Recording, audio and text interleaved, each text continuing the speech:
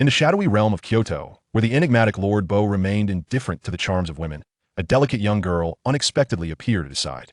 This young lady possessed an unusual penchant for collecting discarded items. Many whispered that Lord Bo was merely indulging in a fleeting amusement destined to cast her aside in due time. Yet, day after day, year after year, this man continued to cradle her in his hands, showering her with profound affection. Others remarked that she simply basked in the glory of Lord Bo's reputation, asserting that without him, she amounted to nothing. Even Lord Bo himself remarked that his little girl hailed from humble beginnings and was somewhat naive, urging others not to hold her shortcomings against her. However, what remained unanticipated was her true identity. A miraculous healer capable of commanding exorbitant sums for a single potion a brilliant hacker feared in the depths of the dark web, the mastermind behind the Mia Group, which swiftly captured a substantial portion of both domestic and international markets within mere months, and a mysterious figure within an environmental organization. Furthermore, even internationally renowned film stars, popular gaming streamers, the heads of prominent families abroad, and esteemed professors in medical sciences from prestigious universities all sought her favor and held her in great esteem. Chapter 1. Rebirth of Humanity. As Mia opened her eyes, she was enveloped in a peculiar liquid that rendered her breathless, while a crimson light flickered in her beautiful eyes. Instantly, her mind was flooded with a myriad of strange and unfamiliar images. These scenes rapidly morphed into an array of foreign terms: Earth, humanity, Huagua, student, senior, year, rogue, fatal fall, until they crystallized into a vivid animation. A young girl hurriedly weaved through the dense forest, as if a terrifying entity pursued her from behind. Thorns and branches tore at her garments, leaving them tattered. In a moment of misstep, she stumbled, and amidst a dizzying tumble, rolled down the slope and plunged into the water. The memories belonging to the girl abruptly ceased, only to be supplanted by those of Yeremia. Even though she was in a state of unconsciousness at that moment, she distinctly recalled seizing the girl's body in her final moments. The torrential rain and the cacophony of thunder mingled, while this fragile form floated and drifted through the water, ultimately carried away by the flood into the sea. Rather than succumbing to decay as it should have, the body remained pristine, akin to that of a living being. Due to Yeremia's presence, she surfaced from the depths. A plethora of fresh and useful vocabulary flooded her mind.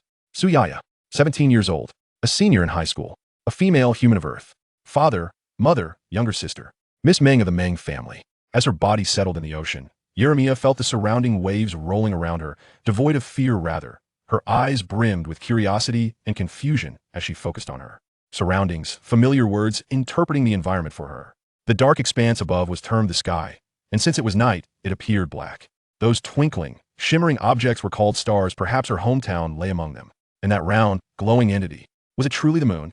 Yeremia was left in a state of astonishment. Billions of years ago, Earth was adorned with such breathtaking vistas, utterly unlike anything she had learned from the Chronicles OFC. Celestial bodies in the cosmos. At that moment, a faint pulsating sound captured her attention, reminiscent of the fragile heartbeat of humanity, slow yet profoundly stirring. Despite the moonlight's illumination, the silvery sheen on the ocean's surface obscured the depths below. Nevertheless, Yeremia was able to discern a male human from Earth struggle. Feebly, for survival. He was on the brink of death. Without a moment's hesitation, Yeremia moved with the grace of a mermaid, swiftly reaching the male's side and hoisting him onto her shoulder. In an instant, she transported them several kilometers to the shore. The argent moonlight bathed the sand and surrounding rocks, revealing the male's visage so strikingly beautiful that it transcended the boundaries of racial aesthetics, rendering he are momentarily speechless. The seawater clung to his hair, matted against his forehead and sides, while his eyes remained tightly shut. His long, curled eyelashes framed a high-bridged nose, and though prolonged exposure to the ocean had left his complexion ashen and his lips devoid of color, he exuded a delicate beauty that evoked a deep sense of compassion. Could it be that Earth's male humans possessed such exquisite allure? Moreover, he bore a delightful fragrance, entirely untainted by the salty brine of the sea. Given his extraordinary beauty and enchanting scent, Yeremia resolved to grant him a chance at life, administering a thorough and complete resuscitation through artificial respirat. She pressed down on his chest for what felt like the umpteenth time. The male intermittently expelled a significant amount of seawater. When Yeremia administered artificial respiration once more, his breathing began to grow heavier, and his eyelashes fluttered, as if he were on the verge of opening his eyes. Yet, from the expression on his face, it was evident that he remained disoriented. Peering through the damp fabric, she glimpsed his innards and confirmed that there was little seawater within, assuring herself that he would not perish in the immediate future. With this knowledge, Yeremia rose to her feet. She turned her gaze toward the distance, where numerous Earth males were rushing toward her. According to the memories bestowed upon her by her predecessor, as well as the survival principles of Earth, she ought not to reveal her presence to these individuals. Thus, with a swift motion, she vanished from the beach and reappeared on the hillside she remembered. However, before she could steady herself, her body succumbed to utter fatigue, and she collapsed onto the slope. In a daze, she seemed to see someone calling out and running toward her. Then, she realized a crucial matter that, although she had been reborn into the body of an Earth female from billions of years ago, it appeared that her mortal traits were not preserved. Merely teleporting 3 times had left her utterly exhausted. It seemed that her abilities as a mortal were gradually dissipating since her transformation into an Earthling. Marrying or not is not her choice. I declare here today that if she refuses, your entire family must leave the capital. Yaya is only 18. What of 18? Is 18 out of age? To be able to marry someone like Lord Bo is a blessing for you. That he does not look down upon you is all read. Why a great favor. How dare you bargain with me? Yalumia awoke in a daze, her mind throbbing slightly as 2 harsh and indifferent voices pierced through the haze. Before she could fully grasp what was unfolding, a third, more youthful voice interjected. Get lost then. Do you think we cherish this wretched place in the capital? The sharp voice echoed once more. Very well. Since you say so, why not leave at once? The girl retorted defiantly. We don't need your prompting once my sister awakens. We shall depart. Even if you plead, we have no desire to remain in this dreadful locale. Then the gentle voice chimed in, Mo, do not say any more. The girl huffed in response, and indeed, fell silent. These must have been fragments of the original owner's lingering memories. She slightly turned her head to the side and beheld 3 figures standing not far from the bedside. One, with arms crossed, was elegantly attired, her hair meticulously styled in an expensive, sophisticated manner. She possessed a well-cultivated figure and complexion, yet an air of sharpness and bitterness surrounded her, creating an uncomfortable aura. This was the matriarch of the Meng family, Chun Lian. Another stood dressed plainly, her countenance drawn and weary, seemingly submissive, yet her brow was furrowed as if suppressing some inner turmoil. This was the original owner's mother, Li Xiao.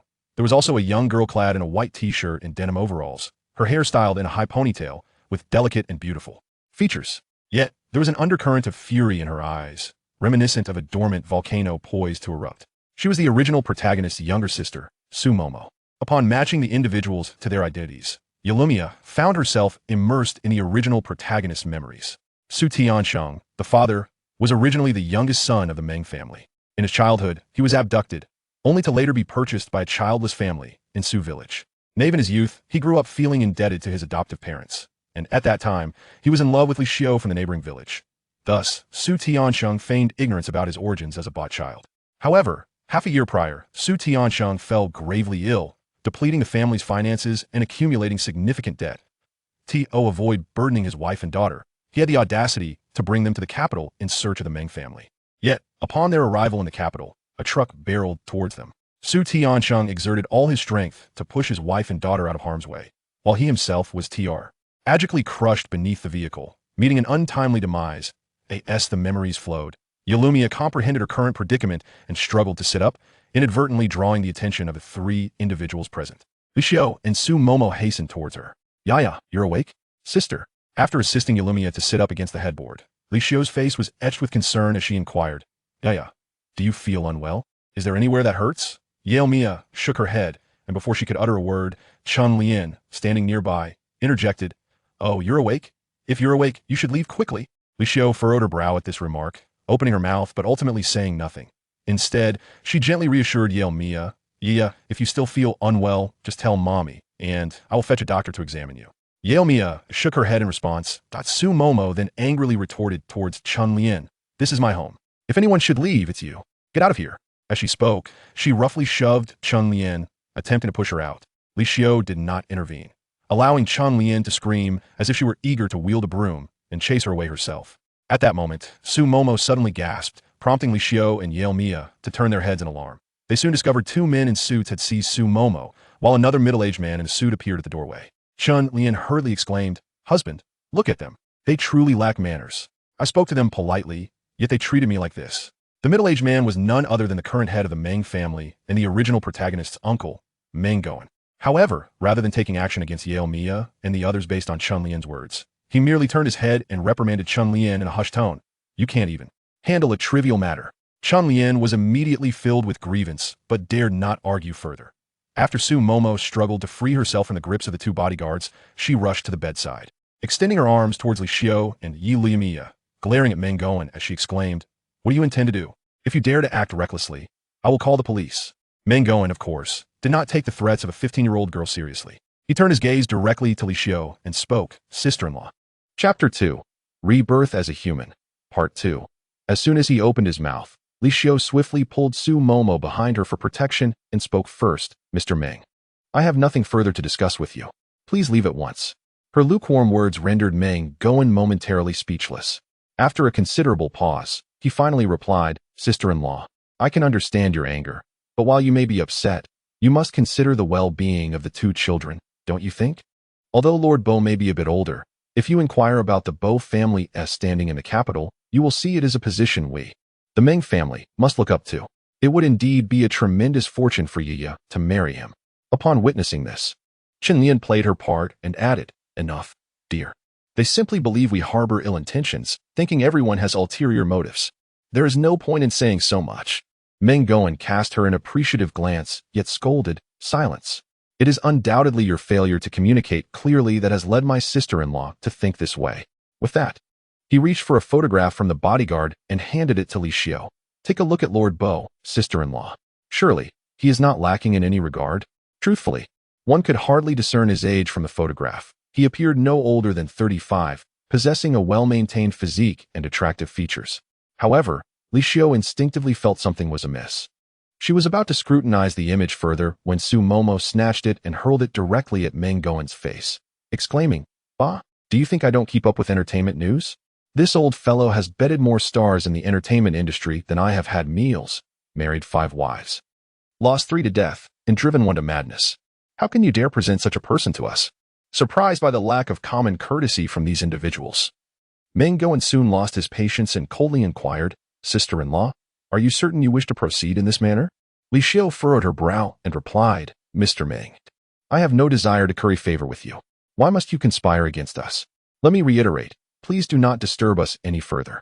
Before she could finish her statement, Meng Goen waved his hand, and several bodyguards entered from outside, evidently intending to forcibly take Yelamiya away. Li Xiu and Su Momo attempted to intervene, but were restrained by the bodyguards. Yelamiya, lying on the bed, blinked in confusion, unaccustomed to such a scene, having never encountered anything like it on the mundane planet. Is this a prelude to a fight? At that moment, one of the bodyguards approached the bed, reaching out to her in a rather crude manner, his movements aggressive and lacking consideration for Yelamiya's current condition. However, just as his hand was about to make contact, Yelamiya swiftly seized his wrist. Taken aback, she tilted her head slightly, her expression imbued with curiosity, and asked, Are we going to fight? The remaining bodyguards were equally perplexed by her reaction, yet one continued to extend his hand towards Yelamiya, only to be thwarted as she caught his hand with her other hand. 2 bodyguards, their wrists firmly seized, struggled desperately yet found themselves utterly immobilized, their faces gradually paling in distress. Before they could alert their companions to the peculiar situation, the remaining associates lunged for the collar of Yeremiya. At this moment, Yeremiya's ire was truly kindled.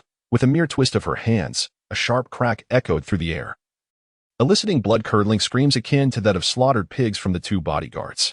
Simultaneously, she retaliated with a swift kick, sending the assailant sprawling backward, colliding violently with the table ahead. The table, unable to withstand the force of their robust frames, was shattered into splinters, and in the chaos, Meng Goen, standing nearby, was struck on the calf by a broken leg of the table, letting out a yelp of pain as he stumbled backward.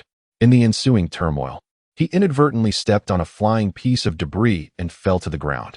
The 2 bodyguards tasked with restraining Li Xiu and Su Momo were left dumbfounded, unable to comprehend the sudden turn of events, even as Li Xiu and Su Momo managed to break free.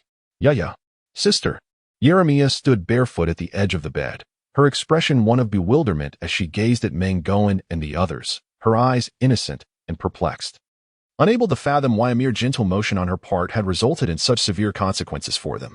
Ultimately, Meng Goen, grumbling and cursing, led Chen Lian and the injured bodyguards away, leaving behind a menacing declaration that they would not let this matter rest.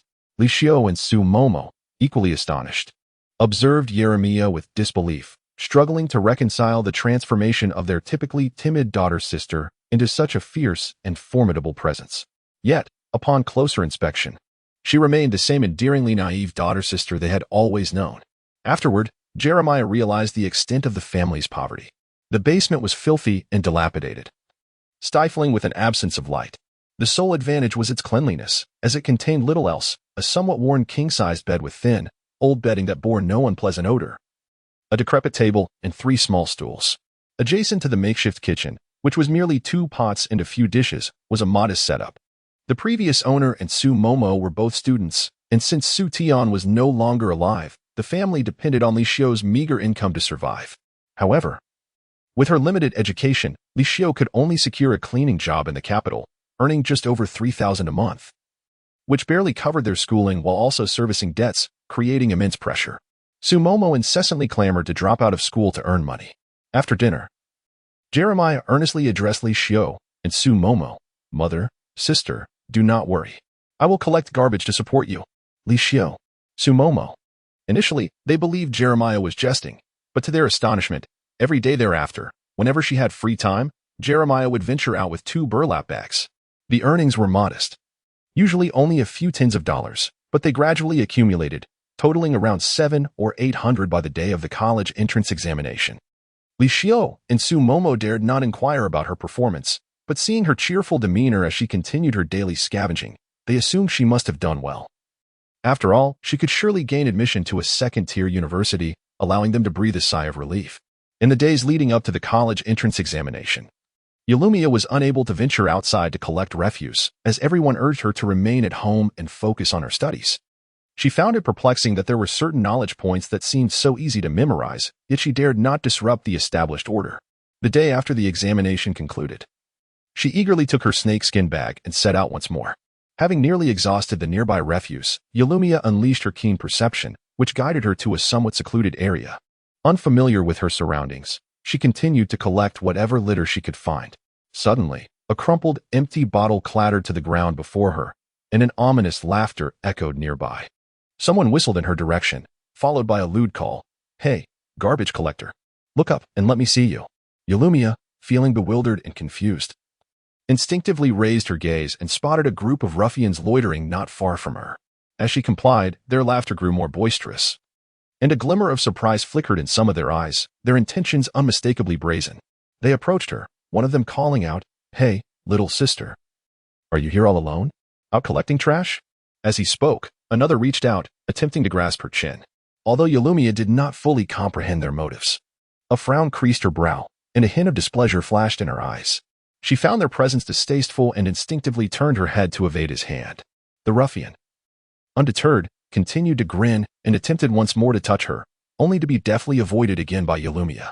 At that moment, one of the ruffians remarked, "We have matters to attend to. Perhaps we should refrain from playing for now. What if we jeopardize everything?"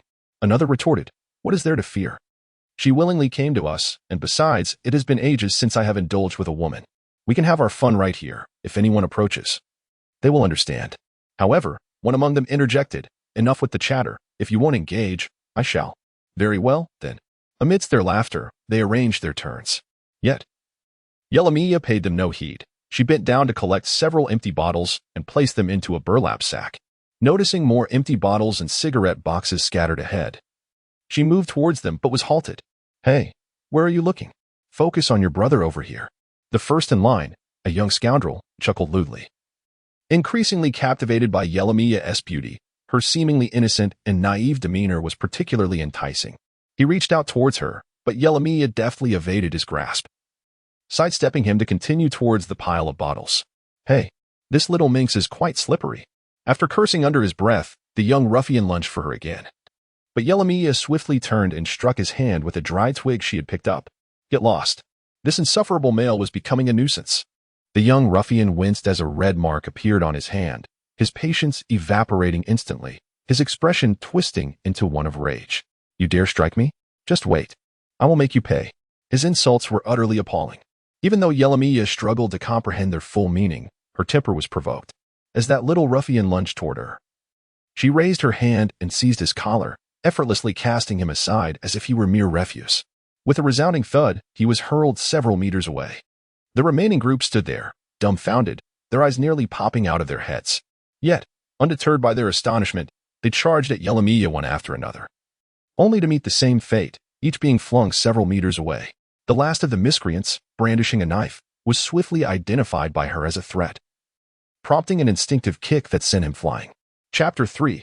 We meet again. Though she did not exert her full strength, Yelamiya's power and speed transcended that of ordinary humans. Consequently, when she delivered that kick, the ruffian barely had time to grunt before he was propelled over 20 meters, crashing through the wall of a dilapidated shack, creating a gaping hole. In an instant, the structure was reduced to ruins. Such a commotion drew the attention of the occupants of the adjacent shack, who initially suspected an earthquake. However, upon stepping outside, they were left utterly bewildered. The leader among them seized one of the ruffians Yelamiya had thrown to the ground and demanded to know what on earth happened. Though this ruffian had been tossed about, the harsh impact with the ground left him in agony, every part of his body in excruciating pain, as if his very insides had been shattered. However, he was still conscious, and how could he dare to claim that his brothers flirted with girls during their mission, only to accidentally attract the attention of a fierce and adorable girl, ultimately being left in disarray by her?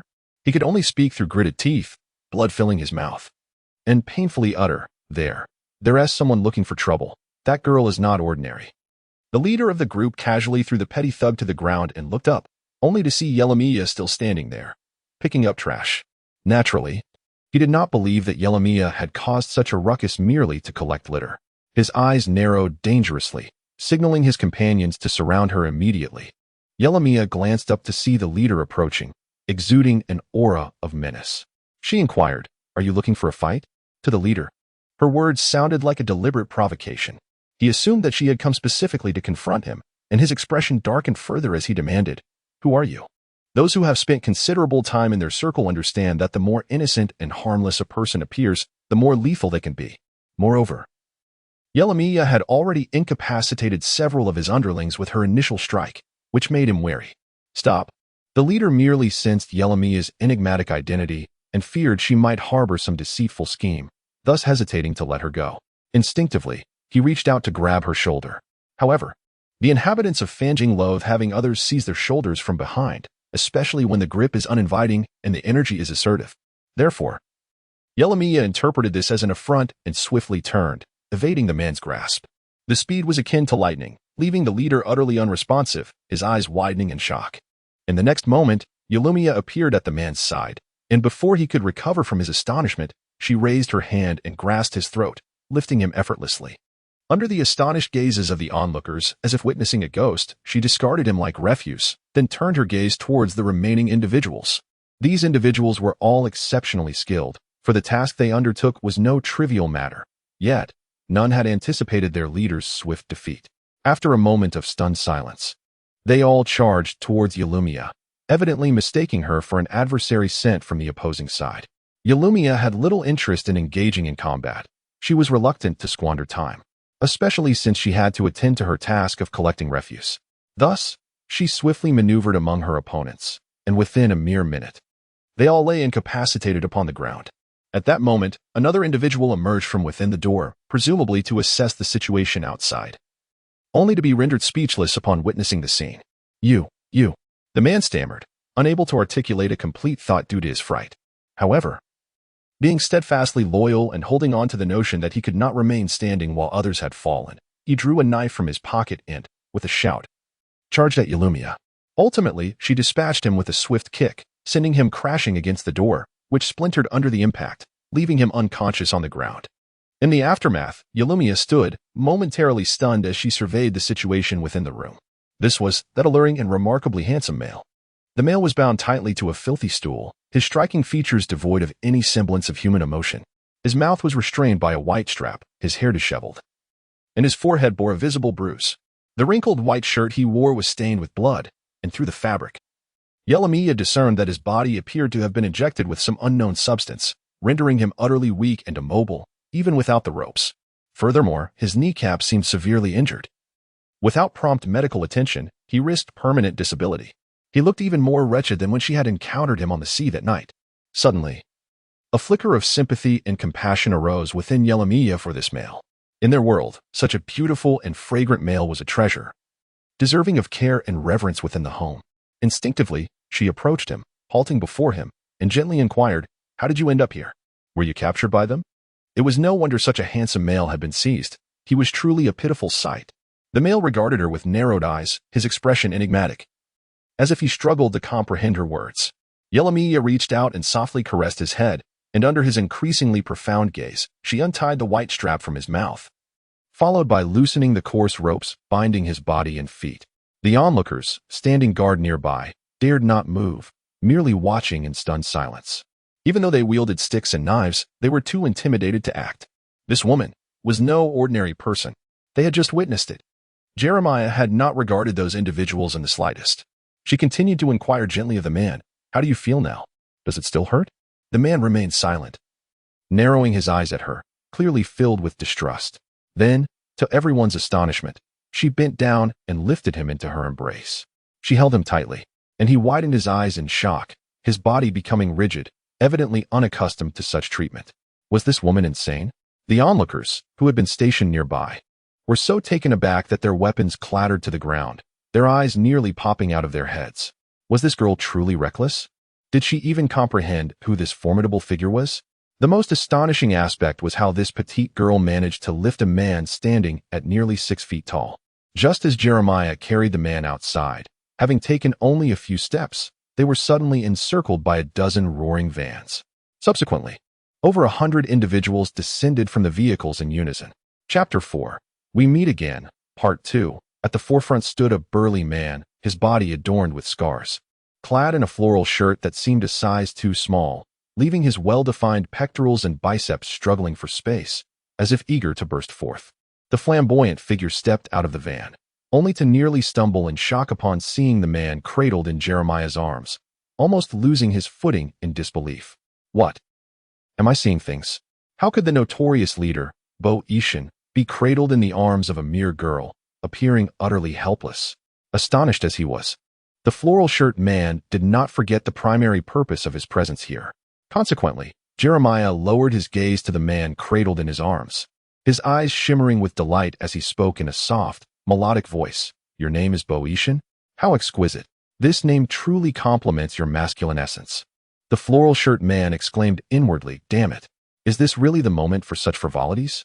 Enraged, he understood that opportunities to seize Bo Ishin were scarce, and he could not afford to be careless. Observing that Jeremiah refused to relinquish his hold, he narrowed his eyes and signaled to his companion to take action. Without hesitation, the subordinate drew his firearm, aiming it at both Jeremiah and Bo Ishin. Bo Ishin maintained his calm demeanor, preparing himself for the moment Jeremiah would set him down. But to his astonishment, even as the subordinate fired, Jeremiah still did not release him, and, in a surprising twist, deftly evaded the shot. The floral shirt man's eyes widened in disbelief. The subordinate, feeling humiliated and suspecting his aim was off, was ready to fire again when, to his astonishment, Jeremiah suddenly leaped into the air, still holding Bo Ishin, soaring over their heads. He then gently landed on the roof of a van behind them, using it to propel himself once more into the air, ultimately landing gracefully in an open space with Bo Ishin securely in his arms. The onlookers were left utterly dumbfounded. Was this a scene from a film? Had he just showcased his extraordinary agility? At this critical juncture, rather than fleeing with Bo Ishin, Jeremiah approached a large rock, gently placing him atop it. With tender words, he said, "Wait here for a moment. I shall attend to a little matter." Bo Ishin, the floral shirt, and his underlings. It was merely a brawl. After all, it lasted only 7 or 8 minutes, and the floral shirt had no clue as to what transpired. The ground was strewn with his subordinates, and yet the cries of anguish echoed everywhere. While the young girl remained unscathed, perhaps she discerned that the floral shirt had no intention of engaging in the fray, so after dispatching his underlings, she refrained from further confrontation and instead approached Bo Ishin, lifting him once more. Bo Ishin remained silent, gazing at her with a profound intensity for quite some time, before suddenly directing his attention elsewhere. Not far from their location, a sniper was perched atop a building. A boy who appeared to be around 17 or 18 years of age. He was peering through binoculars, his mouth agape, unable to close it for a considerable duration. The Bluetooth earpiece crackled, and soon a clear, melodious voice, tinged with a hint of seriousness, inquired, "Have they made a move?" The boy continued to gawk, then inhaled sharply, his voice laden with complexity as he uttered, "Chuaner, it's over. It seems our master has been captured to serve as a bandit esbride." Lin Chuan. Only after reaching a safe location did she lower her head to ask, Where do you reside? Boeotian regarded her for a long while, his eyes shimmering with an unusual light. He refrained from revealing that numerous individuals were stationed nearby to protect him, instead softly providing an address. His voice was distinctive, a deep timbre laced with an alluring quality, exuding both elegance and a hint of chill. It offered Yulumia a taste of that sensation often described online, the kind of voice that leaves one feeling enchanted upon first hearing. After all, their master was remarkably handsome. However, just as he had gathered his team and was preparing to head to their destination, he noticed a young girl at the entrance, clutching something peculiar. Upon closer inspection, he realized that the peculiar object was none other than their beloved master. He felt as though his vision had betrayed him and refrained from making any presumptions. Hastily, he exited the vehicle to investigate further, only to find that his vision had indeed failed him. Master! Master! Boeotian looked up, casting a cool glance in his direction. Lin Chuan felt a chill run down his spine. He considered calling Mu Han to request an additional coffin. If time was of the essence, they could certainly squeeze in together. Yulumia intended to hand Boeotian over to Lin Chuan. Yet Lin Chuan lacked the courage to embrace their esteemed master. If Lin Chuan was too daunted, the others were even more so. They dared not even cast a glance. Thus, Yulumia had no choice but to carry him inside, carefully placing him upon the sofa, treating Boeotian as though he were a precious porcelain doll.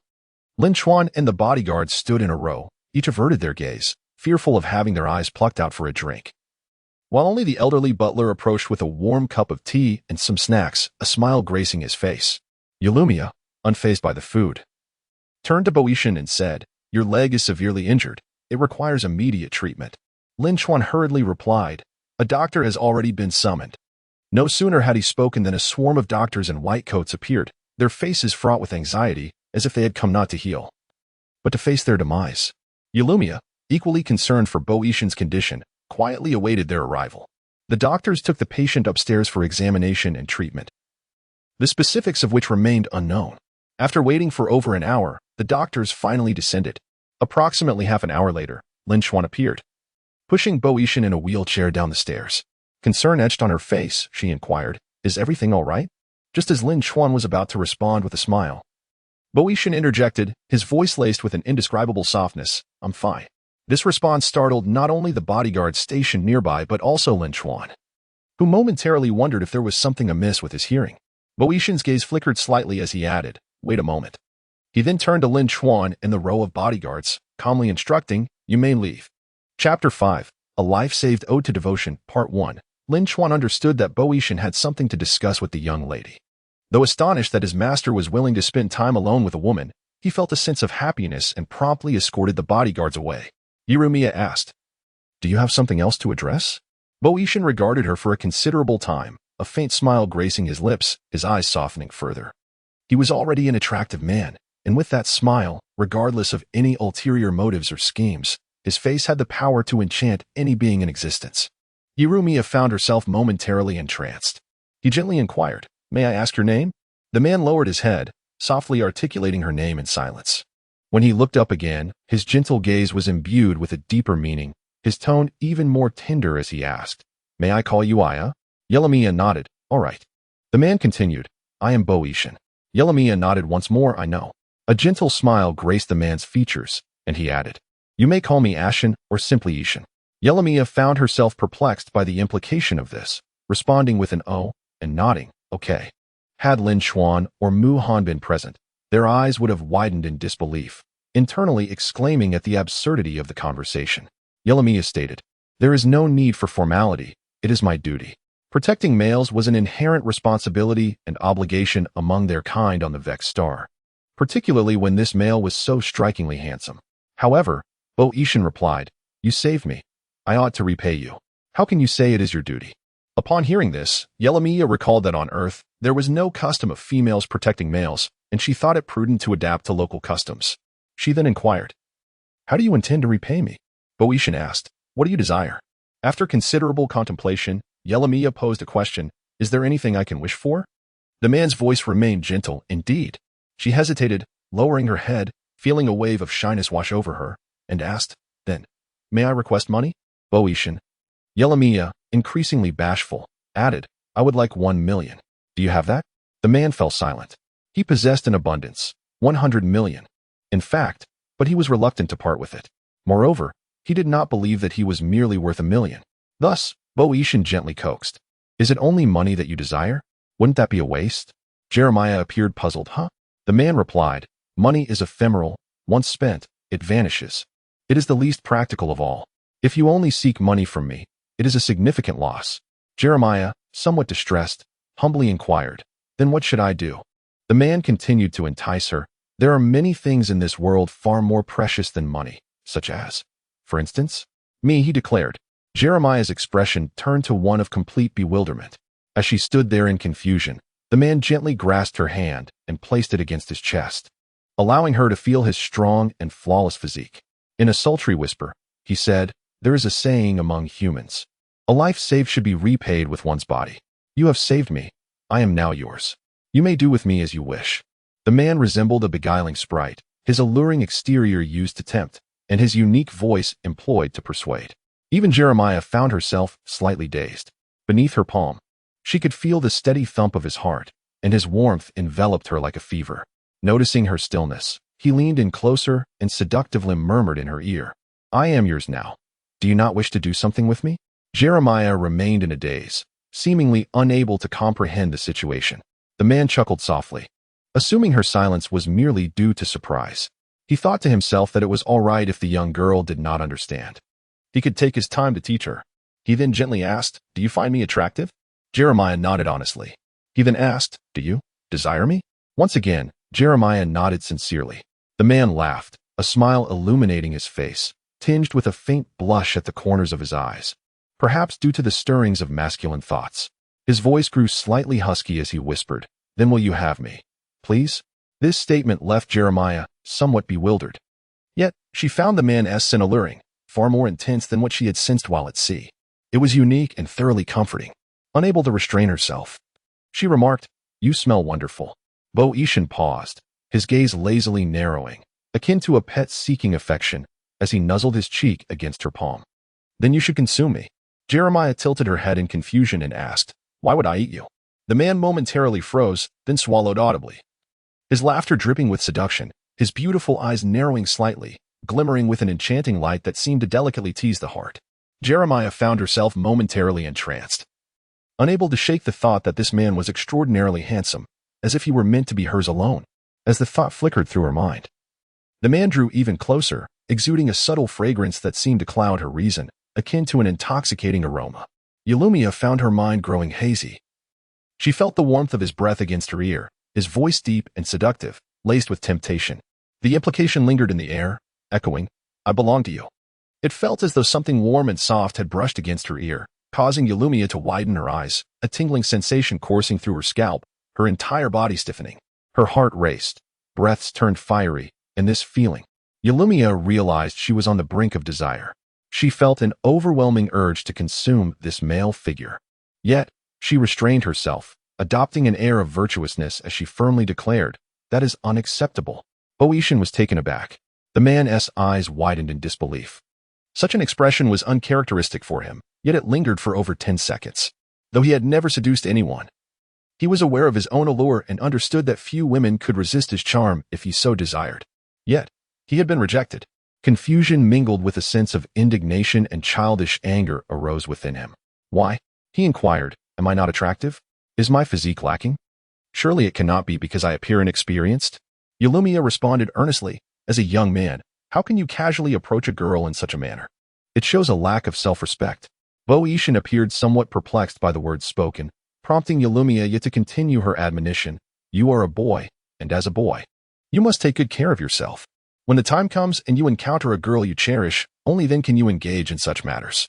You owe it to yourself and to your future partner to be prudent. Do you understand? Chapter 6. A Life Saved is a Life Owed. Part 2. She had researched and discovered that even among Earthlings, there existed a male-female pairing system, leading her to conclude that the selection of partners and mating was fundamentally similar between Earth dwellers and ordinary celestial beings. Bo Yishan stood in a state of astonishment for half a minute before comprehending her statement, then broke into a genuine smile, one filled with true joy. Yulumia, puzzled by his laughter, tilted her head slightly, gazing at him with curiosity. After his laughter subsided, the man gently squeezed the girl's hand, which still rested on his cheek. his gaze soft and even imbued with a hint of flirtation. He declared, "You are my partner." Yalumia responded, "What?" He continued, "As I just mentioned. You saved my life, and according to our human customs, I am bound to offer my life in return. To offer my life means, well, I wish to become your partner, and thus, I am willing to engage in any activities that partners may partake in." With such striking good looks and captivating eyes, his words dripped with tenderness, and the way he nuzzled her palm was endearingly charming. Yalumia felt her heart racing uncontrollably. She felt as though she truly resembled an earthling. Her heart fluttered. Yet, Yalumia shook her head in response, stating, "No, I do not require a partner." She had already reached adulthood while on the mortal planet and was the esteemed captain of a space environmental protection unit. If she desired a companion, she would have had a child by now and would not remain single. She believed that being beautifully independent was the best choice. As for a partner, she decided to forego that notion. The repeated rejections visibly affected Bo Yishan, his previously gentle eyes now radiating a fierce possessiveness that instinctively put Yalumia on guard.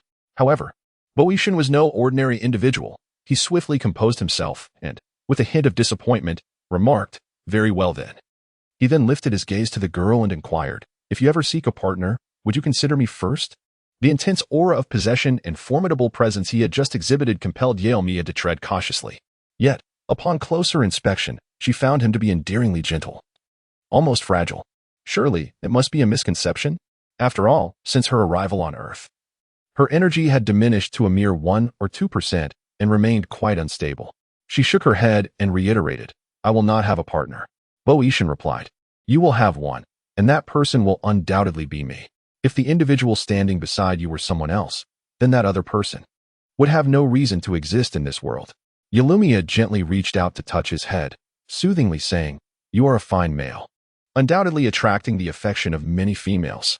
Therefore, there is no need to dwell on her, especially since she is merely an ordinary earthling, lacking the means to nurture a male." While Bo Yishan's voice remained tender and his demeanor appeared obedient, an ominous chill flickered in his eyes as he smiled and declared, "But I desire only you. It is sheer coincidence that you happen to enter my world and capture my attention. Thus, I cannot be blamed." Despite the darkness of his thoughts, when the man lowered his gaze, onlookers perceived only a facade of disappointment and fragility. Those who are physically attractive can harbor criminal intentions without raising suspicion. Yalumia did not take his words to heart, dismissing them as childish banter from an ordinary Earth male. Unaware that this Earth male was a highly intelligent individual with antisocial personality disorder. Even on a mundane planet, he could effortlessly create chaos, leaving others unable to suspect him. The driver was Lin Chuan. Throughout the journey, he sensed a peculiar atmosphere within the vehicle, particularly the aura emanating from his master, which was neither entirely pleasant nor overtly angry, but rather a coldness laced with a hint of irritation, intertwined with an inexplicable sweetness, akin to the sensation of consuming a beloved's cooking, only to suffer from an upset stomach leading to constipation. Nonetheless, being a considerate attendant, he chose to ignore the oddity, pretending to remain oblivious to the underlying tension. Due to the secluded nature of the place where Jeremiah resided, as well as the difficulty of navigating the narrow alleyways, she suggested that Lin Chuan drop her off at the entrance of the alley. However, upon hearing Bo Yishan's silence, Lin Chuan insisted on driving further in. Fortunately, while the entrance was quite narrow, the road opened up significantly once they passed through. Yet, when Jeremiah called for him to stop, Lin Chuan was taken aback. They found themselves in what could be likened to a slum in the capital, an area that had once been part of the old city. The factory dormitories, erected some 70 or 80 years prior, had succumbed to the passage of time, with the various food processing plants and flour mills long since closed. Only the dormitory buildings remained, albeit precariously, as the locale was notorious for its remoteness and frequent incidents of robbery, theft, and even homicide. Consequently, the residents here were predominantly individuals of low status and origin. As the car door swung open, a nauseating stench, both foul and fishy, wafted in, causing Lin Chuan, who often frequented various unsavory places, to grimace in discomfort. Just as he was about to step out to open the door for Jeremiah, Bo Yishan preemptively grasped her arm, inquiring, "Do we consider ourselves friends?" Jeremiah pondered for a moment before nodding in affirmation. The man smiled, and the peculiar atmosphere that had enveloped the vehicle dissipated, replaced by a sense of delight. He continued, "Then let us exchange contact information and perhaps dine together sometime?" Although Jeremiah was uncertain about the motive behind the invitation, she nonetheless agreed with a simple, "all right." Baishan gazed tenderly at the departing figure of Yelamiya, a faint smile gracing his lips. Though he remained silent, his mind conjured the memory of his own struggle against the sea, sinking into the depths, teetering on the brink of death. In that moment, a figure had swiftly appeared beside him, whisking him to the shore. Indeed, he had been on the verge of demise, his consciousness fading. Yet the trials he had endured over the years had forged an indomitable will within him, akin to that of a beast. As long as he had not truly drawn his last breath, he could still respond to the happenings of the world around him. Lin Chuan cautiously inquired, "Master, who is that girl? What is your relationship with her?" Baishan continued to watch Yelamiya's retreating silhouette, countering with a question. "Is it conceivable for an ordinary person to transport a living being from the depths of the ocean to the shore in an instant?" Lin Chuan was momentarily taken aback, sensing that Baishan was toying with him. The smile on Baishan's lips deepened, his eyes reflecting a gentleness laced with a hint of cold possessiveness. He spoke as if jesting, yet also as if in soliloquy, pondering, what if she has transformed? Ah, what? Lin Chuan then heard his master, seemingly unhinged, glance down at his own legs, his voice as gentle as his demeanor, stating, "She is the mermaid princess I have been seeking." Lin Chuan. Has his master truly lost his mind? Chapter 7. Returning to the Ming family. Before Yelamiya could reach her doorstep, she sensed that something was amiss. Sister. Yelamiya entered with a perplexed expression, only to discover another individual seated within the room, also clad in a black suit. This person appeared to be the leader of those outside, seemingly in his mid-30s, with a smile gracing his face that exuded a non-threatening demeanor. Even the wrinkles on his face conveyed a sense of gentleness. Yelamiya found herself somewhat bewildered. The intricacies of human relationships on Earth were far too complex for beings like them, who had left home at a young age to navigate the world alone, devoid of any notions of familial ties. This particular aspect struck a tender chord within Li Xiu. No mother wishes for her child to suffer. Yet despite her relentless efforts to earn money, Li Xiu could only provide a meager existence for them in this dark, damp basement, where even pursuing education proved to be a challenge. Moreover, the presence of many single older men in this space, who frequently cast lingering glances at Yelamiya and Su Momo, added to her anxiety. Each day was fraught with trepidation for Li Xiu, and she could not deny that the appearance of this man and the conditions he proposed stirred something within her. The middle-aged man paused momentarily, taken aback by her inquiry, but quickly responded, "Of course not. What era are we in? There is no such thing as forced marriage anymore. Besides, while the Ming family may not be at the pinnacle of power in the capital, we are certainly not in a position that necessitates a marriage alliance to maintain our status. So rest assured that will not be the case." With this assurance, Li Xiu finally felt a sense of relief. Seeing that Li Xiu had made her decision, and with Yelamiya's support, Su Momo felt it futile to oppose and could only silently acquiesce. Upon returning to the Ming residence, they arrived just in time for dinner. As the room had been tidied up early, the three of them placed their belongings down and proceeded to the living room to meet the other members of the Ming family. Grandfather Ming and Grandmother Ming were seated in the center on a sofa, with Ming Guan and Chun Lian, a couple, on the right, accompanied by their daughter, Meng Qingro. To the left, in a wheelchair, sat Meng Wushang. Grandfather Ming was adorned in a traditional Tang suit, his hair peppered with gray, holding a cane of immeasurable value. His demeanor was gentle, resembling that of a loving grandfather, devoid of any imposing authority typically associated with his status, indistinguishable from an ordinary elder. And one could discern traces of Su Tianqing in his features. Grandmother Ming, whose hair had also turned gray, was a woman who took great care of herself. Despite her wrinkled visage, it was evident that she had once been an unparalleled beauty in her youth. She wore a modestly colored qipao, draped with a shawl, and adorned her wrist with a lush green jade bracelet, exuding an air of elegance combined with the unique charm of a refined lady from the Republican era. The two elders gazed at Li Xiu and Yelamiya, Su Momo with palpable excitement, particularly Grandmother Ming, whose eyes glistened with unshed tears. Upon seeing them, she instinctively reached out as if to embrace them, her affection evident, devoid of any disdain. She then turned to Li Xiu and said, "We have heard about Xing's situation. It is our failing as parents for not taking better care of him, and you all these years. You have endured so much." Upon hearing these words from Grandmother Ming, Li Xiu felt her eyes welling up as well. In that moment, she sensed the genuine concern of her mother-in-law. What had initially felt like mere hardship now overwhelmed her as she was touched by such heartfelt care. She lowered her head to wipe away her tears, forcing a smile as she said, "It's not hard. Whether it's by nature or having 2 children. They are both dear to my heart. I am truly happy to care for them." The old lady nodded, tears welling in her eyes, and quickly reached up to wipe them away. "You are a good child. Our Ashing is not fortunate." She then turned her gaze towards Yelamia and Su Momo, extending her hands to them with gentle affection, saying, come to Grandma." Yelamia and Su Momo looked at Li Xiao, and upon receiving her nod, they rose to approach the old lady. Chapter 8. Returning to the Meng family, Part 2. The old lady held one of their hands in each of hers, appraising them from head to toe. Still with red-rimmed eyes as she remarked, "You have all grown so much. Only now does Grandma recognize you, in just a glance. I can tell you are good children." Beside her, the old man also surreptitiously reddened his eyes. However, being girls, he dared not display too much familiarity, mindful of the fact that they were not well acquainted and needed to avoid any misunderstandings. Meng Guoshang was the second son of the elderly couple. Due to an accident in his youth, he spent his life in a wheelchair, his frame slender and his complexion bearing an unhealthy pallor. Yet, upon seeing the 3 of them, he wore a welcoming smile, though his eyes also glistened with a hint of red. Ever since Li Xiao appeared with her 2 daughters, the smiles on Meng Gowen and Chen Lian's faces had become increasingly strained, while their daughter Meng Qingrong, seated beside them, seemed indifferent, as if entirely unconcerned with the situation. Upon sitting down at the dining table, the elderly matron suddenly expressed her dissatisfaction with a discontented huff, directing her ire at Meng Qingrong. "All those years of learning have gone to waste. You see your second aunt and fail to greet her. Your 2 younger sisters are sitting right beside you. Have you lost your sight?" The incident where Meng Gowen and Chen Lian had previously barred Li Xiao and her daughters from entering lingered in the minds of the old master and matron like a thorn, rendering their perception of the trio thoroughly unfavorable. Meng Qingrong bore a striking resemblance to the matron in her youth, a great beauty. Yet her brows and eyes inherited from Chen Lian betrayed a certain sharpness.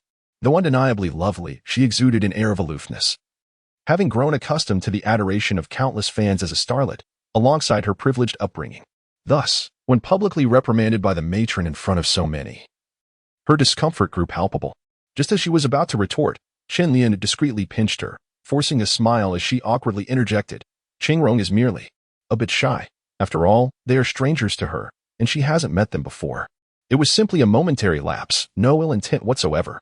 Dear sister-in-law, please forgive her, and I extend my apologies to you and your 2 daughters." Although Li Xiao found Chen Lian's demeanor distasteful, she replied graciously, "It's nothing. Children often feel shy. My daughters, Yiya and Momo, also didn't take the initiative to greet her. In time, as they become acquainted, it will be just fine." The old lady chuckled and said, "Do not speak like that. Yaya and Momo are both delightful children, and I have introduced them well." Then, she gently addressed the 2 girls, "Yaya, Momo, come here, let your grandmother introduce you. This is your uncle and aunt, and this is your cousin, Meng Qingrong. A star, though I wonder if you have heard of her." Upon hearing this, Meng Qingrong's expression darkened further. Meng Guoshang offered them a warm smile, causing both Yaya and Momo to blush.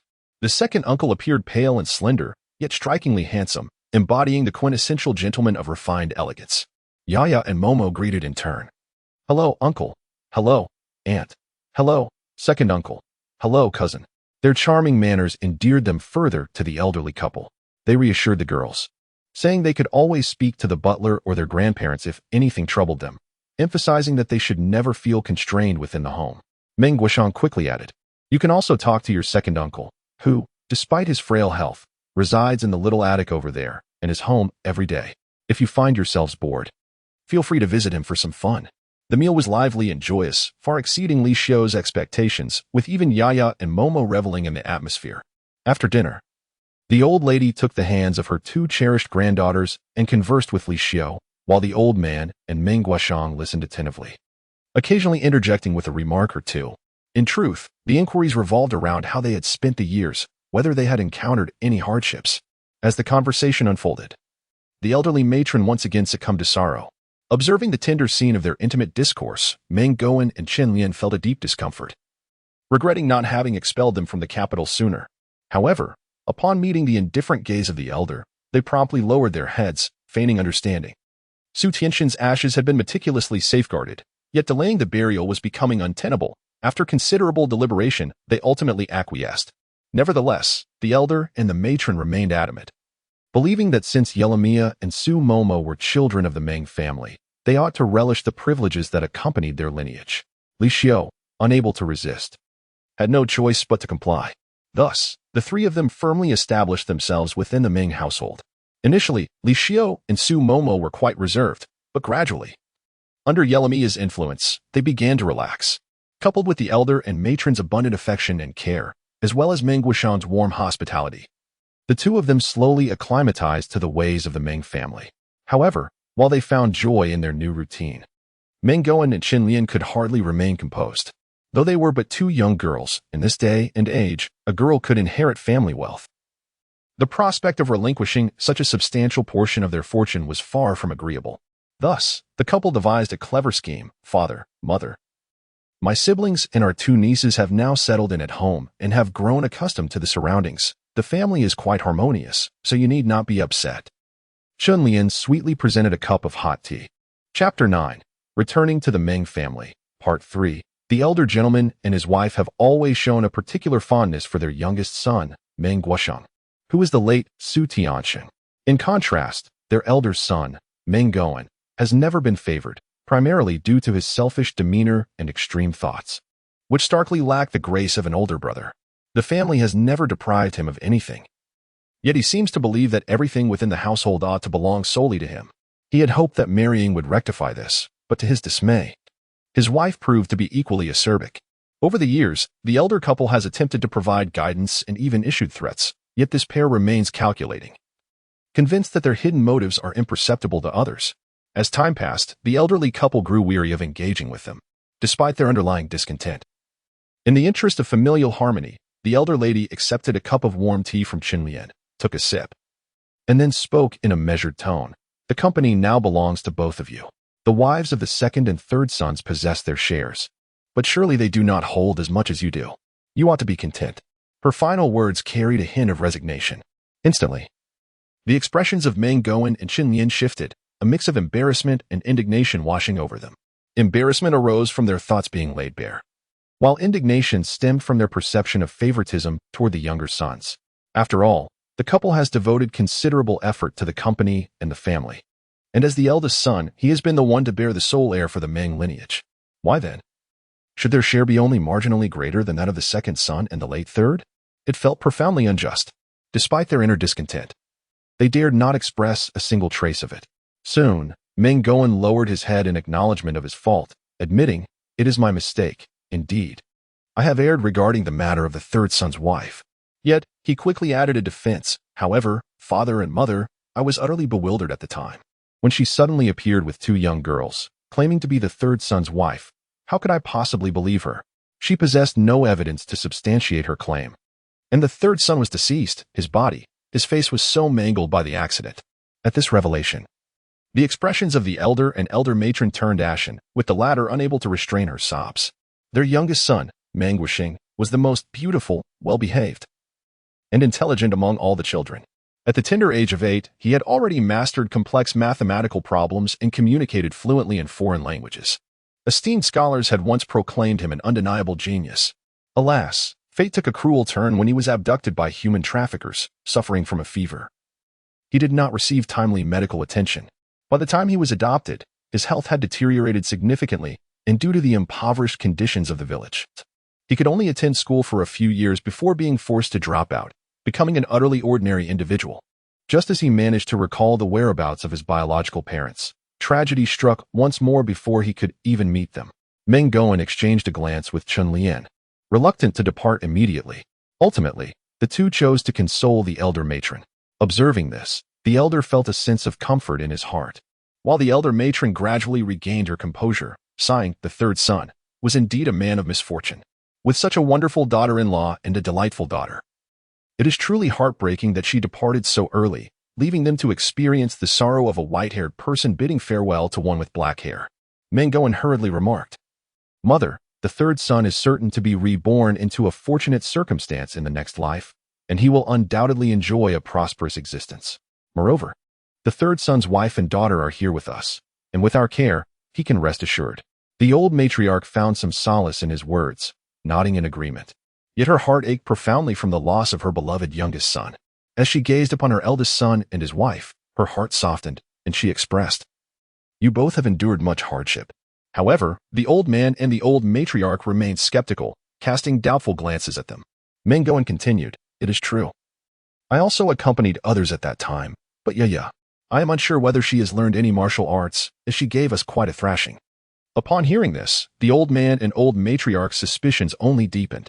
The old man inquired, "What did you say when you went there? Could it be that you uttered something that led to a misunderstanding?" Taking advantage of the moment, Xie Li interjected, "Of course, after all, we are from the Ming family. We have conducted a paternity test. How could we turn against our own? Furthermore, I have even helped you find a promising match." Upon hearing this, the old matriarch's expression soured momentarily, though it quickly vanished as she replied, "Yaya is still so young. What kind of match could she be seeking?" Xie Li said, "Mother, that's not how it should be said. At 18, one is already an adult, and finding a suitable match is not an easy task. Besides, the person I have in mind is from the Bo family, which is a world apart from our Meng family. I am not suggesting an immediate marriage, merely an engagement. What if someone else seizes this wonderful opportunity?" Upon hearing this, the old lady grew anxious. "The Bo family? Is it that Bo family?" Noticing the old lady's expression, Chun Lian felt a surge of confidence. She glanced at Mengguan with satisfaction before continuing, "Of course, it is that Bo family. After all, how many Bo families in the capital are worthy of our Meng family's daughter?" The old lady exchanged glances with the old gentleman, both filled with excitement. The Bo family indeed represented an excellent match, boasting 2 or 3 eligible young men, all of whom were exceptional. They had never dared to dream of such an alliance, which heightened their exhilaration. The old gentleman could not help but inquire, which member of the Bo family? The Bo family had 2 sons, the elder, Bo Yuning, 30 years old, unmarried, and the president of the Bo group, strikingly handsome and accomplished. The younger, Bo Yuchen, 26, a graduate student, also a charming and intelligent young man. As for the other member of the Bo family, Koff, the illustrious Bo Yishan was beyond the old gentleman's wildest imaginings. Chapter 10. Returning to the Ming family, Part 4, Xie Li smiled and said, "It is the 4th master of the Bo family." Suddenly, the atmosphere fell silent. The elderly matron furrowed her brow and pondered for a considerable time before suddenly turning to the old gentleman and inquiring, "Isn't the 4th master of the Bo family merely the youngest son, the 4th of his lineage? He seems to be merely 2 years younger than our 3rd son. Isn't he? He must be around 38 now, right?" Ever since her youngest son had gone missing, her health had deteriorated, and she had remained at home to recuperate. Eventually, she even traveled abroad for her health, losing track of many family matters, let alone the affairs of the outside world. The old gentleman's expression darkened as he replied, "You are mistaken. He is actually 8 years older than our 3rd son." The matron's eyes widened in disbelief as she thought she had misheard. 48. She then turned to Chun Lian and exclaimed, "Are you out of your mind? If our 3rd son were still here, he would only be 40 this year. Are you suggesting we find a widowed old man who is 8 years older than him for his daughter?" The matron was aware of the 4th master of the Bo family having been married and subsequently a widower, but her knowledge was limited. While it seemed reasonable for a 38-year-old to seek a spouse, she had not anticipated that the 4th master was not only a widower but also 48 years old. How could he even dare to pursue their Meng family's daughter under such circumstances? Chun Lian was taken aback, uncertain as to why the elder couple's expressions had shifted so dramatically. After exchanging a glance with Mengoan, she continued, "But, Dad, Mom, he is still the 4th master of the Bo family, and the most favored son of the old matriarch at that. 48 is not excessively old. He maintains himself well and appears to be nearly 30. Moreover, if his wife hadn't passed away and he weren't over 40, this opportunity might not even have come to us." As she spoke, she muttered again, "You can't possibly think that the illustrious descendants of the Bo family would consider Yaya, can you?"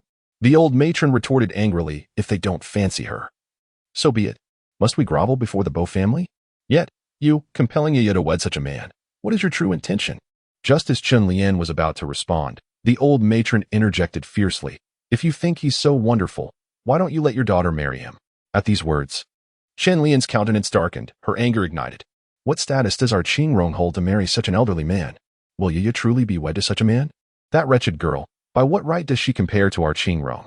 The old matron, infuriated, clutched her chest and began to breathe heavily. The old gentleman quickly stepped forward to comfort her, then turned to Meng Gowen and Chen Lian, shouting, "Get out of here." Chen Lian, terrified by the old matron's state, fell silent like a quail, while Meng Gowen, equally intimidated, urged Chen Lian to leave. Behind them, the old matron's voice echoed with fury. "Don't think for a moment that I am unaware of your treacherous intentions. You wish to barter my yaya for personal gain? Just forget it." Upon hearing this, Chen Lian felt a mix of frustration and anger, yet she dared not retort. Once they had exited the old gentleman and matron's chamber, Meng Gowen chastised her. "You can't even manage a trivial matter. You know how mother's temperament is. Why did you say so much?" Chen Lian felt an overwhelming sense of grievance. However, she had suggested that Qing Rong marry Master Bo Si. Wasn't her concern justified? Once the two had departed, Yalumia emerged from a corner, covering Su Momo's mouth. Had it been an ordinary individual hiding there, they would have been discovered long ago. Yet Yalumia employed a unique ability to conceal their presence. Releasing Su Momo's mouth, Yalumia hurriedly led her away, making their way directly to Li Xiu's chamber. Upon witnessing their hurried entrance, Li Xiu chuckled, remarking, as young ladies of high standing, "You ought to be more discreet. Otherwise, you risk becoming a source of ridicule." Su Momo swiftly closed the door and then collapsed onto Li Xiu's bed, erupting into hearty laughter, which left Li Xiu utterly bewildered. She glanced at Yalumia and inquired, "What is the matter with her? What is she laughing about?" Yalumia, finding Su Momo's demeanor amusing, chuckled softly as she was about to speak, but Su Momo interjected eagerly, No, let me speak. I have something to say." After laughing for a while longer, she grasped Li Xiu's arm and recounted the conversation she had overheard outside her grandparents' door. With a sense of pride and exhilaration, she exclaimed, "Mother, you should have seen their expressions. They looked quite dismayed. Grandfather and grandmother reprimanded them thoroughly, leaving them so frightened that they dared not utter a word." She continued, "Moreover, grandfather and grandmother declared that they would never allow my sister to marry that Master Bo Si, stating that he is unworthy of her. They even threatened that if they dared to speak of such matters again, they would arrange for their own daughter to marry Master Bo Si." To be honest, Su Momo felt quite hopeful, especially since she harbored a strong dislike for Meng Qingrong. Upon hearing this, Li Xiu displayed a gratifying smile, grasping Yalumia's hand and saying, "That's wonderful. Now, as a mother, I can finally rest easy. Both your grandparents are kind souls. With their protection, I can find solace." Su Momo, smiling, clung to her arm and reassured, "Mom, don't worry. I will protect my sister. Whoever dares to snatch her from me, I will fiercely defend her." Yalumia chuckled from the side, gently patting Su Momo's head and softly replied, "Fear not, dear sister, for I desire no one but you and Mama." Following this, Su Momo gleefully embraced her sister, playfully seeking affection. Because of this bond, Su Momo grew closer to her grandparents, charming them with her beauty and sweet words, rendering them unable to resist her playful antics, which often left them in fits of laughter.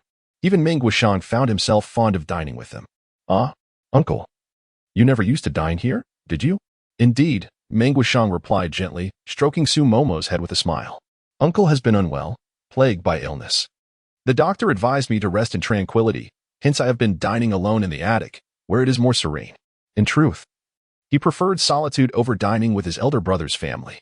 After his grandparents went abroad for recuperation, he had no desire to accompany them and was even less inclined to remain in their company. The small attic was his sanctuary, a realm where no one dared intrude without his consent. He enjoyed the solitude it offered. However, since Li Xiu and the sisters arrived, he began to perceive this place as more of a home. Upon reflecting on this, he cast a glance at his own legs. Chapter 11. Returning to the Meng family, Part 5. If it had not been for that unfortunate incident years ago, he would not have become a cripple. Nor would he have developed this morose and self-deprecating disposition. He would have embraced social interactions without hesitation.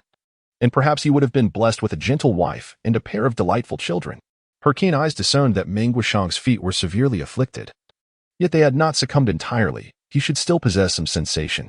Why then did he not seek treatment? The Meng family, being so affluent, surely could afford it. Li Xiu softly admonished, "Yaya, that is quite impolite."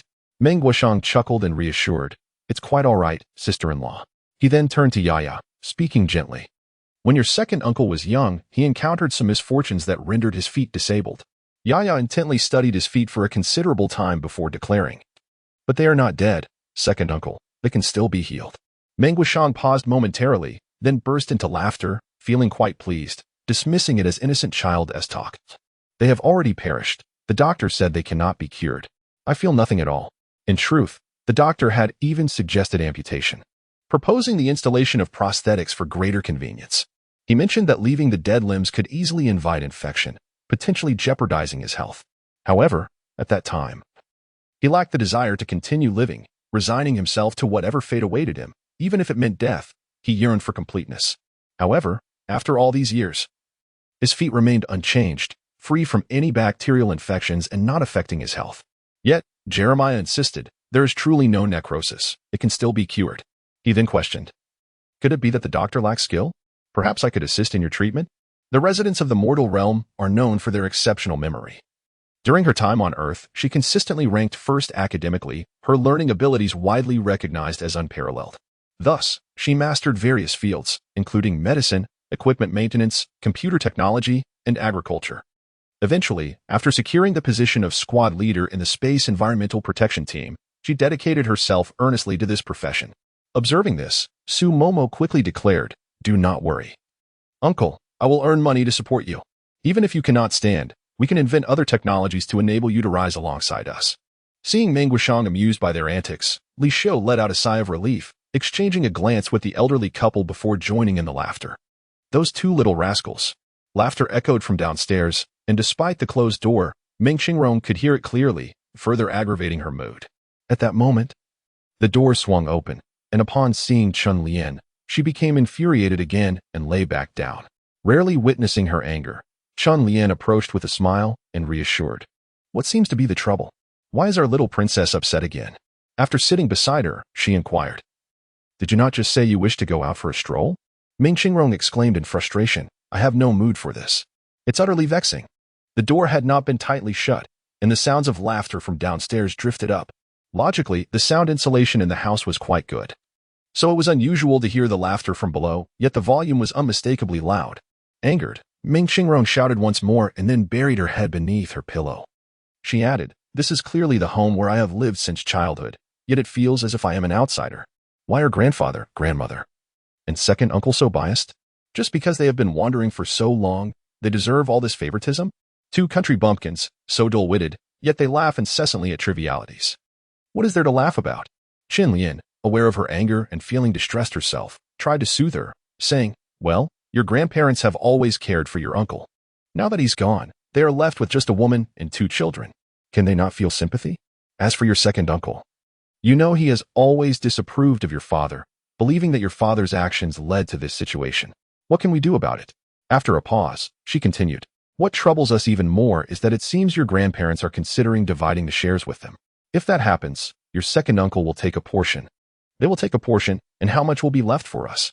Initially, Meng Qingrong felt merely annoyed, but upon hearing this, she was utterly unsettled. What? They want to share the assets? On what grounds? Qin Lian quickly pulled her down, frowning and whispering, don't shout. What if someone hears us? Meng Qingrong felt increasingly irritated. Her brows furrowed deeply, yet she refrained from raising her voice any further. Qin Lian continued, why haven't we devised a plan? Initially, we aimed to drive them away, but to our surprise, we couldn't. Later, we heard that Lord Bo was seeking a new consort. Your father casually sent over Su Yaya's photograph, and remarkably, Lord Bo took a liking to her. The thought was to arrange a marriage, which might yield some benefits for our family. Upon hearing this, Meng Qingrong perceived it as a splendid idea. She smiled and remarked, that's excellent. If she marries Lord Bo, she will no longer be part of our family. I've heard that Lord Bo detests domineering women. If we voice our opinions, the shares will still remain in our hands. She then added, oh, Su Momo could also be married off.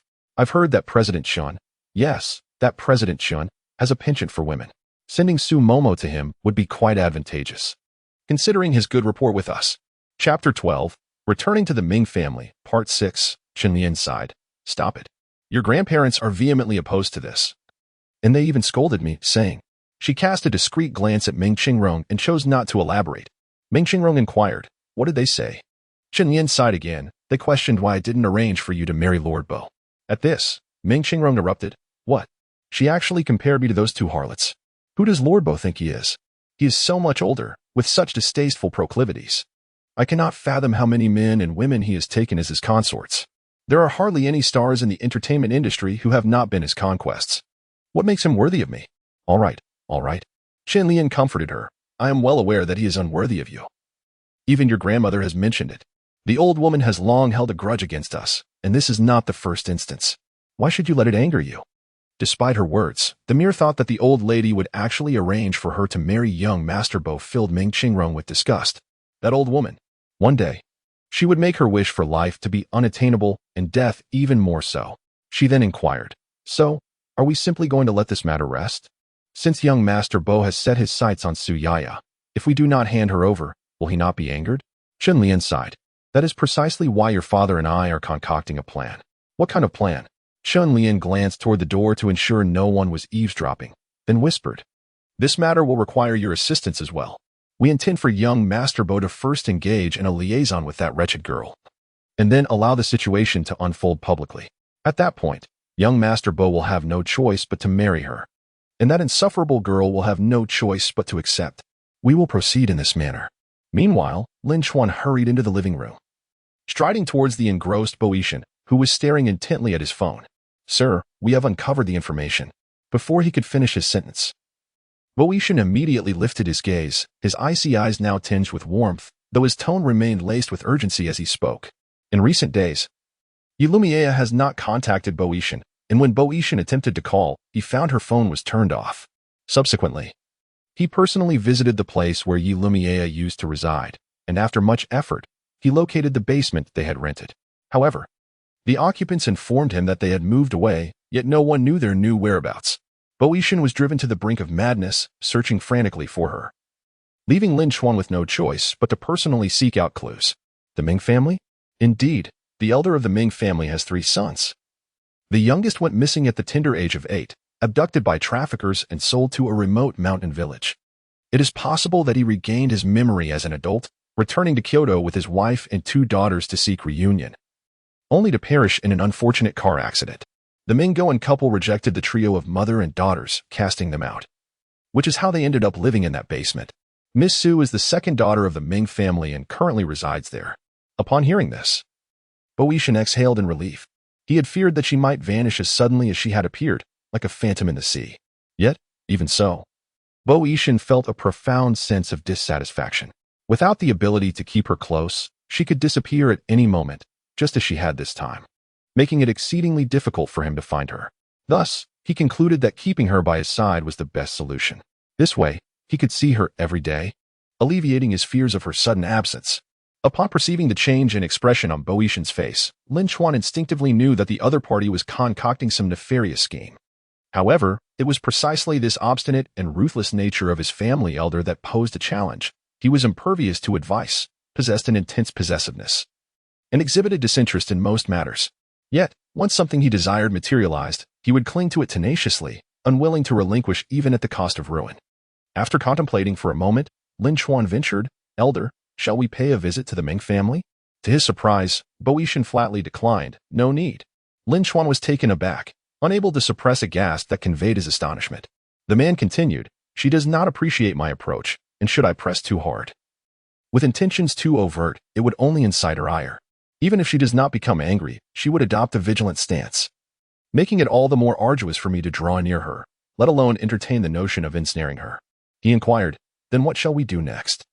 Boetian tapped his index finger against the armrest of his wheelchair, his attractive brows slightly furrowed, revealing his own vexation. The challenge of ensnaring someone firmly by one's side without inducing fear or intimidation was indeed a formidable one. At that moment, he found himself devoid of a viable solution, leaving him in a state of disquiet. Just then, Fu Rushiu made an unexpected entrance, his exuberant voice preceding him. My dear cousin, I have come to see you. His arrival was blindingly dazzling, rendering Lin Chuan momentarily speechless. Fu's taste, as always, remained uniquely distinctive. With fiery red hair and a dazzling sequin jacket that could blind even the keenest of eyes, he donned a pair of form-fitting black leather pants that accentuated his long, straight legs, a well-defined posterior, and a slender waist, complemented by a pair of studded shoes. Were it not for his striking good looks, such an ensemble would have certainly earned him an immediate eviction by the security personnel before even approaching their villa. Fu Rushiao, a 26-year-old man and the sole heir of the Fu family, epitomized the archetype of a reckless and extravagant young man during his idle hours. However, When he chose to be serious, he proved to be exceptionally capable, having been raised alongside Bo Yishan under the watchful eye of old Master Fu. Both received the same upbringing yet emerged with starkly contrasting personalities. Each time old Master Fu beheld the two, he would lament, bemoaning the heavens for the trials he faced. Realizing that none of his children were normal, one was overly reserved, while the other was excessively flamboyant, truly a source of exasperation for the elder. After plopping down onto the sofa as if he were in his own home, Fu Ruxiu called out towards the kitchen, "Butler, bring me some tea and snacks. I want to eat snow-skin mooncakes." Lin Chuan quietly retreated, while Fu Ruxiu turned to Bo Yishan with a teasing grin and inquired, "Brother, after such a long time apart, do you miss me?" Bo Yishan cast a cursory glance in his direction, his disdain unmistakable. Too lazy to utter a single word in response. "Get lost," he replied curtly. Fu Ruxiu huffed in response. The butler soon arrived with his preferred tea, accompanied by the requested treats, and cheerfully asked, "Young master, will you be dining here this evening?" Chapter 13. Returning to the Ming family, Part 7. Before he could utter a word, Bo Yishan interjected, declaring, "He doesn't need to." He then turned to the butler and commanded, "Bring me everything delicious in the house. Lobsters, king crabs, tuna, truffles, bird's nest, caviar. Bring them all to me. If I can't finish, I shall take them away." The butler, smiling, exited the room, while Fu Ruxiu sprawled on the sofa, indulging in snacks while engrossed in his phone. Bo Yishan inquired, "How did everything go?" "Humph." Bo Yishan cast a cold gaze at him, maintaining his icy demeanor. Fu Ruxiu, feeling both heartbroken and distressed, wore an expression akin to a husband betrayed by his wife. "When have I ever failed to accomplish what you asked? I toil and labor, willingly facing perilous challenges. I have never treated my own wife with such devotion. What more do you desire? I warn you, if you continue in this manner, you will inevitably lose me." Having received the answer he sought, Bo Yishan chose to disregard him. Just as he was about to leave, Fu Ruxiu began to protest loudly. "Where are you going? I still have more to say." Bo Yishan paused to look at him, twitching his lips slightly. It was said that he had even become a resident lecturer there. A couple of days ago, when he called to extend his greetings, the old man had vociferously scolded him for half an hour, claiming that he had disrupted his mahjong game, causing him to lose. Bo Yishan replied, "I'm not watching." Fu Ruxiu sighed again, saying, "This one do. What man doesn't enjoy sleeping with a woman in his arms? You have reached an age where remaining a virgin is quite the embarrassment. If your cousin were to hear of this, I would feel utterly ashamed. Those who know you might commend your virtuous nature, while those who do not might mistakenly assume you are incapable." After a brief pause, he continued, "Even if you lack interest in women, the old man dotes on you. If you truly fancy someone, be they male or female, as long as they possess kindness and gentleness, it should suffice." However, upon receiving a cold glance from Bo Yishan, Fu Ruxiu quickly fell silent, too intimidated to speak further. Bo Yishan's gaze was profound as he scrutinized him, making Fu Ruxiu squirm uncomfortably, nearly fleeing the scene. Finally, the man declared, "I am fond of women, and whom I choose to marry is none of your concern." At these words, Fu Ruxiu exhaled deeply, relieved. When he desires something or someone, he captures it with utmost swiftness. Stunned, Fu Ruxiu exclaimed, "What is happening? Do you have someone you like? Who? Male or female? Do I know them?" Bo Yishan remained silent, lowering his head to fidget with his fingers, lost in thought. Fu Ruxiu could not perceive any signs of affection in his demeanor and firmly believed he was jesting, seeking to placate the old man through his own words, essentially wishing to evade the incessant inquiries regarding this matter. Opting to abandon his questions, he sprawled on the sofa, engrossed in his phone, casually remarking, "Hey, brother, did you hear that the Ming family has welcomed 2 young ladies?" Upon hearing this, Bo Yishan abruptly lifted his gaze toward him. However, Fu Ruxiu remained engrossed in her phone, oblivious to his peculiar demeanor, and continued to speak to herself. "I heard that it seems the long-missing third master of the Ming family has gotten married and fathered 2 daughters. They seem to be rather presentable. The old patriarch and matriarch of the Ming family are preparing to host a banquet to acknowledge their identities within the social circle." Sigh. "How bothersome. I must attend." "I really don't want to go, brother." Bo Yishan replied, "It's all right. Please continue." Fu Ruxiu resumed, albeit with a hint of confusion, "I don't have much to say. I just want to express my reluctance to attend and inquire if you have any other tasks for me, so I can avoid that tedious banquet." To her astonishment, Bo Yishan responded, "Give me your invitation. I shall go." Fu Ruxiu was taken aback. Did I hear him correctly? Is my hearing intact? Bo Yishan, my cousin, actually intends to attend the Ming family's identity acknowledgement banquet? This must be a joke. Chapter 14, The Banquet Disturbance, Part 1. Although the Ming family does not hold a prominent position in the elite circles of Kyoto, their long-standing reputation, built over generations, still attracted numerous distinguished guests to the banquet.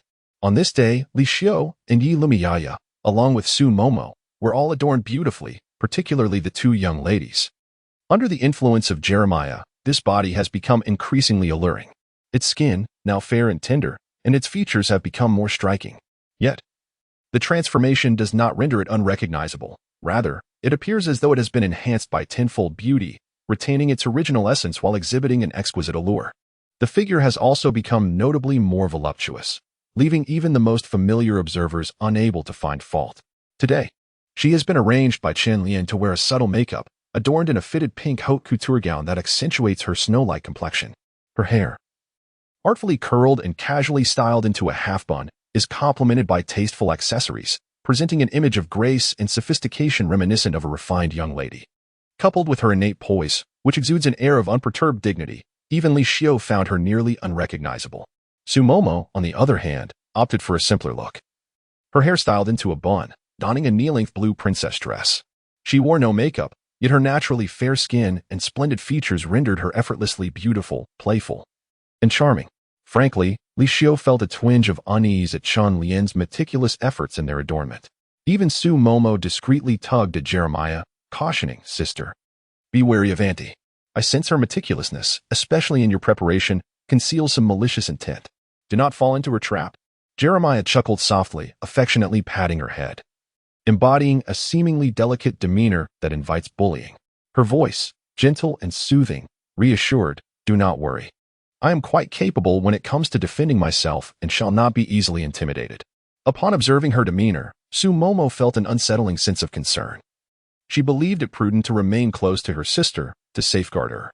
With such a naive and delicate appearance, it was likely that she would be unaware of any potential adversity she might encounter. Fortunately, the elderly patriarch and matriarch were apprehensive that the sisters might feel out of place in such an environment, thus they accompanied them before entering. Once inside, the matriarch took hold of each girl's hand, fearful that they might become lost amidst the gathering. Li Xiu quietly trailed behind them, her face adorned with a contented smile. As long as her daughters earned the approval of the elder couple, she felt at ease, daring not to wish for more. Indeed, with their striking attire, Yelamiya and Su Momo captivated the attention of all present, receiving accolades for their beauty. Several eligible young heirs, eager to engage, approached them with flirtatious overtures. Notable families acquainted with the Ming clan also ventured forth to explore the possibility of matrimonial alliances. The elderly couple basked in the praise, yet remained cautious about promising any engagements, firmly believing that their children should be the architects of their own romantic destinies. Should the sisters take a liking to any of the eligible bachelors present, they would not stand in their way. Conversely, if no interest arose, they would not press the matter, though they encouraged the girls to forge new friendships. Gradually, as Yelamiya and Su Momo became acquainted with the nuances of the gathering, and after making the acquaintance of several articulate young ladies, they heeded their grandparents' advice and took the initiative to broaden their social circles. Jeremiah was not as inclined to forge friendships as Su Momo, harboring concerns that excessive chatter might unveil his identity as a mere mortal. Consequently, he often resorted to offering polite smiles to others. At that moment, a commotion arose from the entrance, prompting whispers among the attendees. It was only after a series of messages circulated that they learned the esteemed Lord Bo had arrived, accompanied by several distinguished individuals of notable stature. Many were taken aback, pondering how someone of Lord Bo's caliber would attend such a gathering. Could it be that the Bo family maintained a private connection with the Ming family? Meng Goen and Chen Lian were utterly elated, hastening towards Lord Bo, while the elder and matron, though not particularly pleased, recognized the importance of hospitality and followed suit. As soon as Lord Bo made his entrance, he was instantly surrounded by admirers, for the Bo family held a preeminent position in the capital, making access to them a rare privilege.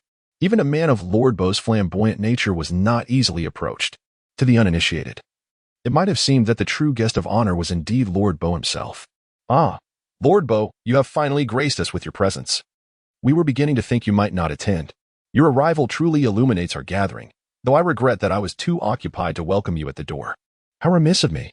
After much effort, Meng Goen and Chen Lian managed to weave their way into the throng, beaming as they began to curry favor, much to the chagrin of the elder and matron, whose expressions soured. Although the Ming family could not rival the Bo family, was it necessary to prostrate themselves in such a manner? In this generation, it seemed as if the Ming family had become mere ants beneath the Bo family's feet. Before the watchful eyes of the crowd, the elder was reluctant to reprimand Mangoen, his expression growing increasingly grim, ultimately leading him to turn and leave. Initially, he had merely intended to acknowledge the fourth Master Bo, a member of the Bo family, feeling that as the host, he should extend a greeting despite being overshadowed by him. However, after this incident, his return would seem as if the Ming family were mere sycophants to the Bo family, compelled to ingratiate themselves regardless of age or status. Although fourth Master Bo was nearly 50, he led a life of leisure, indulging in both men and women, and relished the limelight. To maintain his image, he invested lavishly in his appearance, donning an expensive haute couture suit, with a hairstyle crafted by a dedicated team, making him appear no older than 35. Perhaps having basked in the glow of attention for too long, he failed to exhibit any modesty. Even at a gathering hosted by others, enjoying the spotlight and engaging in lively conversation with fellow dignitaries, seemingly indifferent to greeting the elder of the Ming family or acknowledging Mangoen and Qinlian, who had approached him.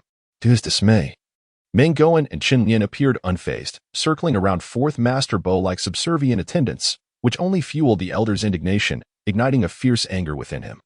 Wishing to deliver a few sharp slaps to these two ineffectual individuals, the elder lady also felt vexed. However, after listening to Li Xiu's words, her expression softened somewhat. She remarked, "There is no need to intervene. Let them gain experience in such settings. Gradually, they will become accustomed to it, and in the future, they will not fear similar encounters." As Ming Guishang sat in his wheelchair, pushed alongside him, the elderly couple suddenly realized that Ming Qingrong had never made an appearance, inciting their ire further. Truly, it seemed that the entire family lacked discernment. At that moment, a commotion arose outside, suggesting the arrival of yet another distinguished guest. However, with everyone congested at the doorway, the elderly man and woman, as the hosts, found themselves unable to push through the throng, left only to observe in curiosity as to why such a multitude of eminent figures graced them today. The arrival of Lord Bo had already been significant. Who could possibly follow? Could it be some old acquaintances from the past? Suddenly, a hushed exclamation broke through the murmur. "It's young Master Fu. My goodness, young Master Fu is here. And who is that? Oh my, it's Lord Wu. Lord Wu has arrived. Lord Wu has come. But wait, why would he be here? Indeed, it is Lord Wu. Quickly, step aside. Don't jostle me, you ruffians. Don't push. Ah, it's truly Lord Wu. My heavens, it's Lord Wu, the living Lord Wu. He has come alongside young Master Fu." The elderly couple stood frozen, their faces a canvas of disbelief, as they turned to Ming Guishang, who sat in stunned silence in his wheelchair, and inquired, "Who has arrived? Lord Wu? Is it really that Lord Wu? Boetian? How could this be possible?" Whispers began to circulate. "Oh my, this is utterly astonishing. When did the Ming family forge such ties with the Bo family? The Bo family, no less. And what of Lord Bo for? He cannot even begin to compare with Lord Wu. Moreover, Lord Wu is here with young Master Fu. Thus, it seems that the Ming family has indeed forged a connection with Master Bo and the Fu family. How impressive. I must say, I am fortunate to have arrived today. Otherwise, I would have missed this. Regardless of whether I can align myself with Master Bo or young Master Fu, I shall strive to associate with the Ming family. I will observe for now. Look at Mangoen. He is fawning over Master Bo Si as if he were a mere grandson. Perhaps he is entirely unaware of Master Bo Wu's arrival. We shall see for whom Master Bo Wu has come. Indeed, that makes sense." Listening to the discussions around him, the elder finally confirmed his suspicions. It truly was Master Bo Wu who had arrived. Moreover, he was accompanied by Fu Ruxiu. The crowd surrounding Master Bo Si swiftly dissipated, with all those who had previously sought his favor rushing toward Boetian and Fu Ruxiu. Yet, he remained unfazed, for he had no inclination to be upset. Upon witnessing the sudden appearance of Boetian at the gathering, Master Bo Si was more astonished than anyone else, his eyes nearly popping out of their sockets in disbelief. How could someone of Boetian's stature be present at such a modest event? He had come for the Ming family's second young lady. But what, one might wonder, was Boetian's purpose? Despite Master Bo Si's intense scrutiny of him, Boetian offered not a single glance in his direction. From the moment he entered the banquet, Lin Chuan and Mu Han dutifully remained by his side, ensuring that none among the attendees could approach him, let alone engage in conversation. Boetian, With Fu Ruxiu in tow, made his way directly toward the elder and the matriarch, his gaze, however, fixated on Yalumia. Gradually, his once icy demeanor softened, revealing a hint of infatuation. She adorned herself with makeup today, donning a gown that rendered her exquisite. Chapter 15. The Turmoil of the Banquet, Part 2. Yet, he preferred her in a more casual attire, for he understood her aversion to being dressed like a mere Barbie doll. Phoenician, who had never personally attended such occasions nor conversed with others in such a polite manner, found himself uncertain of his words, as his sole purpose for being there was to meet Yalumia, and to him, everyone else was insignificant. Nevertheless, the elderly gentleman and lady were pleasantly surprised. After receiving the gift and handing it to someone nearby, they smiled and remarked, "Fifth Master, you are too kind. It is our honor to have you here in person. Please, take a seat." Phoenician realized that if he were to sit down, he would likely be obliged to engage in conversation with the elderly couple indefinitely, a prospect he wished to avoid. He desired the freedom to roam and, ideally, to find an opportunity to be alone with Yalumia. Thus, he politely declined, stating, "No. I shall take a leisurely stroll. Please do not mind me, sir and madam." Upon hearing this, the elderly couple exchanged a glance, refraining from insisting that he sit down, and instead smiled, allowing him the liberty to move about. They then instructed the household steward and all the attendants to ensure that he was well taken care of. Recognizing that he was a significant figure, even if they were not inclined to curry favor, they could not afford to offend or neglect him. With Lin Chuan and Mu Han present, no one dared approach Phoenician, leading those with ulterior motives to gradually retreat. Fu Ruxiu waited for a while, observing that he remained quietly seated in the corner, with Lin Chuan Mu Han guarding him to keep others at bay. Growing somewhat impatient, she inquired, "Brother, who are you here to meet? Surely, it cannot merely be to deliver gifts?" Bo Yishan replied coolly, "What business is it of yours?" Fu Ruxiu was taken aback. It dawned on her that he was deliberately toying with her. There was evidently nothing of significance here, for given his domineering and capricious nature, how could he sit so quietly otherwise? After waiting a little longer and witnessing Bo Yishan's continued inaction, Fu Ruxiu's patience ran thin, prompting her to entertain herself instead. Meanwhile, the protagonist, Yalumia, remained quietly by Meng Guishang's side.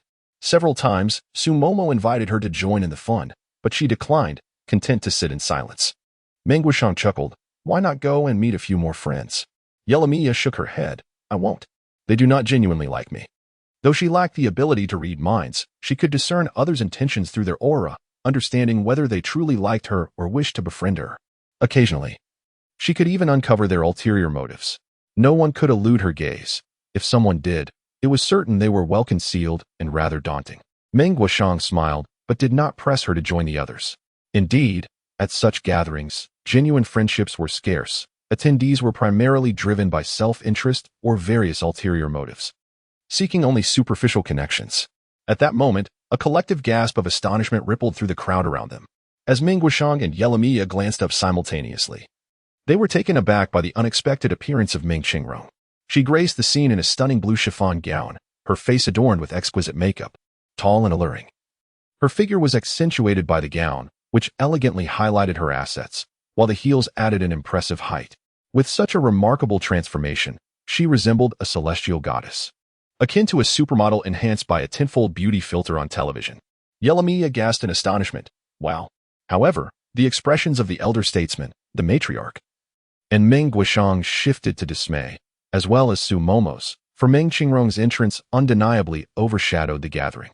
Although she belonged to the Meng family, the primary purpose of the soiree was to introduce Yalumia and Su Momo to the guests. Her ostentatious display of attention drew all eyes to her, making it seem as if she were the main attraction, much like a bridesmaid attempting to outshine the bride at a wedding. The gaze of the crowd shifted towards Meng Qingrong, with several affluent young men eagerly approaching her for conversation. Having grown up in the Meng household and mingled within the entertainment industry since her teenage years, she had cultivated a refined set of social skills. Regardless of who approached her, she handled each encounter with grace, managing to appear neither aloof nor overly familiar, thus avoiding any inappropriate implications. After deftly navigating the advances of the admirers, she subtly made her way towards the direction of Bo Yishan. Indeed, her decision to don such splendid attire was inspired by the mere presence of Bo Yishan. Men like Master Bo Wu are universally admired by women, particularly those as ambitious as her. However, before she could approach Bo Yishan, she was intercepted by Lin Chuan, who coldly stated, "Apologies, my master does not entertain strangers." No one dared to challenge Lin Chuan's assertion, not even Meng Qingrong.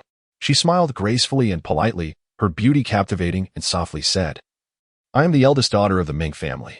Master Bo's visit has brought great joy to my family, and I simply wish to express my gratitude in person." With such words, any reasonable individual would have allowed her passage, or at least consulted Bo Yishan for his opinion. Yet, Lin Chuan remained obstinate. His demeanor haughty as if the place belonged to him, and he expressionlessly commanded, "Please leave." Meng Qingrong's countenance indeed changed. However, she quickly regained her composure and patiently stated, "Mr. Lin, I truly am the eldest daughter of the Meng family. My name is Meng Qingrong. You must have heard of me, haven't you?" "I have not," he replied bluntly. This response left Meng Qingrong utterly speechless. Even those indifferent to the entertainment industry would know of her, for her fame had reached such heights that it was common knowledge among individuals of all ages, from octogenarians to small children. How could Lin Chuan, who worked closely with Bo Yishan, be unaware of the Ming family's eldest daughter? Lin Chuan expressed his ignorance. While Meng Qingrong was unable to present any materials to elucidate her own identity, the smile on her face finally faltered. "Mr. Lin, one must always leave a backdoor for oneself when conversing or acting. Your treatment of me today may well necessitate my assistance in the future." Lin Chuan replied nonchalantly, "Whatever." Meng Qingrong, amidst the watchful gazes of the crowd, despite her mounting frustration, could not afford to confront Lin Chuan in such a public setting. Moreover, she wished to avoid revealing any unfavorable aspects of herself to Bo Yishan. Thus, with a semblance of a smile, she cast a warning glance at Lin Chuan, signaling him to remember her words, before turning with a facade of grace and departing. Su Momo, observing the scene, erupted into unrestrained laughter, while Li Xiao, feeling a tad embarrassed, gently nudged her to be mindful of her behavior. The elderly gentleman and lady felt utterly embarrassed, but could only feign ignorance, their impression of Meng Qingrong deteriorating further. Meng Guishang chuckled lightly and remarked to Yalumia, "Did you see that, Yaya? It is essential for a young lady to uphold her self-respect and dignity. While one should aspire to ascend, we must never covet that which does not belong to us. Instead, we should earnestly claim what is rightfully ours and engage in our rightful endeavors." Yalumia nodded, though her understanding was somewhat vague. Meng Guishang found her endearing and affectionately tousled her hair, continuing, "You must carry this principle with you in the future, regardless of the circumstances you encounter. Always remember to act within your means. Do not seek the spotlight, yet maintain a heart filled with reverence and kindness." Bo gazed deeply, observing the charmingly adorable expression on Yurmia's face as it emerged under Meng's gentle grasp, and an immediate wave of jealousy washed over him, fueling an urge to sever that hand. However, he swiftly composed himself. After all, this was Yaya's second uncle, and a degree of closeness was permissible. Following Lin Chuan's dismissal of Meng Qingrong, others dared not even glance in their direction, allowing him a moment of relief. Yet, upon turning, he discovered that Mu Han, who was supposed to be stationed on the other side, had inexplicably vanished. A brief search revealed that this mischievous one had wandered to the dessert section, indulging in treats with utter disregard for her surroundings. Approaching her, he seized her ear, prompting Mu Han to squeal in protest. Exclaiming in irritation, "You were supposed to be on guard. What are you doing now? Did you think you were merely invited to feast?" Mu Han hastily extricated her ear from Lin Chuan's grip, one hand soothing her unfortunate ear while the other clutched half a pastry, her lips smeared with cream. She licked her tongue across her mouth and retorted defiantly, "I was hungry. Is it a crime to eat something?" Lin Chuan, exasperated, replied, "Eat, eat, eat. That's all you ever think about. Did I not take you out for food before we arrived? Have I ever neglected you?" With a sulky pout, Mu Han set down her pastry but wore an unmistakable expression of defiance, incensing Lin Chuan to the point where he nearly reached for her ear once more. She quickly dodged aside, indignantly declaring, "How could an old man like you possibly understand the appetite of vibrant teenagers like us? If you can't enjoy your food or rest well, don't blame my hearty appetite or restful sleep. Are you experiencing a midlife crisis or something? You deserve to be single and unable to find a partner." Lin Chuan, this insufferable brat. I could strangle him. As Lin Chuan approached, Mu Han was terrified and turned to flee towards Bo Yishan for protection.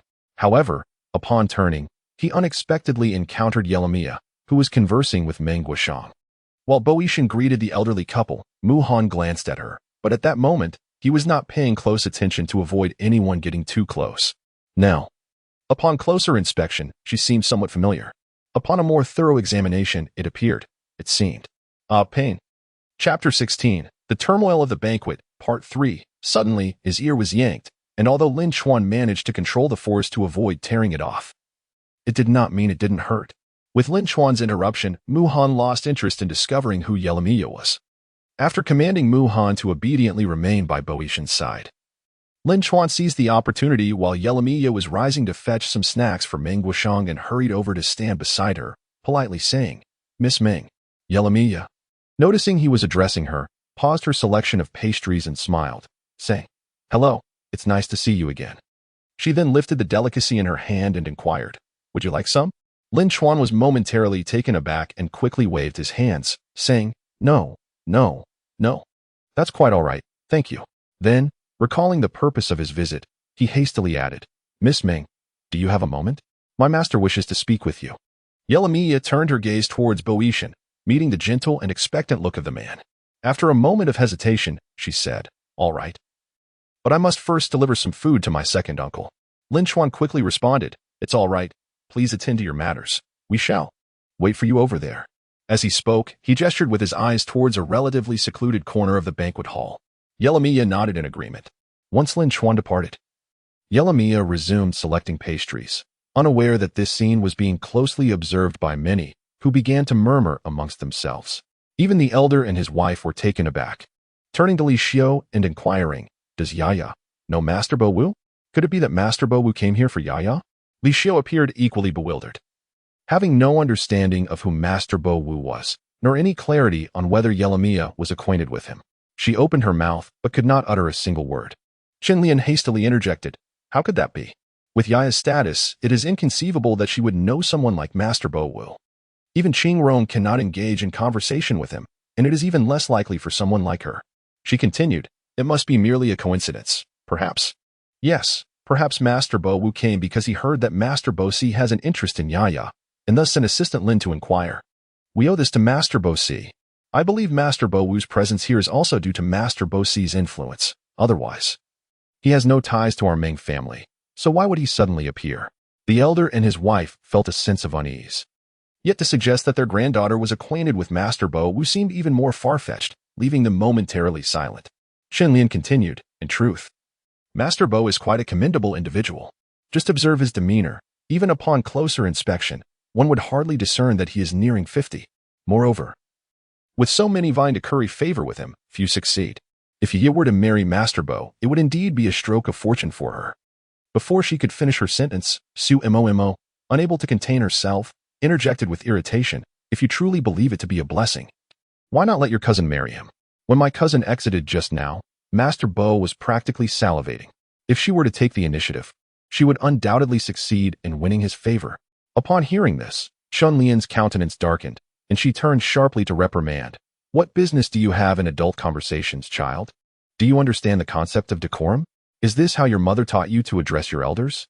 Su Mo, now even more incensed, shot her a furious glare, fearful that further words might implicate her mother. Though Li Xiu held Su Mo back, preventing her from continuing the altercation, she too found Xun Lian's machinations utterly distasteful. This blatant attempt to leverage her yaya for personal gain was transparent even to a child.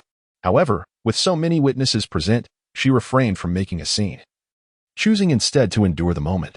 The elder gentleman and lady clearly perceived Li Xiu's restraint and shared a mutual disdain for Xun Lian's scheming. The elder lady coldly declared, "Enough. Mo is correct. If you genuinely believe Master Bo to be so admirable, why not allow your daughter to marry him and seek his favor directly? Why should you be forced to marry?" Xun Lian felt an immediate pang of indignation. The old lady continued, "I have made my position abundantly clear. Whether it is Qing Rong, Yaya, or Mo, their marriages are to be determined by their own choices. Their future happiness is solely their own concern. However, if you intend to see Yaya and Mo wed to those they do not love merely to pave a path for yourself, you might as well abandon that thought." This reprimand drew the curious glances of many onlookers. Xun Lian felt a rush of embarrassment. Wishing to escape the scrutiny of those witnessing her chastisement, she lowered her head in resentment and murmured, "I was merely making a suggestion, with no ill intent." The old lady let out a disdainful huff, having seen through her thoughts, and remarked, "As long as my husband and I are here, You would do well to suppress such notions. Otherwise, I can easily cast you out, leaving you with nothing. At this, Xie Li genuinely panicked but dared not admit her wrongdoing, for to do so would imply that her intentions were indeed as suspected. Instead, she feigned a hurt and aggrieved demeanor, saying, "Mother, what are you saying? I truly did not mean it that way." The old lady chose to ignore her, while Su Mo, observing from the side, felt a swell of triumph, thinking that this would surely dissuade the woman from pushing for her sister to marry that old man. Little did she know, while Xie Li outwardly pretended to be intimidated, her heart brimmed with resentment, resolutely determined to ensure that Yi and Lord Bo would be irrevocably bonded by the end of the night. Moreover, she had a foreboding that if she did not swiftly resolve matters with Yalumia, it would become increasingly difficult to keep the girl in check in the future.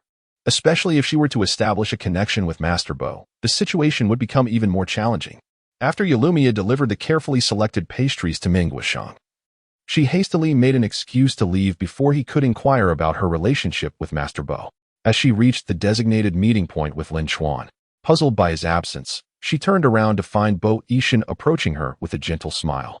Previously, during their encounters, Bo Yishan had either been unconscious or seated, leaving her with an unclear perception of his height. However, now that he was walking towards her, having recovered, Yalumia stood frozen, gazing up at the man who towered over her. Just moments ago, while standing beside her grandparents and observing him, she hadn't realized he was so tall. The sight of the girl gazing up at him with a dazed expression was utterly charming, stirring something within Bo Yishan, who felt an overwhelming urge to embrace her and tease her playfully. Yet, he refrained from making any rash moves, simply speaking in a low, husky voice. "You look beautiful today." Compliments of beauty invariably elicit joy, and Yalumia was no exception. Blushing with a smile, she responded, "Thank you." She then continued, "Lin Chuan mentioned you wanted to see me. Is there something you wish to discuss?" With a smile, the man replied, "Oh, it's nothing much.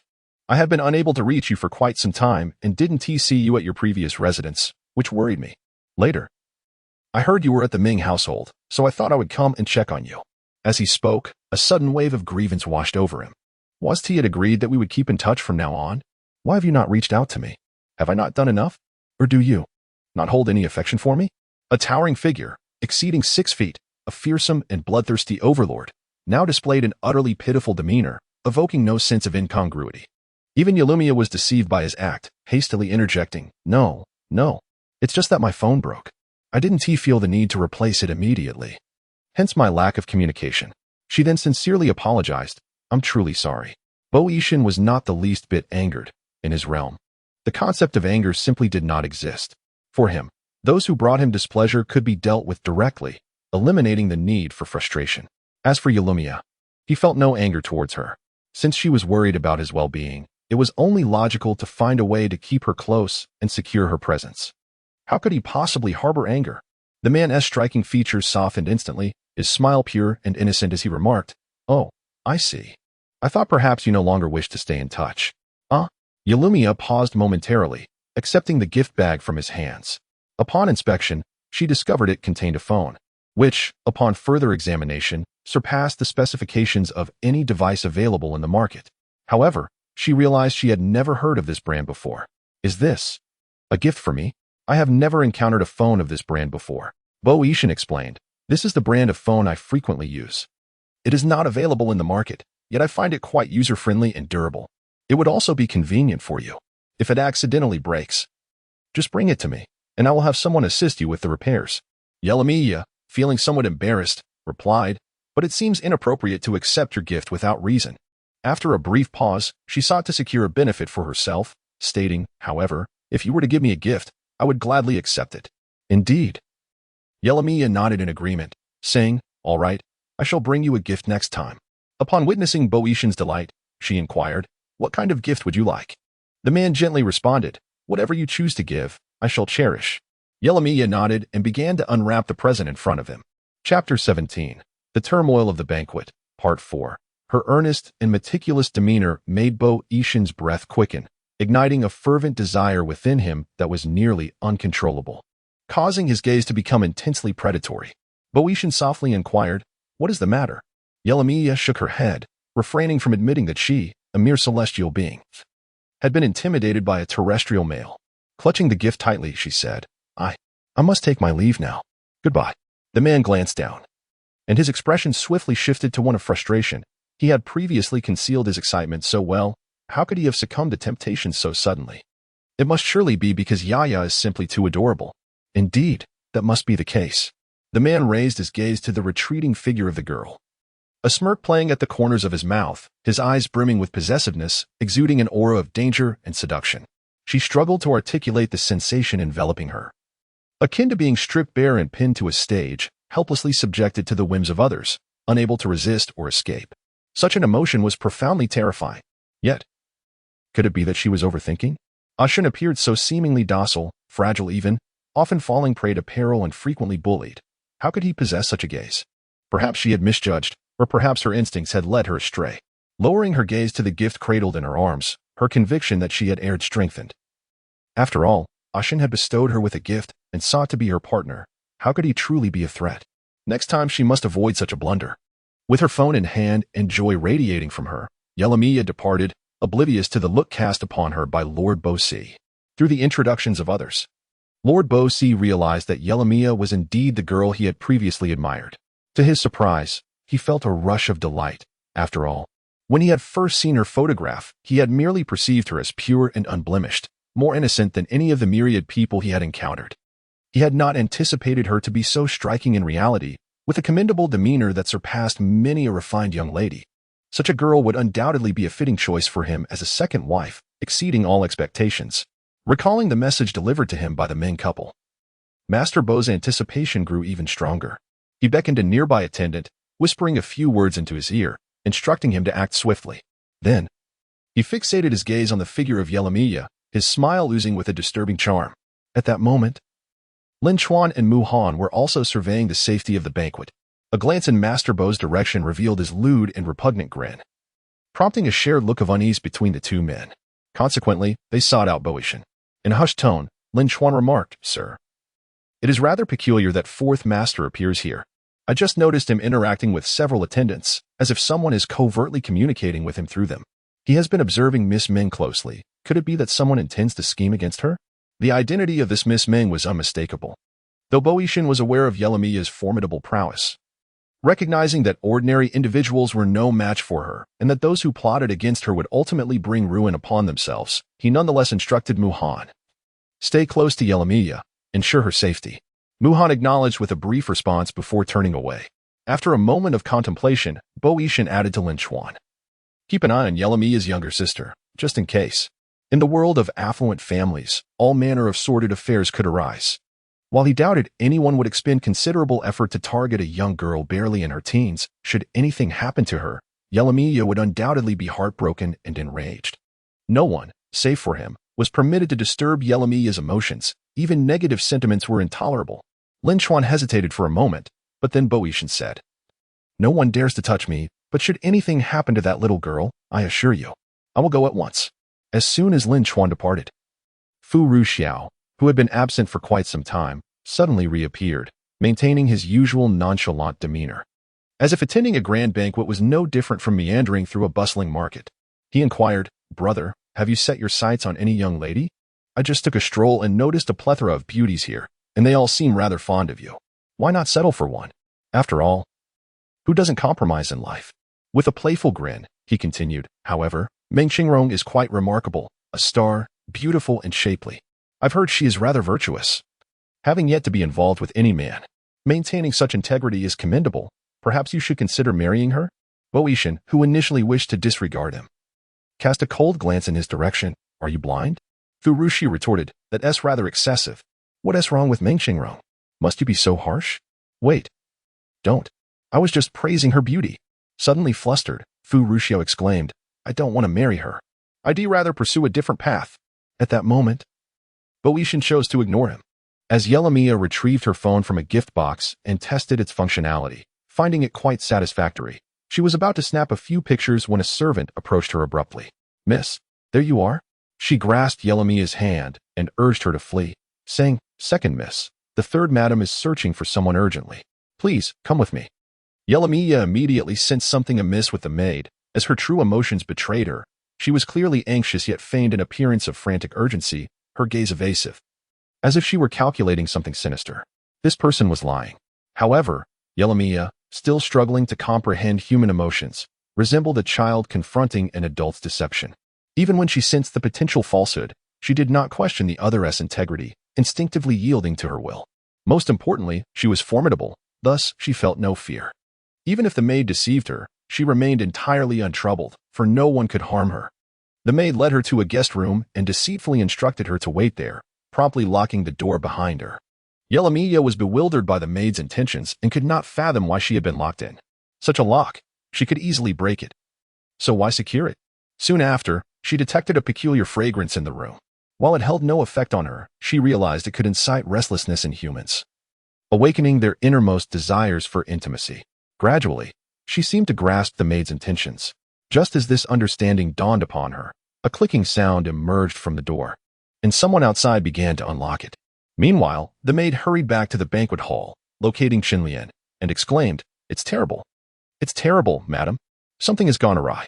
Upon seeing the maid, Xie Li immediately recognized that the plan had succeeded, her face breaking into a momentary smile of delight, which she quickly masked with a feigned expression of urgency. She inquired, "What is it? What has happened?" Just as the maid was about to speak, she suddenly became aware of something, casting a furtive glance at the elderly gentleman and lady, hesitating to articulate her thoughts. Noticing this, the old lady surmised that something unfortunate had transpired and was about to silence the maid when Xie Li exclaimed in anger, "Why are you dawdling? Speak. What has occurred?" Her outburst drew the attention of everyone present. The old lady reached out to intervene, yet the maid deftly evaded her grasp, quickly exclaiming, "It's in the living room. The second young lady has encountered trouble in her room." "Ah, what kind of trouble?" Xie Li's voice carried a distinct note of exhilaration, though she remained oblivious to it. As the old lady began to speak, Xie Li seized the maid's hand and rushed towards the guest room. The old lady, infuriated, shouted, "Stop! You too, halt!" However, as Xie Li pulled the maid along, the curious guests began to follow suit, a swarm heading in that direction. The elderly gentleman and lady attempted to summon help, but curiously, all the attendants and security personnel had vanished, leaving no one to assist. In the midst of the chaos, Sumomo desperately searched for Yelamiya, and after a prolonged search without success, she choked back tears and clutched Li Xiu, saying, "Mom, my sister is truly missing. Is something really wrong?" Li Xiu had not anticipated such an incident. After all, she was merely a rural woman, momentarily at a loss for how to proceed. Her gaze instinctively turning towards the elderly couple. Several guests had followed Xie Li and the maid, and the matriarch, fully aware of Xie Li's involvement, feared that something untoward might befall Yelamiya. She turned to the elder gentleman and said, "You stay here and keep watch. I shall accompany them to investigate." If indeed something had occurred to Yelamiya, Li Xiu and Sumomo could offer assistance. The elder nodded, urging, "You must hurry." Chapter 18. The Turmoil at the Banquet. Part 5. Bo Yishan sensed the disquiet as well, having caught the maid's mention of the second young lady. Furrowing his brow, he pressed his Bluetooth earpiece and inquired in a low voice, "What are you doing now?" A smacking sound echoed from the other end, and Muhan mumbled indistinctly, "Smack? Smack. Just watching a show." "Bo Yishan, where are you now? What is happening?" Muhan seemed genuinely engrossed in the performance, excitement evident in her breathless tone as she exclaimed, "Hurry, hurry. If you don't come soon, you'll miss it." Bo Yishan. Meanwhile, the matriarch moved with remarkable agility, guiding Li Xiu and Sumomo swiftly, soon catching up to their pace. They navigated through the crowd towards the front where Xie Li was located, intent on intercepting her and the maid. At that moment, they arrived at the entrance to the parlor where the maid and Xie Li had halted. "Madam, this is the place. Stop." With the support of Li Xiu and Sumomo, the old lady squeezed through the crowd, her gaze fixed on Xie Li, filled with warnings. However, Xie Li was far too exhilarated to relent at such a moment. She yearned to fling open the door immediately, eager for everyone to witness the scene of Yelamiya being bullied by the fourth Master Bo mother. "Yaya is still inside. Even if we don't open the door to rescue her, all these guests will surely speculate about the situation. Moreover, it could merely be a misunderstanding. And if nothing is amiss, wouldn't it raise even more suspicion if we fail to open the door?" The old lady trembled with rage, pointing a shaking finger at her. Silence. Earlier, the maid had merely mentioned that the second miss was in trouble, without any specifics.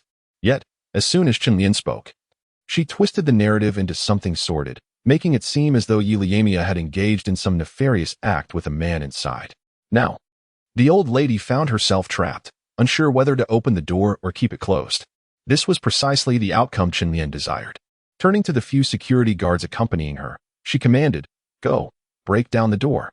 Smash it open." The old lady instinctively wished to intervene, thinking it better to be subjected to speculation than to have the truth witnessed firsthand. After all, given Xie Li's frantic demeanor, it seemed possible that Yili had indeed fallen victim to her scheming. Before she could utter another word, a thunderous crash echoed through the air. The smile on Xie Li's face could no longer be concealed, as she initially believed the guards had swiftly breached the door.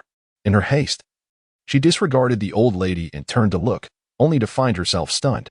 The door had indeed swung open, but it had not been broken down by the guards from outside. Rather, it had been forcefully opened from within. Indeed, the door was violently breached, and to everyone's astonishment, the perpetrator was none other than Lord Bo. At this moment, Lord Bo had lost the refined and dignified demeanor he once possessed. The door lay shattered beneath him, and his visage was marred by an array of bruises. His hair was a disheveled mess, devoid of any semblance of style, and his bespoke suit was crumpled and stained with blood. A closer inspection revealed his behavior to be exceedingly peculiar.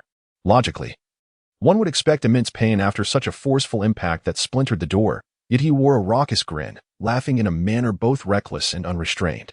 He incessantly clawed at his clothing while exclaiming his discomfort, uttering phrases of heat and distress.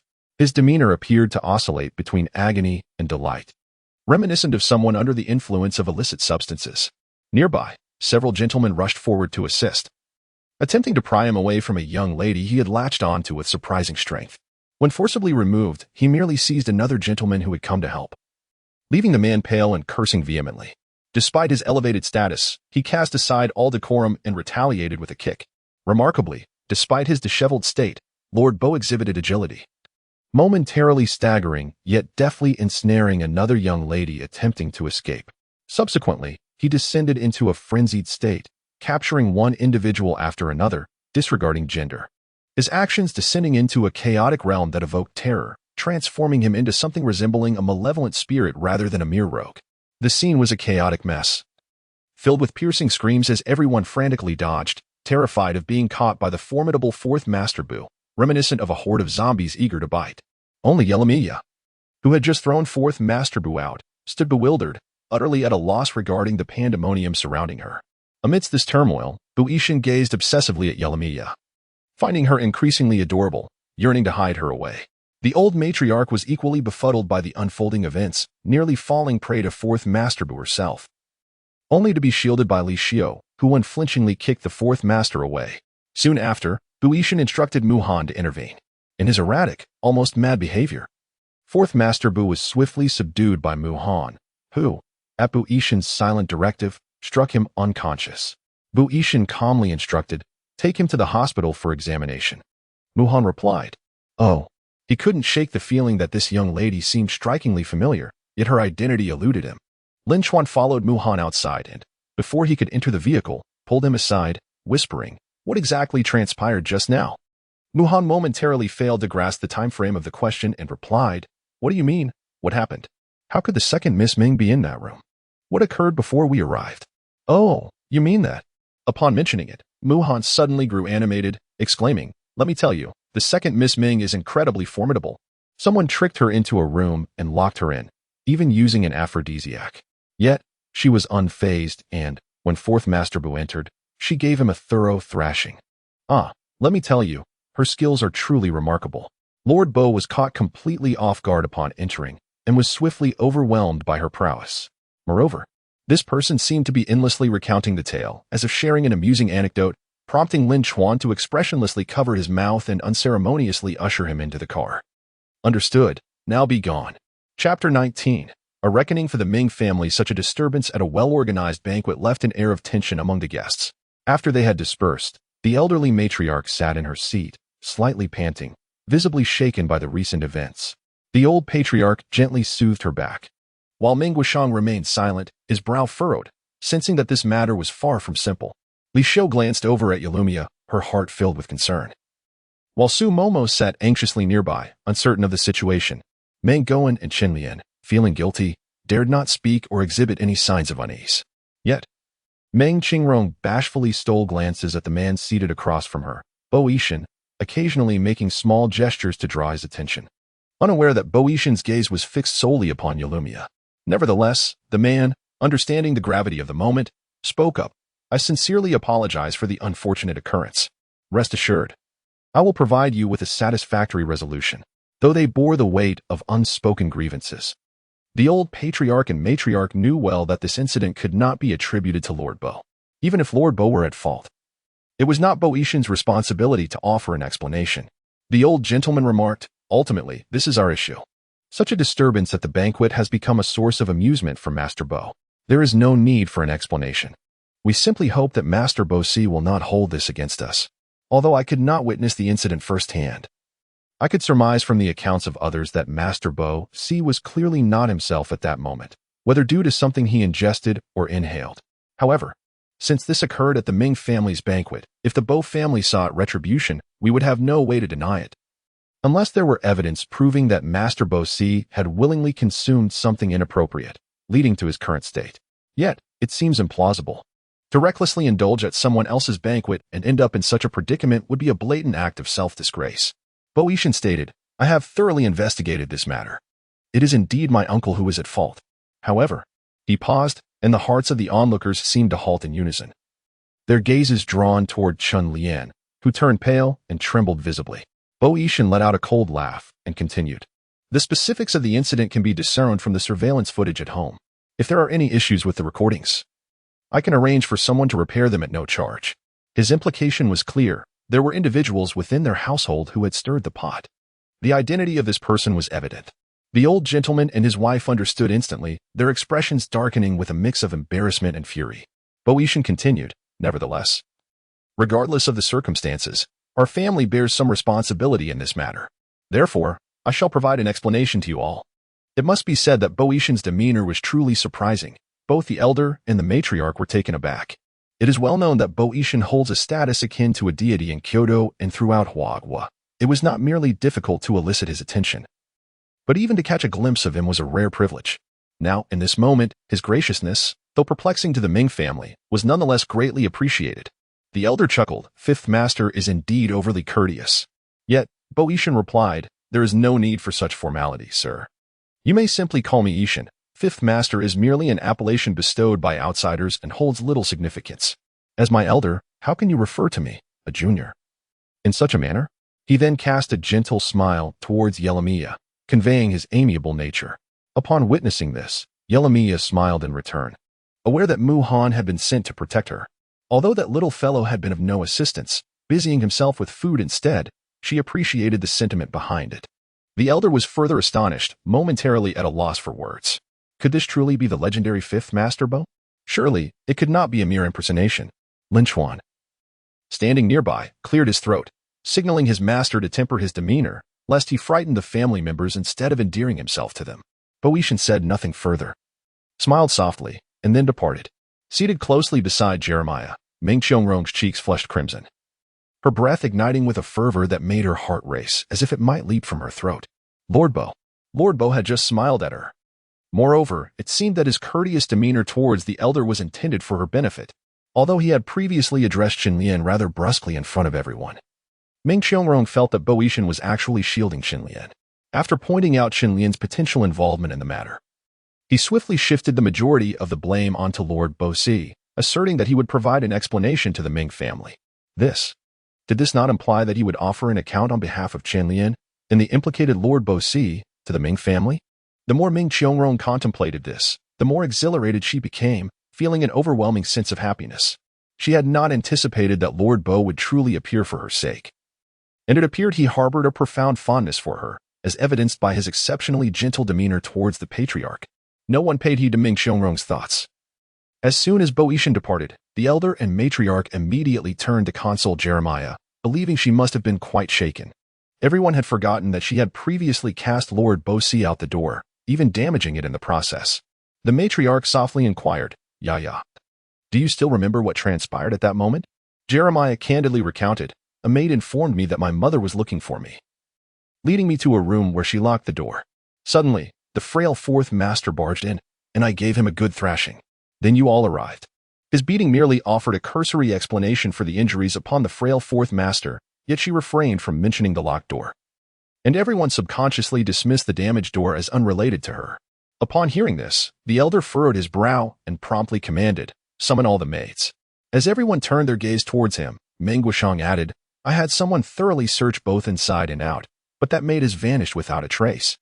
It is evident that this was premeditated. Otherwise, she could not have fled so swiftly and completely without anyone noticing." Pausing momentarily, he cast a furtive glance at Xin Lian, causing her to tremble with fear. He continued, "The surveillance cameras in the house have also been tampered with. I am currently seeking someone to repair them, though the likelihood of successful restoration seems slim. However, I did manage to find these." He produced a tall goblet and then a diminutive incense burner. The moment these items emerged, Chun Lian's complexion turned ashen, resembling that of a corpse. Chapter 20, A Reckoning for the Ming Family, Part 2. Li Xiu could not contain her curiosity and inquired, "What is the significance of these two items?" Meng Guoshang remarked, "I had someone conduct a brief examination, and it appears that this goblet contained a potent substance, typically employed by certain individuals for flirtation. The incense burning in this censer also shares similar components." After a brief pause, he continued, "Thus, the reason for Master Bo Si's condition is that he first consumed this wine and then inhaled an excessive amount of smoke. Under the influence of both elements, he experienced an overwhelming. In essence, it aligns with your assumptions." His enigmatic expression was comprehended by all present. The elder gentleman and lady grew increasingly pallid, while only the inquisitive young girl, Su Momo, dared to inquire, "But if he had already consumed this, why would he resort to this as well? Surely he must have known that such actions would lead to adverse consequences?" Meng Guoshang chuckled, a perceptive question. "The answer lies in the fact that he drank the wine of his own volition, but the smoke was not lit by his hand." With Bo Yishan's previous warnings, the attendees quickly narrowed down their list of suspects. There was no room for doubt. Aside from Chun Lian, it was implausible that anyone else could be implicated. However, Qin Lian was acutely aware that if she were truly identified as the perpetrator, her position within the Ming family would be untenable, and should the news leak, her reputation would be irrevocably tarnished. Consequently, she hastily interjected, "How could it possibly be that he did not light this himself, regardless of the circumstances? It is evident that this matter was orchestrated by Lord Bo, who may have prepared contingencies, as it is well known that he engages in reckless behavior. Perhaps his act of lighting a cigarette was merely a ruse to deceive Yi. Yet, he did not foresee that events would unfold in such a manner." Meng Guoshang remarked, "Once the surveillance is restored, the identity of the mastermind will become crystal clear." Chun Lian's complexion turned ashen, and Meng Guan furrowed his brow, stating, "Since we are aware that this scheme was devised by Lord Bo, there seems to be little need to repair the surveillance.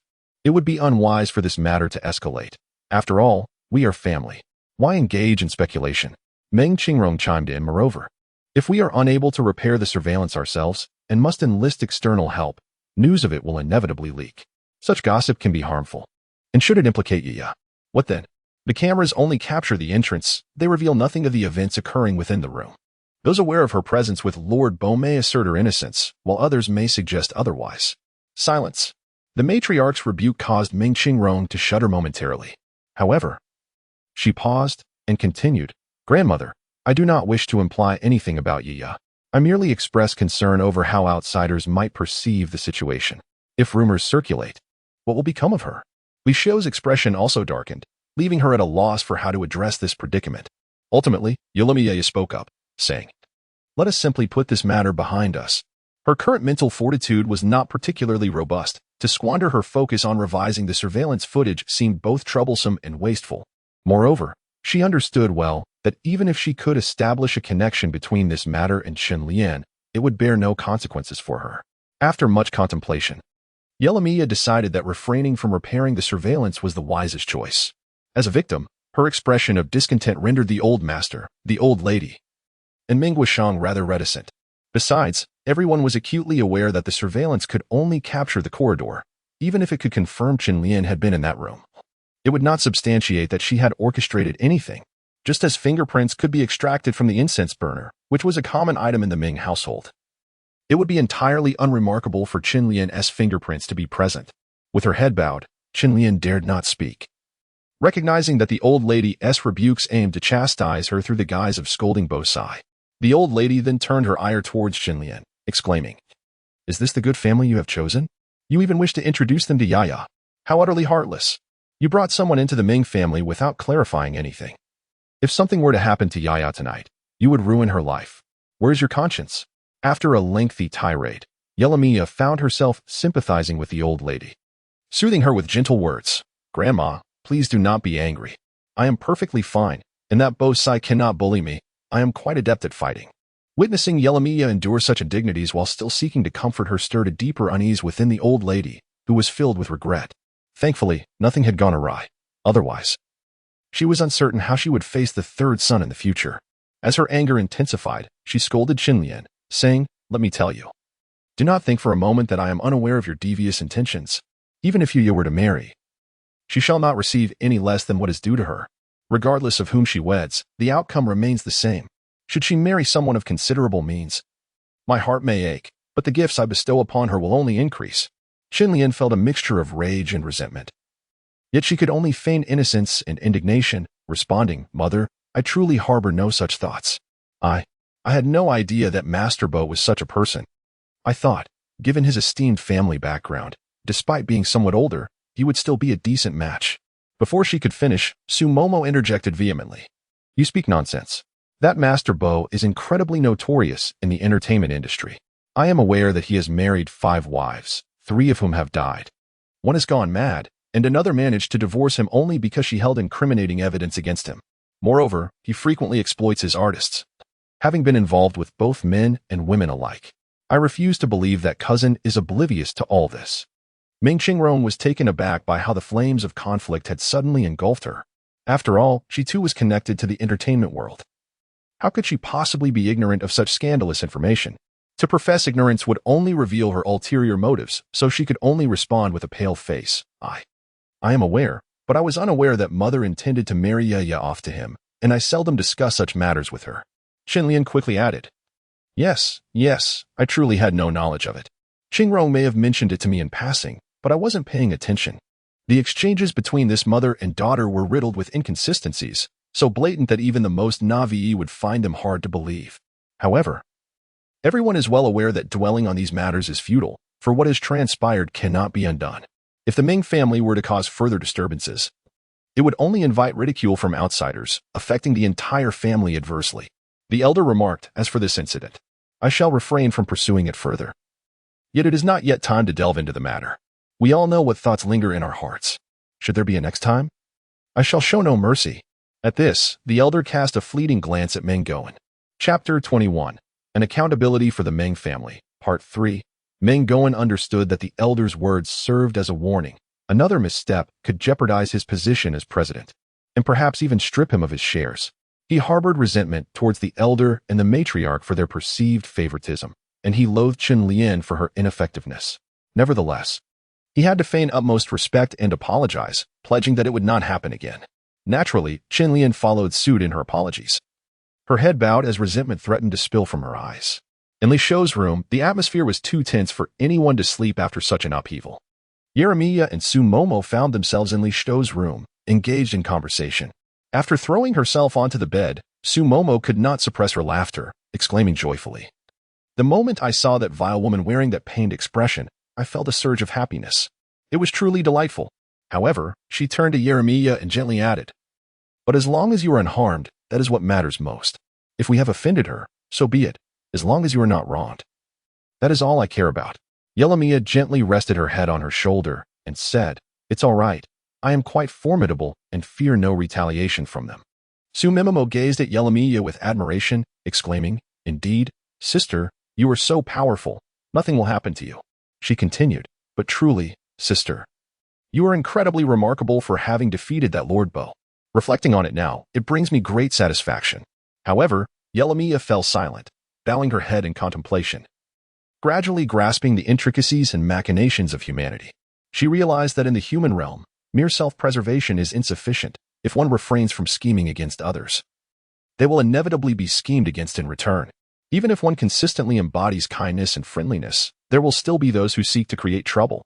It dawned on her that being a human on Earth is rather complicated. It seems she must learn the survival rules of humankind to safeguard herself and those around her. for she cannot allow herself to be so easily manipulated. Subsequently, Bo Yishan indeed dispatched several generous gifts and sent word that Lord Bo had awakened. Though he remained in the hospital, not yet fully recovered. They hoped that the incident would not be held against them and expressed a willingness to negotiate a business arrangement. After all, they understood that rather than attributing the blame solely to Lord Bo's audacity, it was Qin Lian who had instigated the trouble. If one were to seek retribution from Lord Bo, it would be more prudent to first confront Qin Lian. Nevertheless, she had her own matters to attend to. Aside from her reluctance to offend Yelamiya again, she shared a harmonious understanding with Ming Qingrong, both believing that Bo Yishan had attended the banquet solely for her sake, and that his involvement in the matter was entirely motivated by his concern for Ming Qingrong. In their eyes, facilitating their daughter's union with Master Bo was of far greater significance than dealing with a mere young girl. Yet, she could not comprehend why Ming Qingrong had attempted to invite Bo Yishan out for tea and meals, only to find him perpetually unavailable. Even when she stationed herself outside his villa, hours would pass without a glimpse of him. Attempts to reach him by phone proved futile, as Bo Yishan's contact information was beyond her reach. She had attended several gatherings, deliberately hinting at her own presence, yet he remained elusive. Ming Qingrong firmly dismissed the notion that she was being overly sentimental. After much contemplation, she surmised that perhaps Bo Yishan was simply preoccupied, leaving him little time for romantic pursuits. After all, how could such a prominent figure possibly engage in frivolous affairs like those playboys? With this thought, she regained her composure, dedicating her days to enhancing her own allure, daydreaming of the moment when Bo Yishan might be free to take her out for a romantic candlelit dinner, culminating in a public proposal. This preoccupation even led her to neglect her acting career, resulting in a heated argument with her agent, as she believed that returning to the screen would diminish her worth. What if her beloved Ashun lost interest?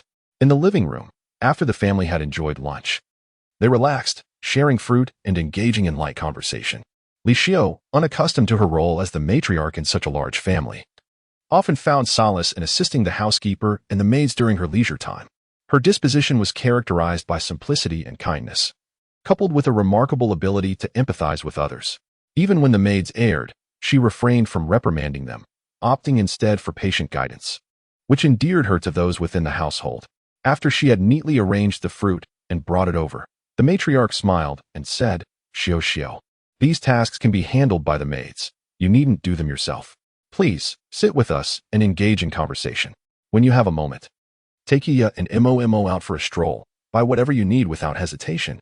Once seated, Li Xiao smiled and replied, "These are merely tasks within my capabilities. If I can do them myself, I prefer to. It doesn't consume much time or effort." Upon hearing this, the matriarch's smile deepened with satisfaction, not solely because Li Xiao was industrious, but rather due to her commendable attitude and perspective. Qin Lian, observing from the side, let out a disdainful huff and rolled her eyes inwardly, thinking to herself that this woman from the countryside was overly calculating, making a show of her diligence despite the presence of servants, as if she were the most industrious person in the household. Casting a glance at the neatly arranged fruit platter, she felt a twinge of disgust. Suspecting that the fruits had not been washed properly and wondering if Li Xiao had even washed her hands before cutting them, the thought alone was revolting, rendering her too apathetic to partake. Meng Goen typically did not have lunch at home, while Meng Qingrong had left early for shopping, leaving only a few of them in the house. After a few moments of idle chatter, Li Xiao suddenly turned to the elderly couple and said, "Father, Mother, there is something I wish to discuss with you." Upon hearing this, Qin Lian, who was preparing to ascend the stairs for a respite, halted in her tracks, while both Yeremiya and Su Momo, who were engaged in hushed conversation, turned to regard her. It was a rare occasion for Li Xiao to take the initiative and make a request, prompting the elderly matriarch to smile and inquire, "What are we discussing?" Li Xiao appeared somewhat anxious, her demeanor betraying a sense of unease as her fingers instinctively intertwined. She stammered, I wish to continue working." Before the matriarch could respond, Qin Lian let out a derisive laugh, saying, "Working? You? Oh, dear sister-in-law. It is not my intention to belittle you, but you are well aware of your limited education and your inability to read. What kind of work do you expect to find out there? Will you return to being a cleaner, scrubbing floors? Spare us the embarrassment. You are now the third lady of the Ming family. How would it reflect upon us if it became known that a member of the Ming family was reduced to sweeping floors and cleaning toilets?" Chapter 22. An explanation for the Ming family. Part 4. Li Xiao found this demand rather impolite. She had mustered her courage after much contemplation to voice it, and now, having been ridiculed by Chen Lian, her face flushed with embarrassment. She regretted not conferring privately with the matriarch, which had led to both Yiya and Mo sharing in her humiliation. Yet, Yiya placed her hand gently over Li Xiu's, offering a comforting squeeze. Before addressing Chen Lian, every profession holds equal value, devoid of any hierarchy or distinction. While you may look down upon farmers, it is they who cultivate the rice, fruits, and vegetables that nourish you. Without their labor, you would find yourself in dire straits. You may disdain those who clean and maintain. Yet without the assistance of these diligent workers, how could you possibly manage this household with such order? It is the very foundation of these essential roles that permits your comfortable existence. Furthermore, you are not as elevated as you presume. Everything you consume and utilize stems from the hard-earned legacy of our ancestors, who too emerged from humble beginnings.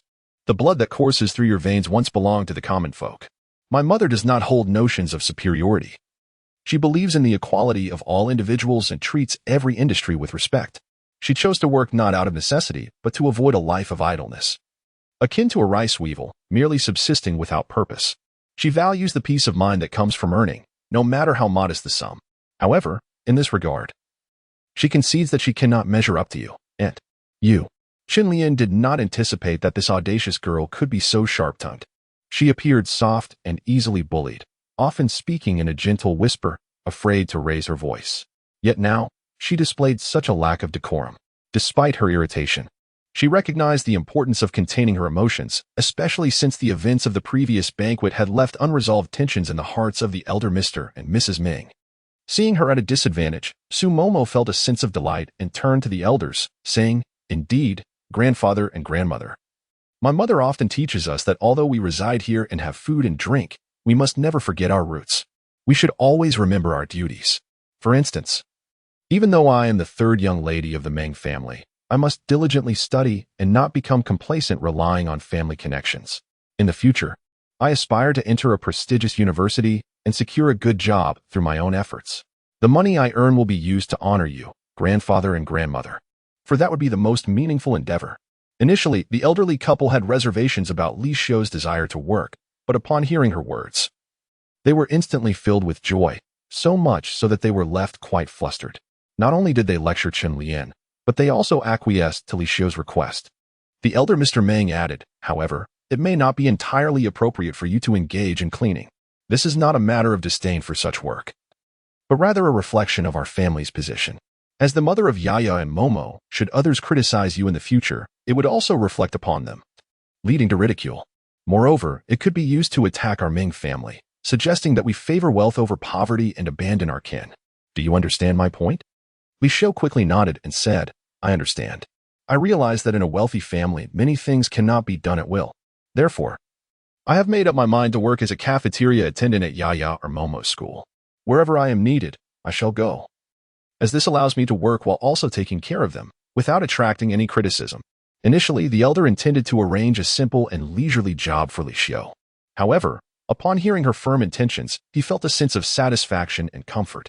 He remarked, "Knowing you think this way puts me at ease. Working in the cafeteria is perfectly acceptable. If anyone inquires, you can simply say you are accompanying the children. No one will say anything negative. You have considered this well." The implication of his words was a tacit approval.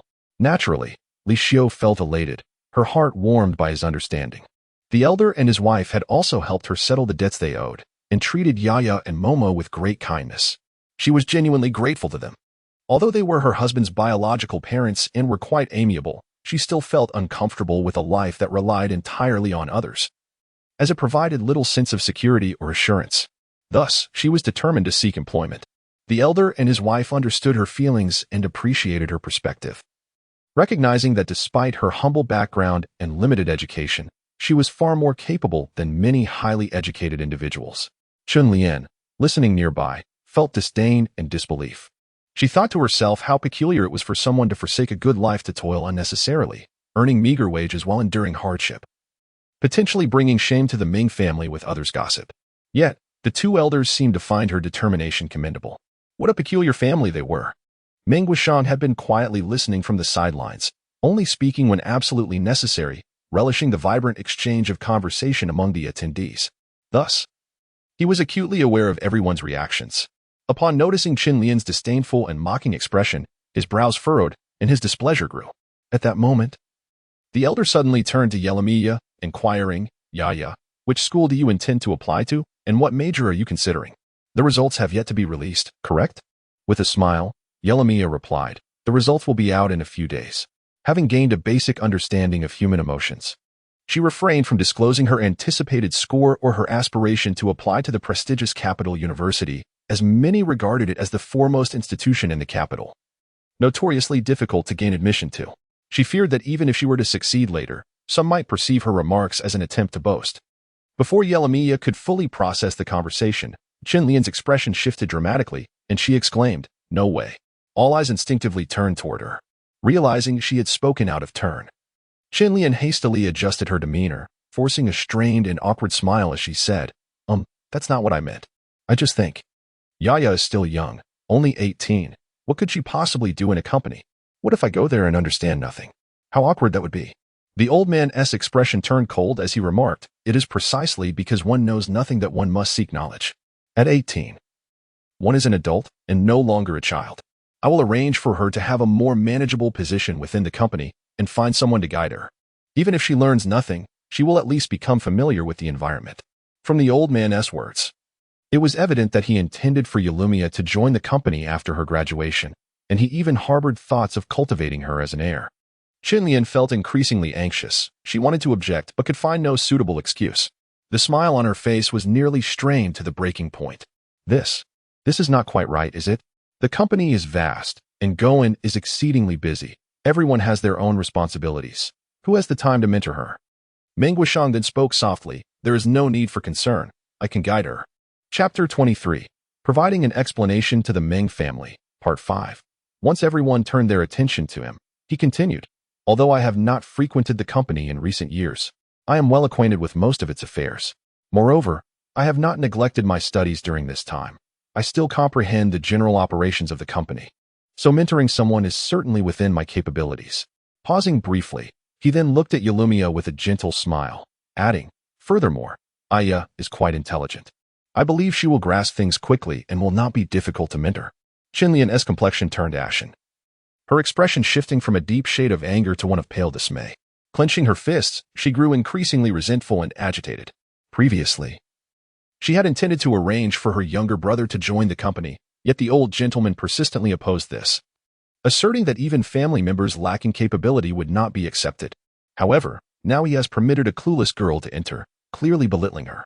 Yet, she found herself unable to voice her discontent, fearing that further objections might provoke the old man, who could dredge up past grievances. Just as everyone had resolved to allow Yelamiya to intern at the company, she quietly inquired, can I choose not to go? Taken aback by her unexpected refusal, the attendees momentarily fell silent. Nevertheless, Meng Guoshang quickly responded with a gentle smile, asking, does Yaya not wish to intern? Or is it that you do not want to intern at our family's company?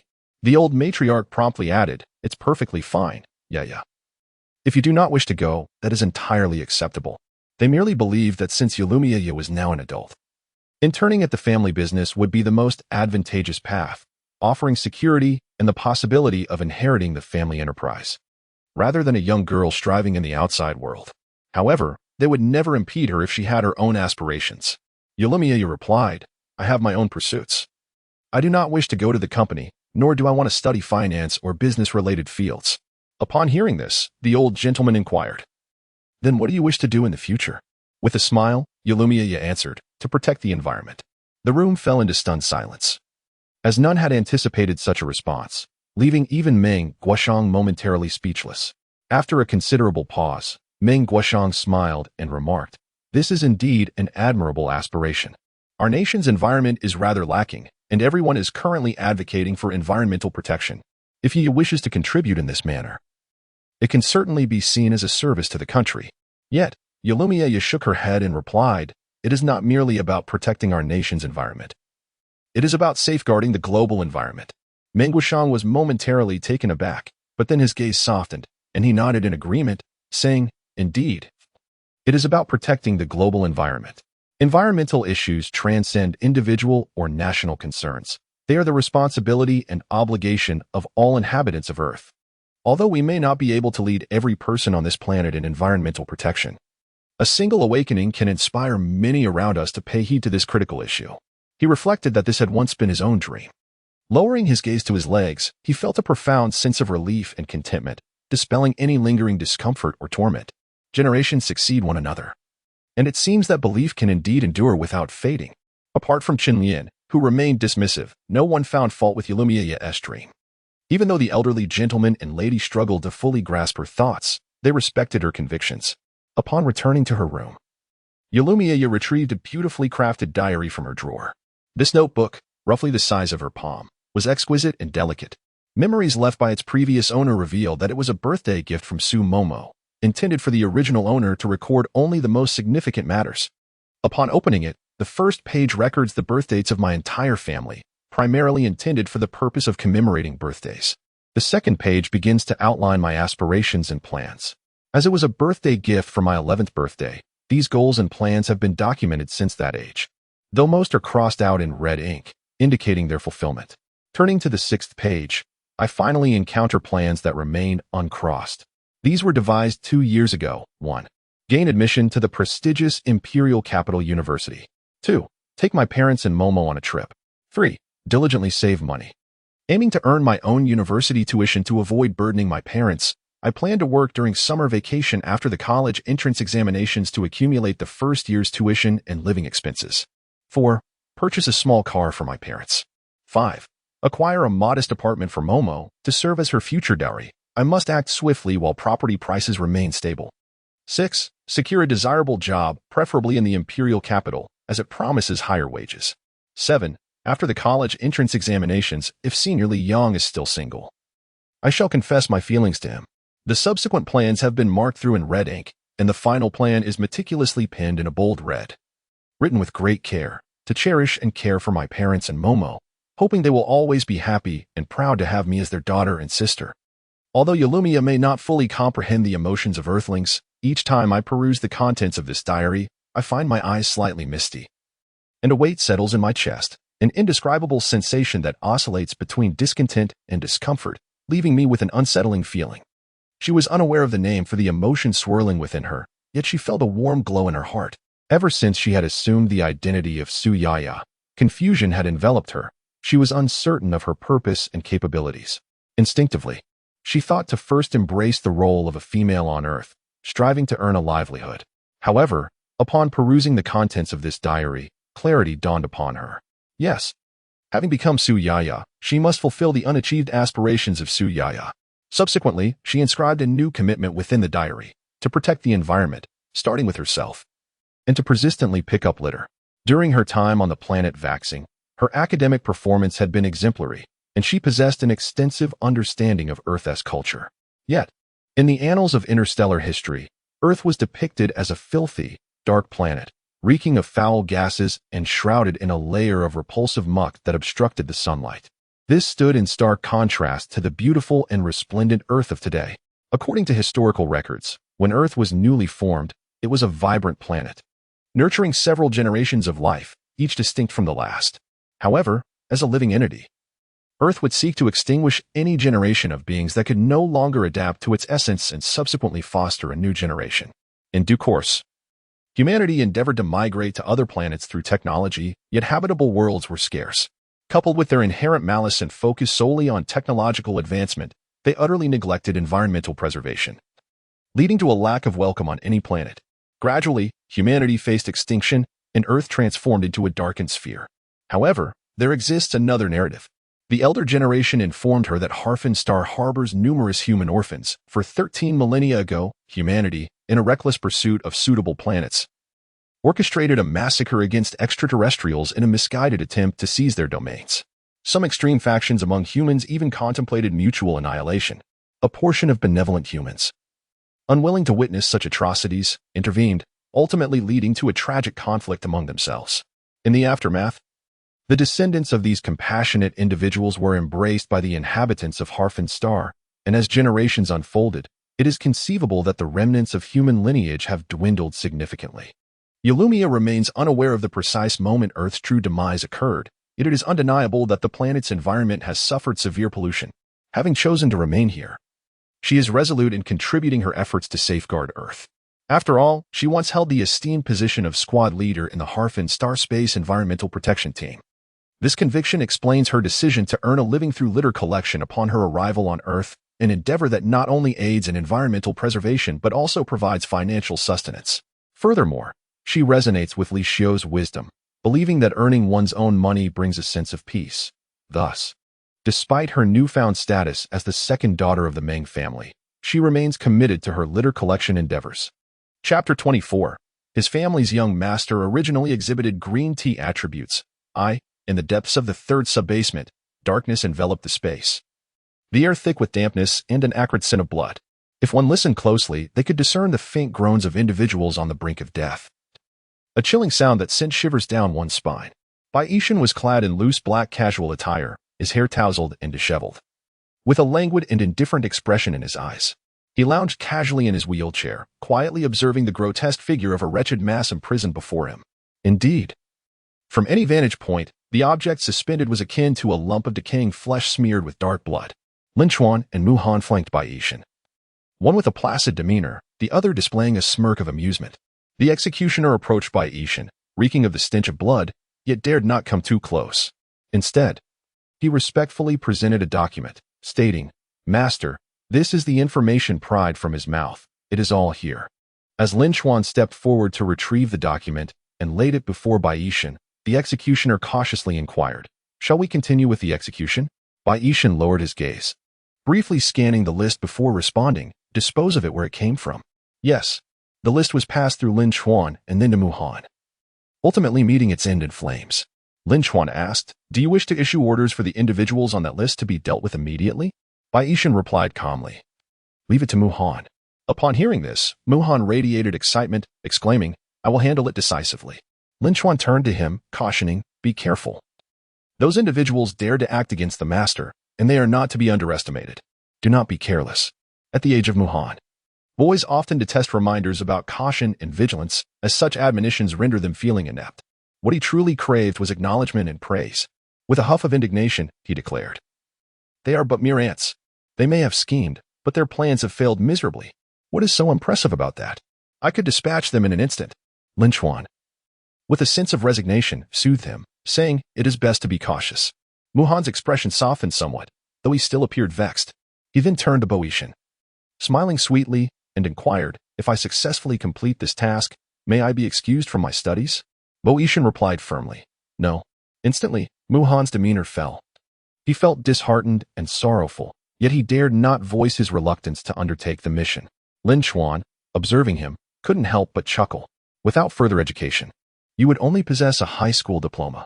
With such credentials, you aspire to work beside the master? Don't you feel embarrassed? The master wouldn't even have the face to introduce you." Frustration welled up within Mu Han, and he was tempted to retort about his impressive exam results. He could easily gain admission to the prestigious Imperial Capital University. His reluctance to attend university stemmed solely from a belief that it was a waste of time. However, upon locking eyes with Lin Chuan, who, like the master, was a doctoral student with degrees from renowned foreign institutions and outstanding academic records, he fell silent. The stark contrast in their educational backgrounds weighed heavily on him. How could he vie for the master's affection when he was so vastly outmatched? Would he forever be overshadowed by Lin Chuan? He clenched his fists and addressed Bai Yishan, saying, "Rest assured, sir, I will study diligently and train hard for your sake." After saying this, he strode away with great confidence. Lin Chuan remained silent. Bai Yishan paid no heed to the foolishness of the man and calmly instructed Lin Chuan, "Proceed." Before they could enter the living room, they noticed the butler approaching their direction. Upon seeing them, he respectfully bowed his head towards Bai Yishan and said, "Sir, Mr. Shin and the others have arrived." Bai Yishan responded with a slight acknowledgement, and Lin Chuan released the handles of the wheelchair, allowing the butler to take over and guide him into the living room. Inside the living room, Shen Lifeng, Han Ji, and Gu Yushi were present. One of them lounged on the sofa, legs crossed and exuding an air of authority, casually holding a glass of red wine in his right hand, his handsome features marred by a hint of debauchery. Another sat on the sofa, hunched over as he poured tea for himself, while the third stood a short distance away, back turned to everyone, engaged in a phone call. His expression indicated that the conversation was quite distressing. Upon the butler's arrival with Bai Yishan, all three instinctively turned to look at him. After signaling Gu Yushi to continue his call, Bo Yishan inquired of Shen Lifeng and Han Ji. Did you need something? Maintaining his authoritative pose, Shen Lifeng swirled the wine in his glass and cheerfully replied, Is it wrong to come see you without a reason? Han Ji furrowed his brow even more, visibly displeased, and retorted, What do you mean nothing? How could you possibly fall into the water without cause? Was it those people again? Shen Lifeng remarked, Oh dear, why are you being so fierce? Your health is already fragile. What if you frighten yourself further? Bo Yishan replied. Han Ji just simply rolled his eyes. Despite the individual before him being seated in a wheelchair, with an unusually pale complexion suggesting frailty, he was anything but an ordinary person. It was unlikely he would scare others to death, so how could he be frightened himself? Bo Yishan's aloof demeanor made him averse to sharing details about his life with anyone, whether good or bad. Even though he shared a close bond with Han Ji and the others, he harbored no desire to divulge his personal affairs. To him, friends were merely a seasoning in the recipe of life. He could unconditionally assist and care for them without needing their support in return. However, with them having come to his home personally, he understood that remaining silent would only amplify their concerns, possibly leading them to meddle in his affairs incessantly. He disliked such interference and thus lifted his gaze to the butler. The butler hesitated, prompting Han Ji to inquire, What does this have to do with your near drowning? In truth, the situation was far more complex and insidious than it appeared. The butler, knowing Bo Yishan well, refrained from elaborating further. Chapter 25, The Master of the House Turns Out to be a Green Tea Type, Part 2. Shen Lifeng and Han Ji were momentarily taken aback, along with Gu Yushi, who had just finished a phone call and was equally bewildered. Shen Lifeng questioned, Wait, so you're saying that the near drowning didn't occur in a pond or swimming pool, but rather in the ocean? The butler nodded. As expected, that yacht must have already ventured into the depths of the sea at that time, right? If the yacht continues to sail forward, then Bo Yishan may fall into the sea. Even if the bodyguards leap into the water promptly, it would be exceedingly challenging to rescue him in such circumstances. The butler explained, We have made prior preparations, so the master is completely unharmed. Han Ji, infuriated, retorted, Is that really the crux of the matter? Shen Lifeng and Gu Yushi, who had just hung up the phone, glanced at him with curiosity, seemingly eager to inquire what the focal point was. Han Ji continued, The real issue is why you felt compelled to attend that old man's birthday banquet. What does it have to do with you? You know very well that Bo Dongliang would relish the opportunity to flay you alive, yet you willingly walk into the trap. Have you lost your mind? Shen Lifeng and Gu Yushi remained silent. Aside from Han Ji, the two could surmise the motivation behind Bo Yishan's actions, yet they found no inclination to elucidate it to him. Gu Yushi approached and sat beside Bo Yishan, remarking, So, are you suggesting that your two falls into the sea and your kidnapping were all intentional? Bo Yishan, taken aback that Gu Yushi was aware, felt no desire to conceal the truth and merely nodded nonchalantly. It appeared that Bo Yishan had orchestrated these events to draw out certain individuals or to stage a performance for others, having devised 2 falls into the sea and 1 kidnapping. However, since these were all his own designs, others remained oblivious. This time, the report of his fall into the sea had inexplicably surfaced, and they had happened to witness it before it was intercepted, prompting their visit for answers. The thought deepened the furrow in Han Ji's brow. He wished to question Bo Yishan furiously about whether he regarded them as brothers. But Shen Lifeng's hand suddenly descended upon his shoulder, pressing down heavily. The weight on his shoulder jolted Han Ji back to reality just as he was about to erupt in anger. In truth, the 3 of them had long been aware that, ever since that incident at the age of 9, Bo Yishan had been profoundly affected, his character diverging drastically from that of an ordinary person. To put it bluntly, his personality had become entirely warped. One could describe him as emotionally detached, cruel, and heartless. A mere slip could potentially lead to the emergence of a highly intelligent sociopathic persona. It was inconceivable that he would conceal the truth of his experiences from them.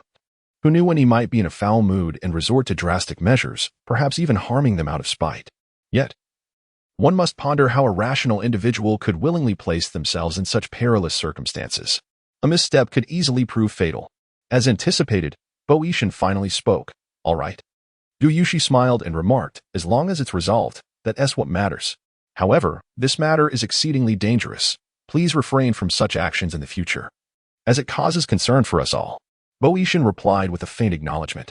Yet, it was evident to all that his tone was laced with indifference, embodying an attitude of knowing he was in the wrong, but remaining obstinate about changing, leaving them powerless to influence him. Shen Lifeng pondered for a moment before succumbing to curiosity, inquiring, "So what exactly do you intend to do? Are you plotting against Bo Dongyang? Or have you incurred someone's wrath and seek retribution?" Upon observing Bo Yishan's expression, Gu Yushi realized he was reluctant to divulge such matters, thus he interjected. "Let us just consider the issue resolved. If you do not wish to discuss it, we will not press you."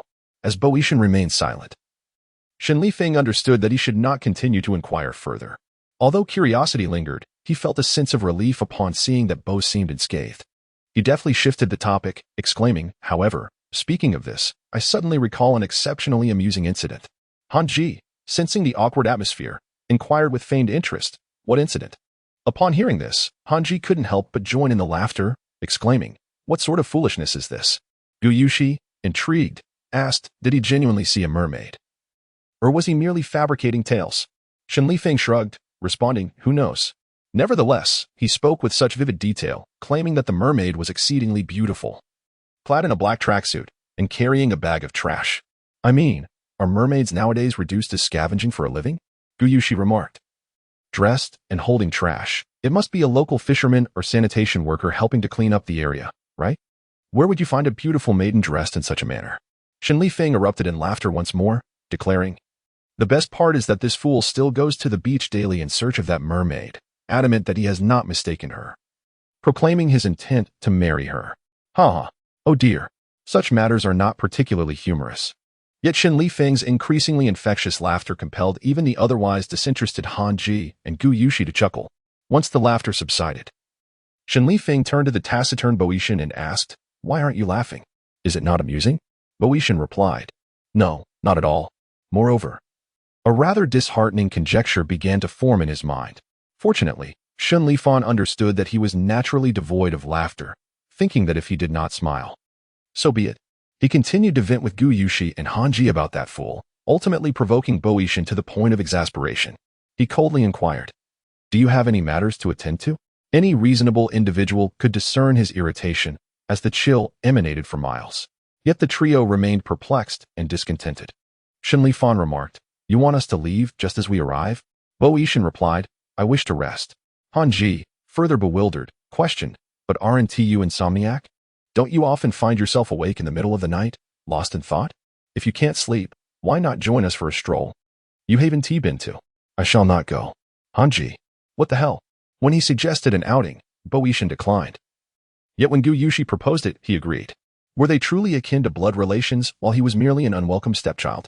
In Chapter 26, it is revealed that their master possesses a green tea disposition. Shen Lifeng, observing the scene, chuckled as he set down his glass. Preparing to rise when a sudden thought struck him, he feigned indifference and inquired, "Is Lin Chuan going as well?" Bo Yishan replied coolly, "What concern is it of yours whether he goes or not?" Suddenly confronted, Shen Lifeng was momentarily taken aback. Meanwhile, Han Ji, who had just been wallowing in self-pity, erupted into unrestrained laughter, for he was not the sole recipient of such unfeeling treatment. Bo Yishan, though not a germaphobe, proved to be more difficult to manage than one suffering from severe cleanliness obsessions. Thus, Shen Lifeng preemptively called ahead to have the private room at the club prepared, thoroughly cleaned and disinfected, ensuring that the surrounding guests were cleared out to guarantee the space was devoid of any unsavory individuals.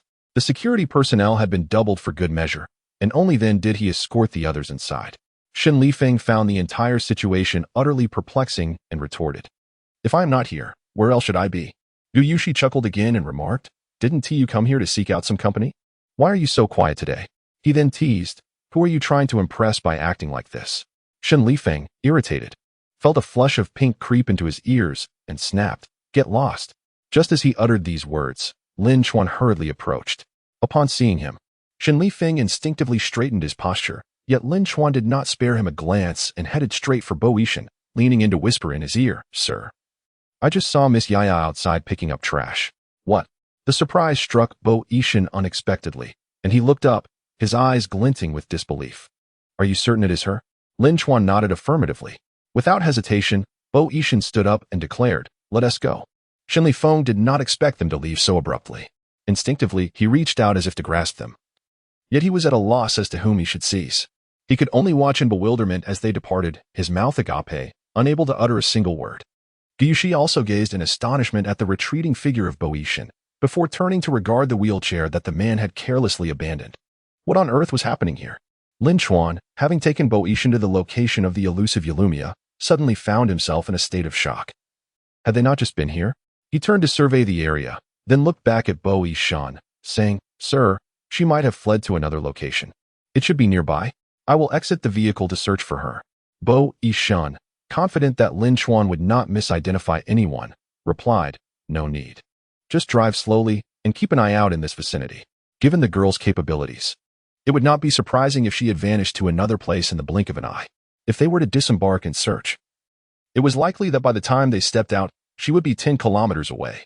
Lin Chuan never questioned his commands. With a simple affirmation, he continued driving. Bo Yishan turned his gaze to the window, searching for any sign of her. After a while, he instructed, "Navigate to the area with the most trash nearby, or perhaps a more secluded spot." As Lin Chuan drove, he utilized voice navigation, then inquired, "Sir, there is a landfill nearby. Shall we go there?" The man pondered for a moment before responding, "Do not go to the landfill. Her scavenging for refuse is not merely for monetary gain. The trash there is managed by professionals, and she would not venture into such a place. She would seek somewhere, littered with waste yet lacking oversight." Lin Chuan was left bewildered, pondering what sort of place that could possibly be. Yet he dared not inquire, thus he cautiously drove along the road, searching as he went. Occasionally, he would stop to ask passers-by where the refuse was most abundant, eliciting peculiar glances from several individuals who regarded him as if he were unhinged. If you seek trash, why not head to a landfill? One would suggest. You want garbage? We have plenty at home. Come, I have several bags here. Oh, are you looking for a trash bin? There are several over there. What do you mean by a place with an abundance of waste? I've never heard of such a thing. Are you unwell? What sort of place are you searching for?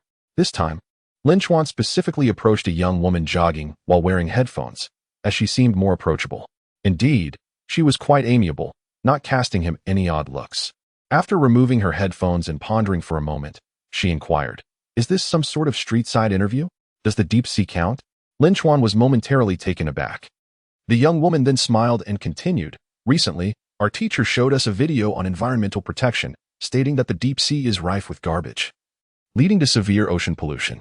According to the natural order where large fish consume small fish and small fish consume shrimp, the plastic waste ingested by marine life will inevitably return to us humans. We must be diligent in protecting our environment and refrain from littering." Upon hearing this, Lin Chuan was instantly enlightened, promptly expressing his gratitude before driving away. In the back seat, Bo Yishan sat quietly, and Lin Chuan assumed he had not been paying attention to his earlier words. He remarked, "Sir, Miss Yaya might have gone to the beach to collect litter.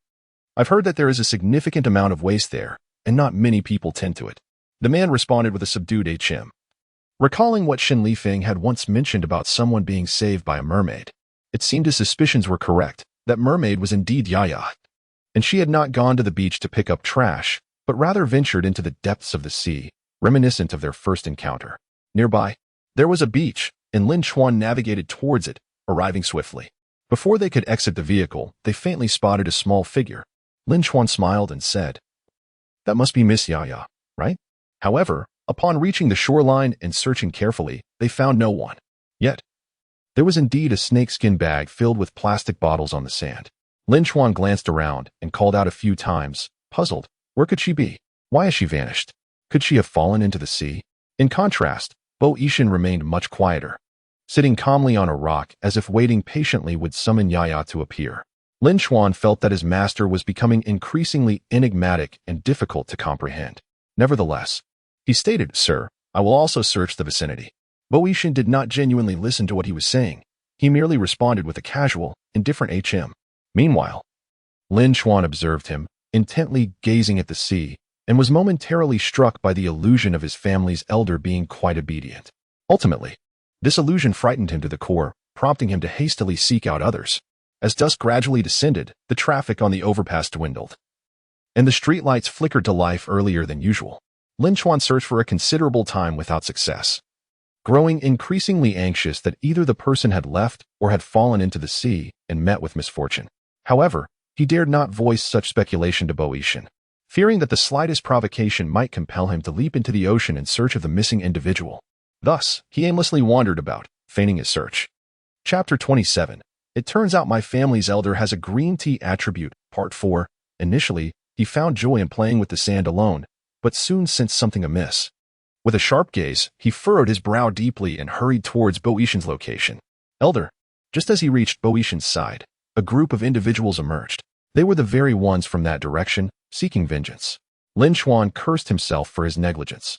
Although Mu Han had personally intervened in this matter, those individuals would not simply wait to be dealt with.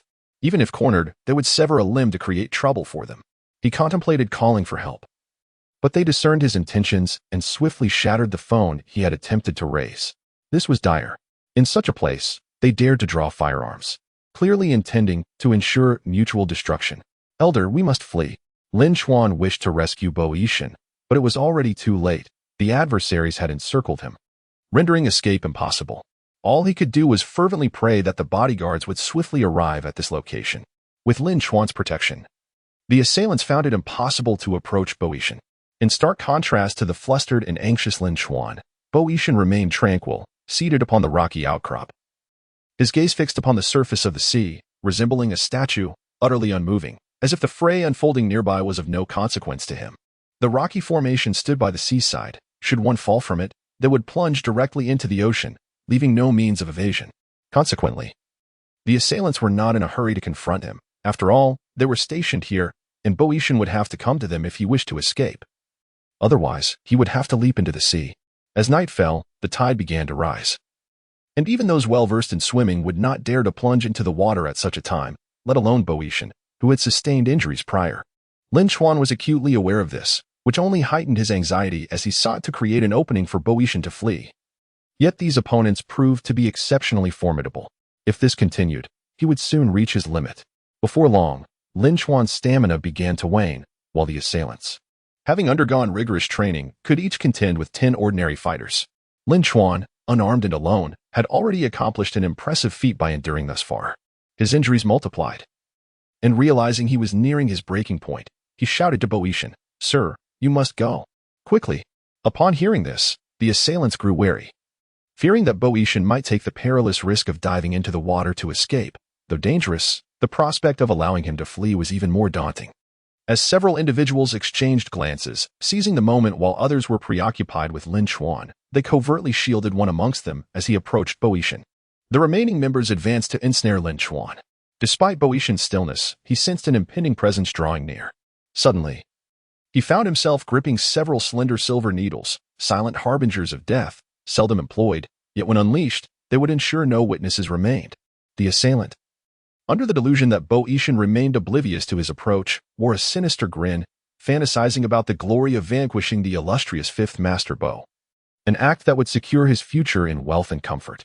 As the man brandished his iron rod, Boeotian's silver needles glimmered with a chilling aura. Just as he was poised to strike, the man seemingly perceived something amiss. His motion faltered instinctively. When the iron rod swung violently towards him, he merely swayed slightly, narrowly evading a fatal blow. Then came a resounding crash, followed by the sound of a body plunging into the water. Lin Xuan turned to witness this, his eyes bulging with rage.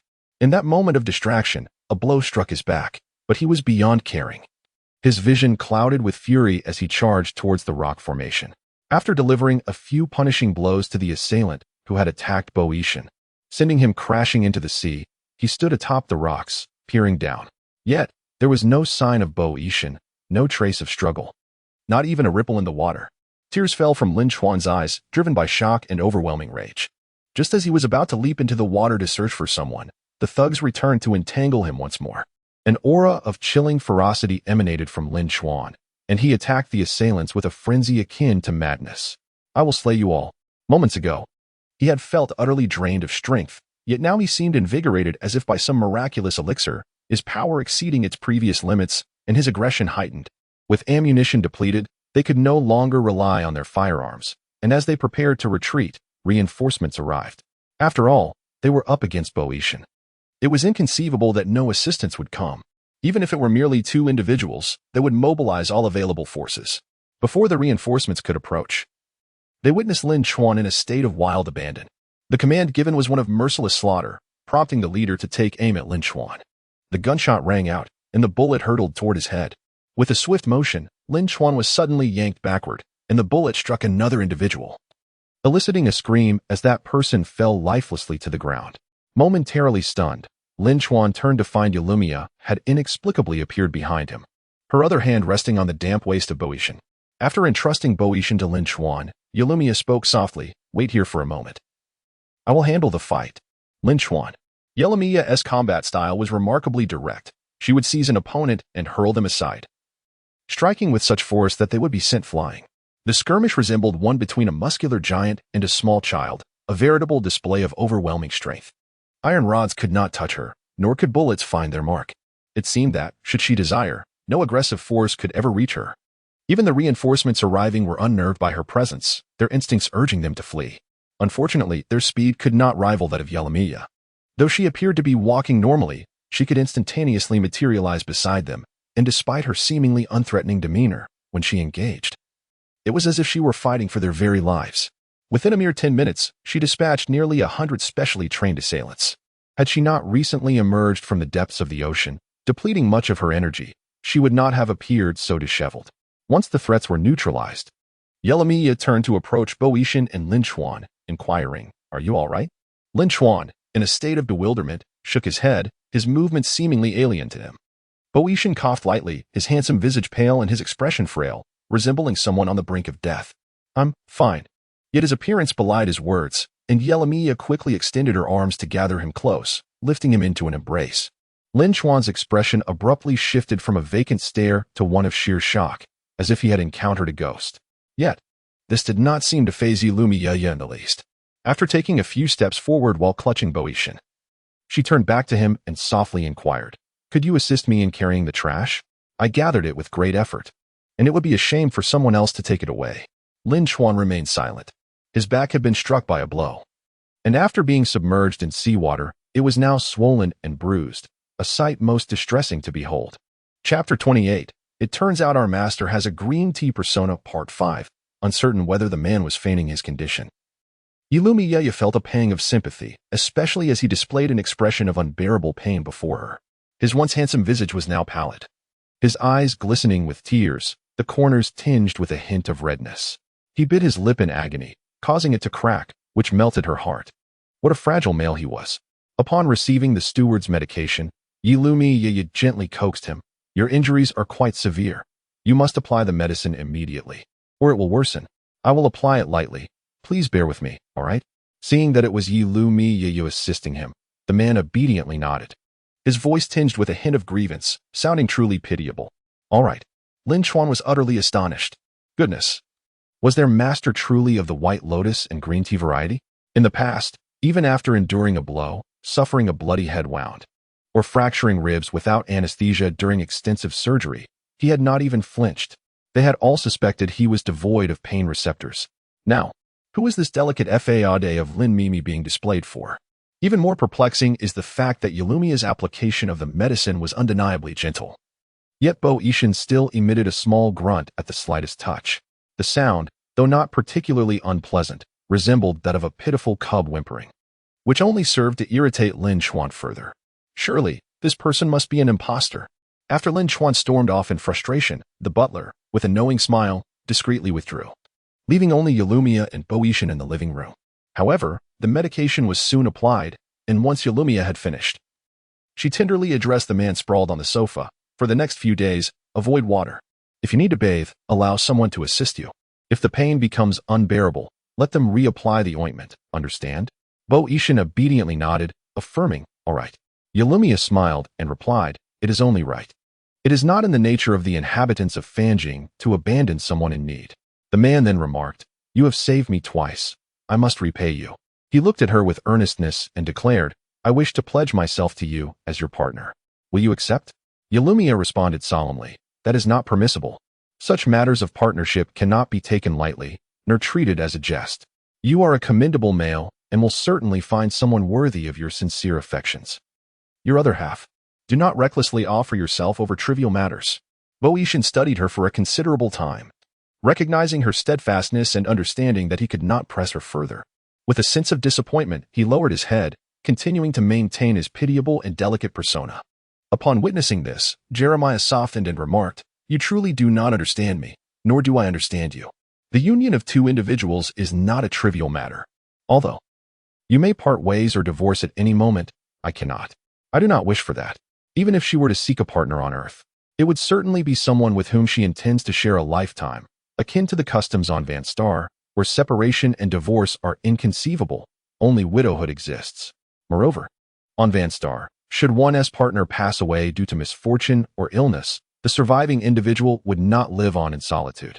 Thus, they either remain single, forsaking companionship, or they exist in a bond of life and death, never betraying one another. Bo Yishan quietly declared, I am earnest in my desire to be your partner. I will not abandon you. Not even death can sever our bond. He intended to keep her by his side for eternity, ensuring she could perceive no one else but him. Not only would parting or divorce be out of the question, but even a mere moment away from him was unacceptable. He wished to possess her wholly, every moment of every day. She belonged to him, and him alone. Jeremiah sensed a perilous shift in Bo Yishan's demeanor. Yet when she attempted to immerse herself in the moment, that strange aura dissipated. The man lifted his gaze to her and said, Very well, if you are unwilling. Then so be it. However, I shall not relinquish my pursuit.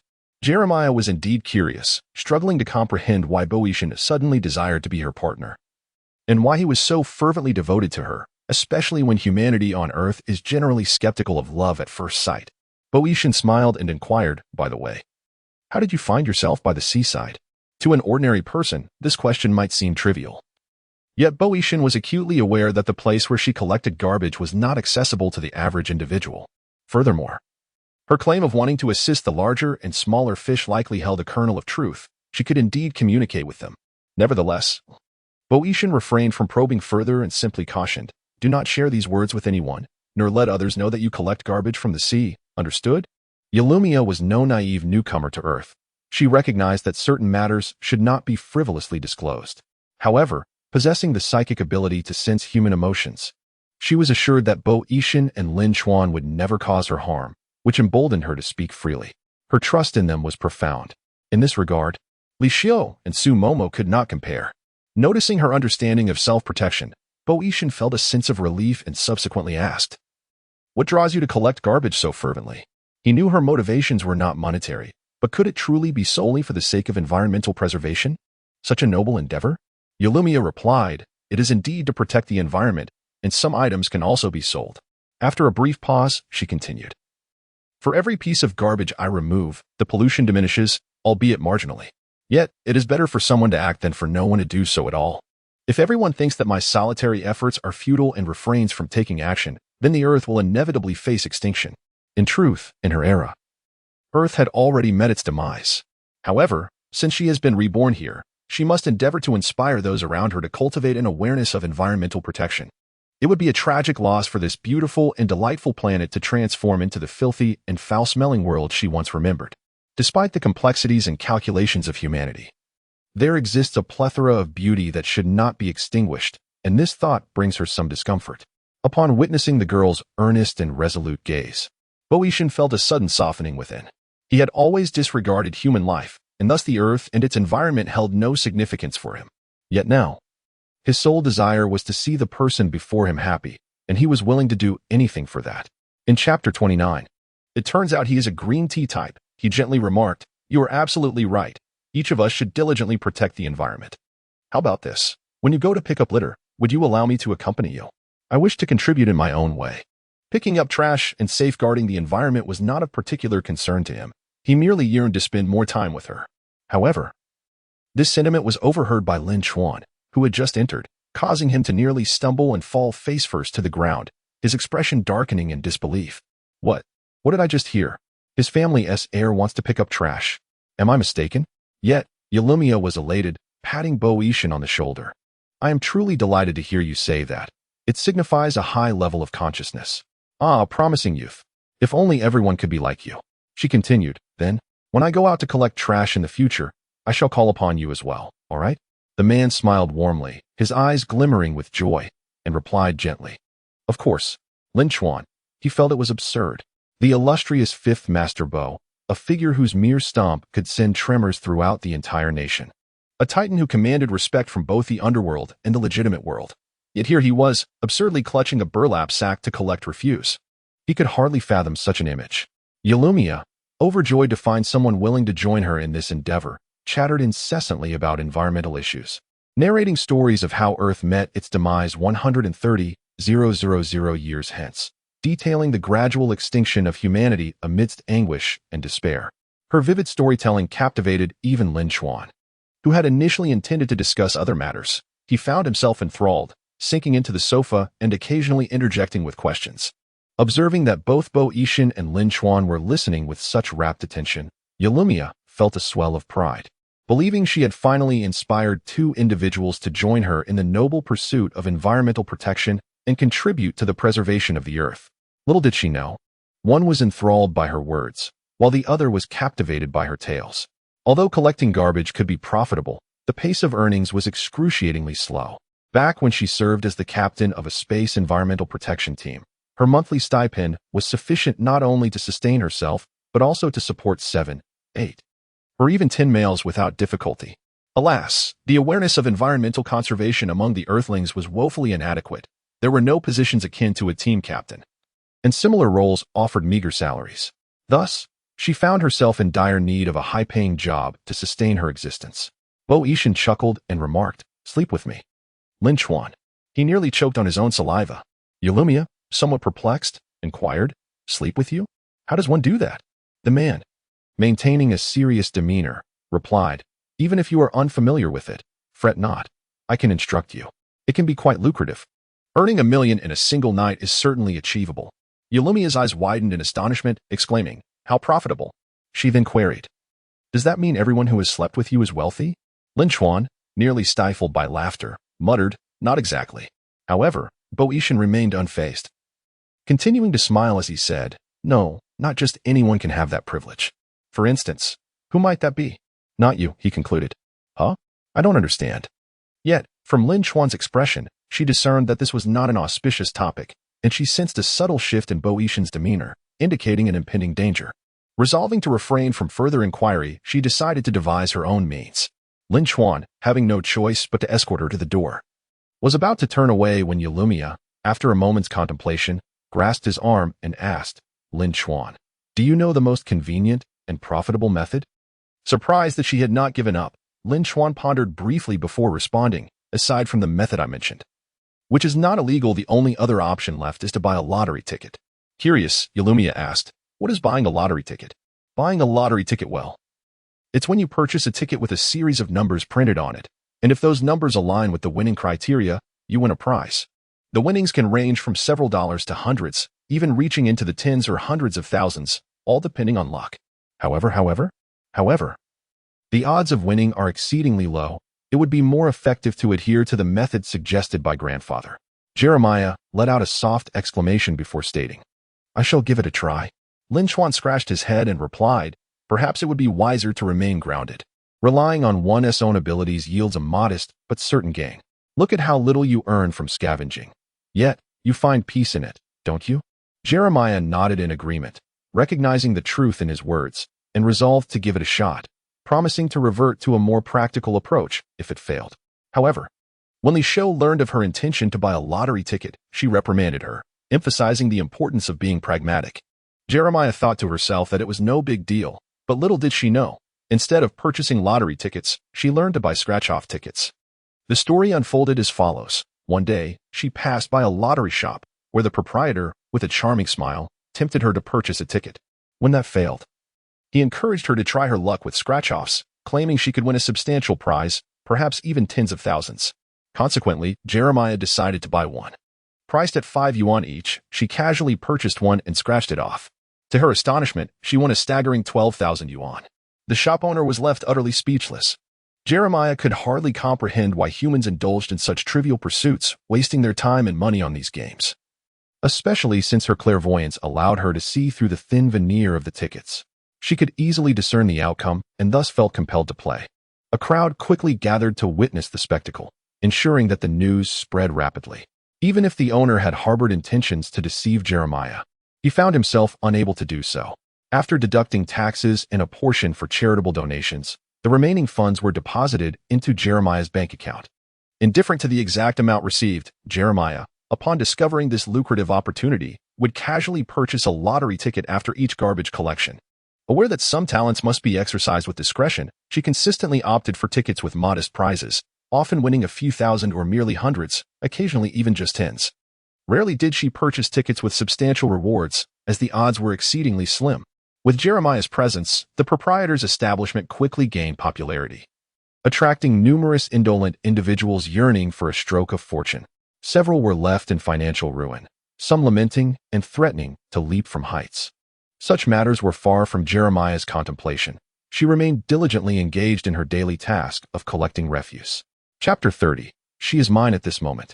The summer of June graced the air with a gentle breeze that stirred the vibrant blossoms overhead, their delicate petals swaying, releasing wafts of sweet fragrance. Standing in the heart of the affluent district, a luxurious villa showcased a harmonious blend of Eastern and Western design, exuding opulence intertwined with a hint of classical elegance. Upon entry, one was greeted by an expansive garden, where climbing ivy meandered up the walls, claiming its territory. Peonies, roses, and chrysanthemums vied for the owner's attention, while the curled and crumpled petals of locust flowers dangled from the branches, and the iris flowers, resembling butterflies, joined in the display. At first glance, it appeared as if countless purple butterflies were spreading their wings in the breeze. Not far away, wisteria gracefully entwined around the supporting pillars, creating an enchanting realm that resembled a sea of purple blossoms. Amidst this vibrant garden, a solitary figure sat concealed within a wheelchair. This individual possessed an exquisite beauty, with skin as delicate and pale as a freshly shelled egg. Soft strands of hair, neglected by their owner, gently obscured their brows and eyes, while slightly drooping eyelids veiled the brilliance of their gaze. Yet, it was evident that their eyes were strikingly captivating, resembling the enchanting hues of peach blossoms. Though their lips bore a faint hue, they were sensually perfect, complemented by a high and elegant nose. The graceful neck, long and alabaster, evoked the elegance of a swan, and the loose-fitting attire revealed a pair of lovely collarbones. Such striking beauty rendered the vibrant flowers around him pale in comparison. Even the butterflies, once preoccupied with the blossoms, began to flutter around him, captivated by his sweet fragrance and reluctant to depart. Even the elderly steward, aged over 60, found himself momentarily entranced by this breathtaking sight. Oh, the fifth master of the household, so extraordinarily handsome that it seemed almost excessive. It is fortunate he was born in modern times. Had it been in ancient days, he would surely have been a captivating yet perilous figure, capable of causing turmoil. What is it? Boeotian had already sensed someone's approach. Yet his gaze remained fixed upon the jasmine flowers resting on his lap, his beautiful brows slightly furrowed in confusion over why they had yet to bloom. Lost in thought, a touch of tenderness graced his lowered eyes, and he murmured, "Let us go inside." "Yes." The butler slightly inclined his head in a gesture of utmost respect as he approached. At that moment, Boeotian placed the jasmine-potted plant down from his lap. The wheelchair emitted a subtle creak as it was pushed, complementing the man's expression with an air of danger. In the living room, Fourth Master Bo Tiendo was being restrained by two bodyguards clad in black suits, standing with his hands bound before the coffee table. Though nearing 50, the Bo family's exceptional genes and his own dedication to self-care made him appear merely in his 30s. The tailored suit accentuated his physique, but at this moment, even his meticulously styled hair had become disheveled, rendering him rather disconcerted. Upon seeing Boeotian, the imposing Fourth Master Bo's legs began to tremble uncontrollably. Had his hands not been restrained behind him by the bodyguards, he would likely have collapsed to the floor in a heap. What do you intend to do?" His voice, a blend of feigned bravado and inner trepidation, resonated through the living room. Yet it did not alter Boeotian's expression in the slightest. Instead, it deepened his disarray. Once the butler had positioned Boeotian before Bo Tiendo, he released his grip and stood dutifully behind, his gaze towards Bo Tiendo tinged with a hint of disdain. However, Bo Tiendo was too consumed by his own dread to notice the butler's disdainful look, his legs quaking even more violently, as if the man before him, his nephew, younger by over 20 years, was not flesh and blood but some malevolent specter. Boeotian, I warn you, if you dare to do anything to me, the Bo family will not let you off." A soft chuckle resonated in the air, causing Bo Tiendo's pupils to constrict sharply, his body trembling slightly in response, while his throat involuntarily convulsed in a display of panic and anxiety. Making the act of swallowing an arduous task, he was engulfed in fear. This was a man who would dare to choke the matriarch of the Bo family. A true deviant. Perhaps finding Bo Tiendo's terror particularly amusing, Boeotian let out another soft laugh. Then, with a gentle demeanor, he addressed his quaking fourth uncle, instructing, "Kneel." The bodyguards instinctively prepared to force him down, yet they scarcely had the chance to exert their strength before their captive's body grew slack, and with a thud, he sank to his knees. Bo Tienda was genuinely terrified. Had it not been for his remaining self-control, he might have succumbed to a more humiliating fate. Unperturbed by Bo Tienda's visible fear, Bo Yishan leaned in slightly, tenderly patting his face, and softly inquired, "Fourth uncle, are you feeling any better?" Bo Tienda struggled to swallow again, a whimper of dread escaping his throat as his body continued to tremble. His psychological endurance had reached its limits, leaving him incapable of uttering any threats. Trembling, he managed to stammer, Yishan, I haven't done anything to offend you recently." Indeed, he had not committed any transgressions against this deranged individual. Thus, he felt he had no reason to be afraid. However, to his astonishment, Bo Yishan picked up a fruit knife from the coffee table, caressing it lightly in his hand, his gaze fixed upon the blade as he murmured, "Is that so?" Upon hearing these words, Bo Tienda immediately realized that he had inadvertently offended this individual. A cold sweat broke out all over him, and his body trembled even more violently. In a state of utter desperation, he pleaded incoherently, I was wrong. I truly made a mistake. I am your fourth uncle. You cannot kill me." Yet deep down, he understood that Bo Yishan possessed no empathy or basic human emotions. Even the grandfather who had raised him with boundless affection held little significance in his heart. How could he expect any leniency from someone of the Bo family? If Bo Yishan wished to take his life, he would not hesitate for a moment. Bo Yishan frowned slightly, clicked his tongue, and spoke in a calm voice. "What are you saying, fourth uncle? Do I really appear to be such a ruthless and unreasonable person?" Bo Tienda swallowed hard, unable to utter a word, his breath trembling in sync with his quaking body. With a light chuckle, Bo Yishan continued, "I have heard that you are once again trying to find me a fourth aunt." Chapter 31, She Is Mine, Part 2. In his youth, he was quite the libertine. And even at his current age, he has engaged with countless men and women, numbering in the thousands, if not tens of thousands. Yet, he has only truly wed 5 women. 3 have passed away, 1 has succumbed to madness, and another has divorced him. In truth, he harbors no genuine interest in marriage, however. The elderly Lady Bo insists that he must produce a legitimate heir.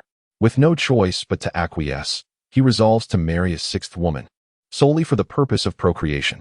For various reasons, he intends to select a young girl of humble origins, whose appearance is passable and whose fate aligns with his own, pure and unblemished. What is this? Hearing Bo Yishan's remarks, it seems he holds a strong opinion against his remarriage.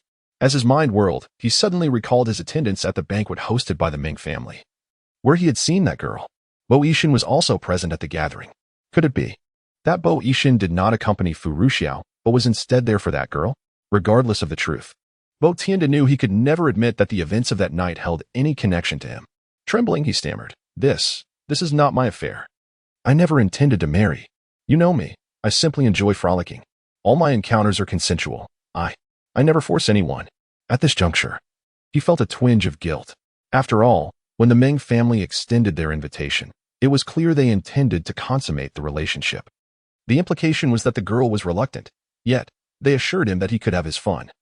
As she was merely a wild child born of the Ming family, utterly without support, he also perceived that although the girl was not particularly beautiful and had an ordinary figure, she was nonetheless the daughter of the Ming family, and at the tender age of 18, she held potential. From his years of indulgence in the pleasures of the world, he concluded that with a bit of nurturing, she might not become breathtakingly exquisite, but would certainly grow to be quite appealing, given her lineage and appearance. Accepting her as a concubine posed no issue, and it would be a refreshing change. Thus, he acquiesced, contemplating that he would first enjoy her company.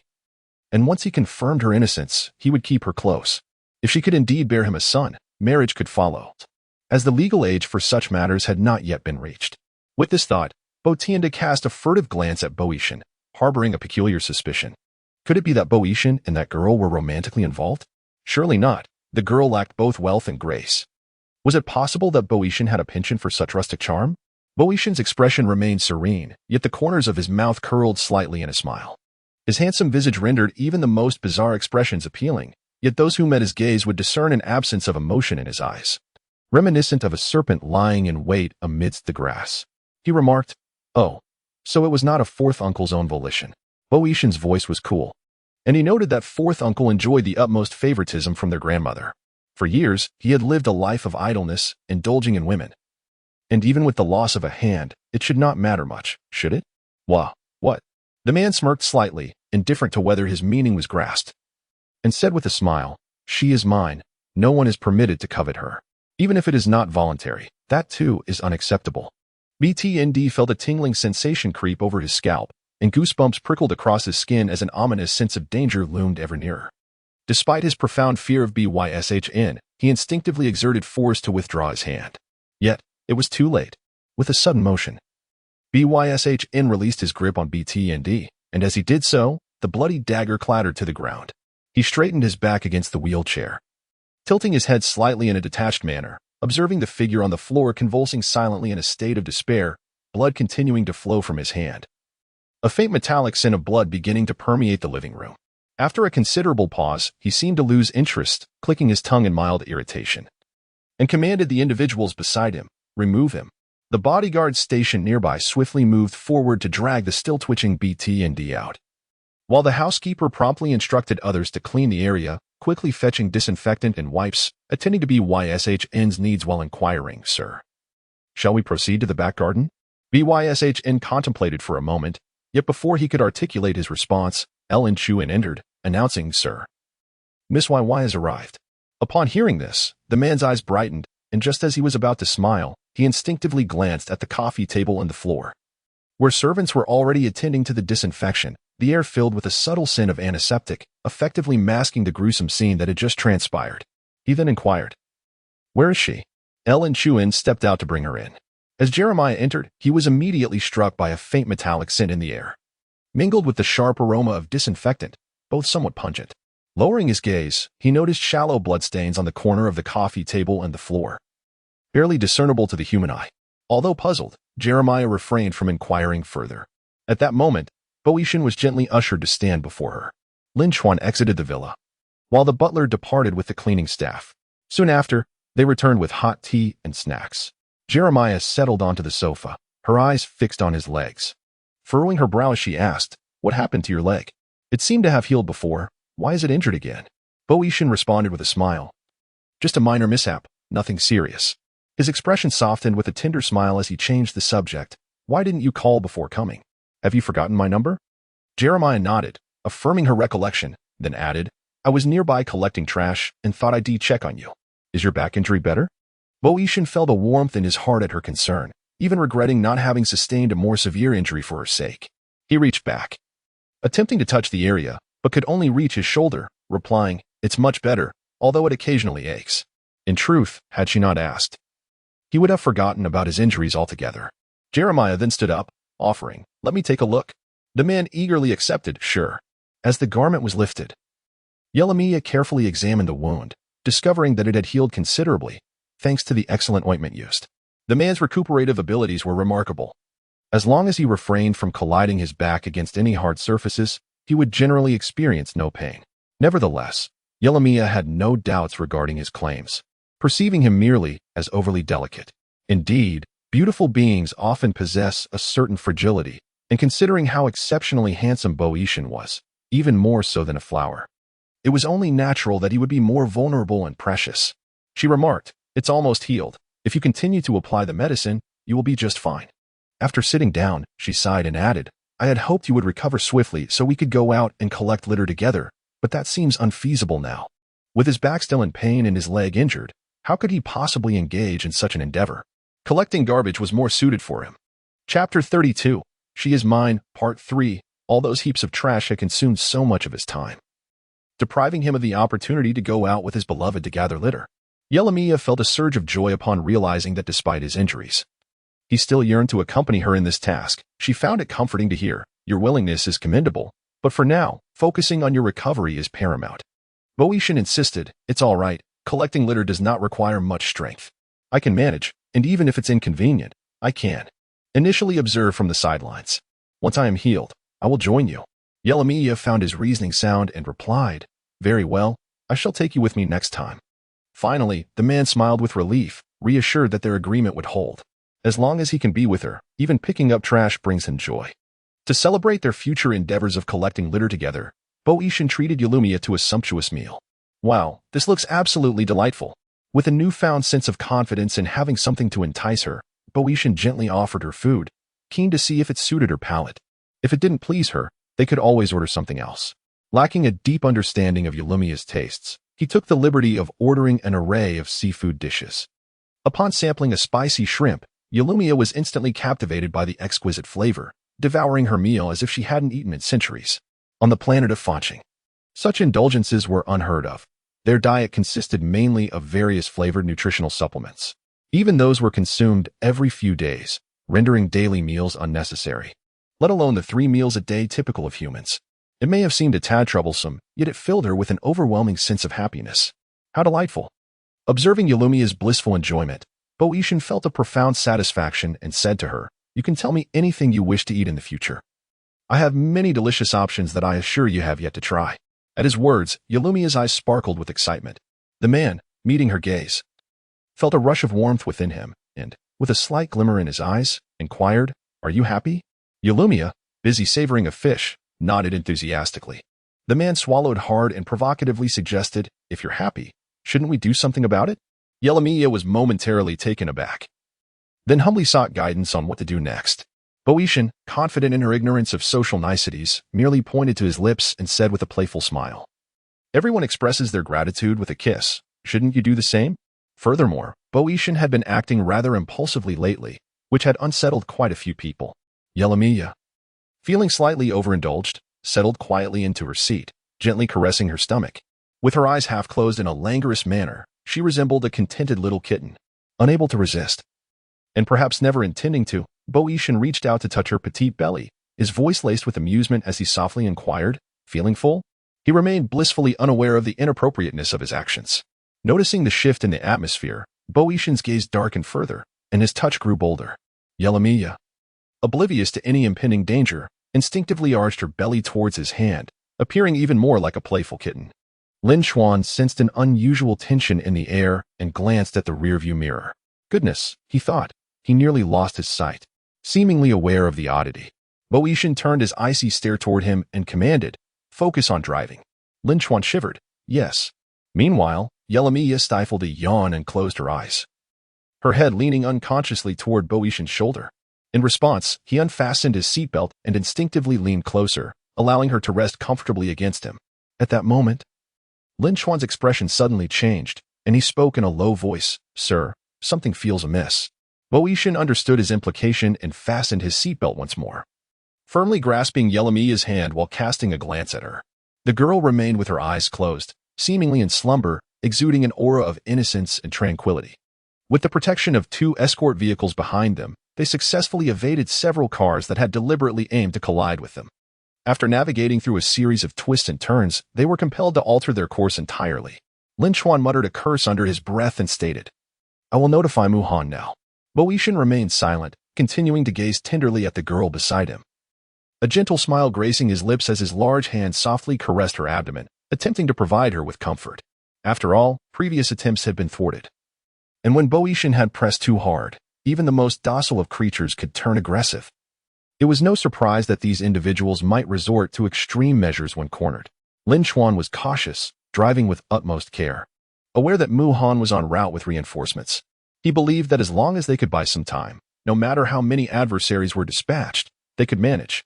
However, his intentions were clearly perceived, and the opposition had resolved to conclude the matter swiftly. Yet, he remained composed, merely narrowing his eyes slightly as he maneuvered to avoid a large truck ahead. To his dismay, a smaller vehicle from behind barreled toward their rear, with a resounding crash. Caught between the 2 vehicles, Lin Xuan miraculously found an opportunity to steer away, but was caught off guard when he collided with the adjacent guardrail. The world spun chaotically as the small car flipped over, suffering numerous dents and leaving a scene of utter disarray. In such circumstances, even if one were to survive, they would undoubtedly sustain severe injuries. Chapter 33, She is My Person Part 4. In truth, Lin Xuan felt he was likely to perish, yet unexpectedly. Amidst the car's tumultuous roll, he faintly heard someone snap their fingers. Suddenly, his body felt as though it was enveloped by an unseen force. Aside from a slight dizziness during the car's chaotic motion, he experienced no pain. Meanwhile, Eulymia had already opened her eyes in the back seat. Fearing suspicion, She refrained from transporting them instantaneously, opting instead to employ alternative abilities to shield them from harm. After the vehicle came to a halt, a large hand reached out towards Yalumia, the voice deep and tinged with concern. Aya? Yalumia grasped the hand, preparing to unfasten her seatbelt. But the man was already crawling towards her, assisting in releasing her from her restraints and carefully leading her out. Hearing their commotion, Lin Chuan hastily unbuckled his seatbelt and emerged from the car. Though his exit was somewhat clumsy, he was remarkably fortunate. The assailants were unaware that they had escaped the vehicle and were intent on not letting them go. Thus, 2 additional cars sped towards them, unloading barrels of an unknown liquid which they then doused over the overturned vehicle, igniting it into a blazing inferno. Lin Chuan beheld the crimson flames reflected in his eyes, the rhythmic thumping in his chest serving as a reminder that he was still alive, although he felt he should have been consumed by that terrifying fire. "Grandpa, are you all right?" "I'm fine." Before Bo Yishan could delve deeper, he encountered a slight issue with his legs, causing him to walk with some difficulty. Though he concealed it well, he firmly grasped Yelamiya's hand and urged, "Let us proceed." Lin Chuan, accompanied by the 2, aimed to hastily depart unnoticed, but to his astonishment, their adversaries exhibited heightened vigilance. They had ignited chaos and dispatched individuals to meticulously survey the surroundings. Before they could retreat from the vicinity, they were spotted by several individuals. "Come quickly. They are here. Don't let them escape. Capture them. They are still alive. Bo Yishan is here. What incredible luck." Lin Chuan did not anticipate being discovered so swiftly. He muttered a curse under his breath, instructing Bo Yishan and Yelamiya to flee first while he confronted their pursuers head-on. Without a moment's hesitation, Bo Yishan led Yelamiya away, yet she hesitated for a brief moment. Bo Yishan presumed her concern for Lin Chuan, and while guiding her away, he reassured, "Lin Chuan is formidable. Those individuals are no match for him. Remaining in their current position could potentially hinder Lin Chuan's ability to harness his prowess, particularly since these individuals were specifically targeting him." At that moment, he momentarily overlooked Yelamiya's extraordinary capabilities, instinctively wishing to shield her from harm. The assailants were evidently well-trained professionals. Yelamiya positioned herself protectively behind Bo Yishan and softly remarked, "I may be a bit slower. Please wait a moment." She had just expended considerable energy in the vehicle shielding them, thus her combat prowess was not as formidable as before, necessitating more time than usual. The man, whose skills were no less than Lin Chuan's, paused momentarily, suddenly recalling the fierce tenacity of the girl in combat, juxtaposed with his own pitifully delicate persona. He released his tightly clenched fist and obediently nodded, "All right." Then, he watched as Yelamiya charged towards the group of thugs. Initially, those thugs regarded the petite girl with disdain. But as the first thug was sent flying and landed incapacitated, they were compelled to adopt a more cautious stance. Despite their vigilance, the girl's speed and ferocity were astonishingly uncanny. A multitude of professional fighters, armed with weapons, found themselves utterly outmatched by a barehanded young girl.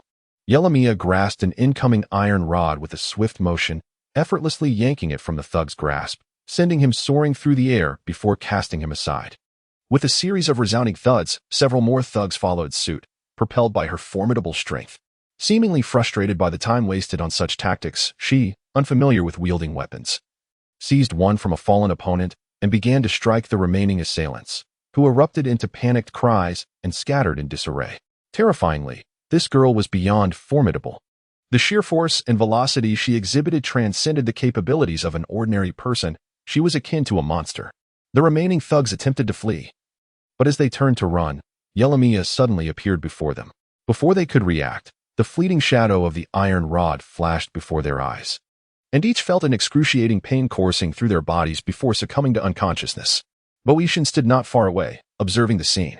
Thanks to the protection of Yelamiya, the thugs could not approach him even by a single step. Despite just emerging from an overturned vehicle, his appearance remained unblemished, his hair perfectly styled, his clothes unwrinkled, and his face impeccably clean. In stark contrast, Lin Chuan, who had just finished a brawl with a group of men, looked utterly disheveled. Gasping for breath after knocking the last assailant to the ground, he turned to glance at Bo Yishan and was suddenly struck silent. He had faced perilous situations before, but Bo Yishan's exceptional prowess had always ensured his safety. However, he had never seen Bo Yishan appear so pristine in circumstances like these. A pang of sadness washed over Lin Chuan. While he had to personally tackle troubles and endure the consequences, now a mere young girl was protecting Bo Yishan, leaving him unharmed and unscathed, almost like a little princess.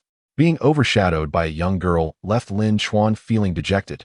Once the assailants were dealt with, Yelumia's dark eyes suddenly glowed with a faint red light as she cast a cursory glance at the defeated thugs sprawled on the ground. An invisible crimson aura surged into their minds, ensuring that her unusual presence remained undetected by humans. She then turned her gaze toward Boeotian, standing quietly at a distance, and silently added, except for Boeotian. Before Jeremiah could approach, Boeotian had already walked towards her. Due to some difficulty in his legs, his pace was rather slow. Upon reaching her, the man gently swept aside the bangs that had fallen onto her cheek and softly inquired, "Are you hurt?" Jeremiah shook her head. The man smiled and replied, "That is good." Meanwhile, Lin Chuan, who was in a state of utter disarray yet completely overlooked, could only express his silent frustration.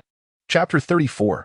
She Belongs to Me Part 5. Mu Han soon arrived with his team. As they descended, their appearance was even more disheveled than Lin Chuan's, prompting Lin Chuan to furrow his brow and ask, "Were you also ambushed?"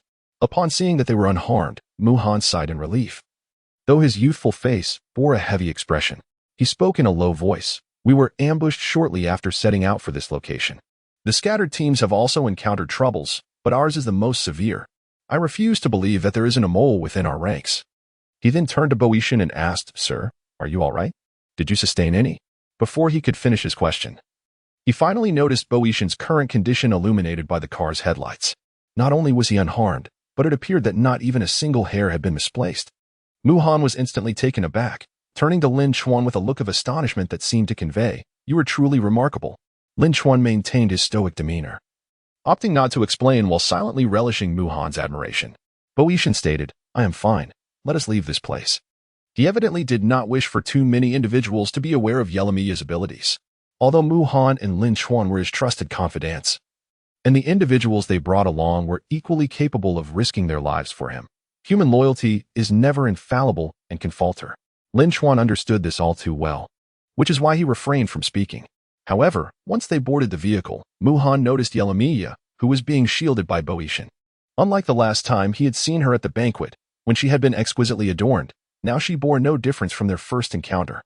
His eyes widened in astonishment, and memories of Yelumiya soaring above the floral shirt and her entourage while clutching Boeotian flooded his mind, causing his mouth to fall open in surprise. Reluctantly, Mu Han followed Lin Chuan forward, but just before they entered the vehicle, he seized Lin Chuan's hand and, lifting his chin, inquired, "That young lady, is she the one who nearly captured our lord to become a bandit-esque wife?" Lin Chuan remained silent, pondering that it seemed more like their lord was the one taking advantage of the young lady's innocence, coaxing her into becoming his little bride. However, he kept this thought to himself and merely expressed mild surprise. "You still remember her?" He had thought Mu Han had forgotten after their last encounter at the banquet, where he had not mentioned her at all. Mu Han, feeling provoked by what he perceived as a slight on his memory, retorted indignantly, "I am not a goldfish. Why would I forget?" Lin Chuan, witnessing the eruption of Mu Han's foul temper, grasped him again as he attempted to depart, insisting, "No, you must tell me. Is she that girl?" Lin Chuan sighed and said, Yes, you are not mistaken. It is indeed her." Upon hearing this, Mu Han began to take pride in her memory, exclaiming, "I told you I remembered correctly." She then curiously inquired, "Was it she who protected you earlier? Which is why you were unharmed?" This question struck a painful chord with Lin Chuan's pride. Whether it was to safeguard Yelumiya or to uphold his esteemed position and dignity as Boeotian's foremost bodyguard, Lin Chuan resolutely refused to acknowledge it. "What nonsense is this? With me around, does a little girl need to intervene?" Fearing that Mu Han's persistent inquiries would expose the truth, he urged her into the car, saying, Get in.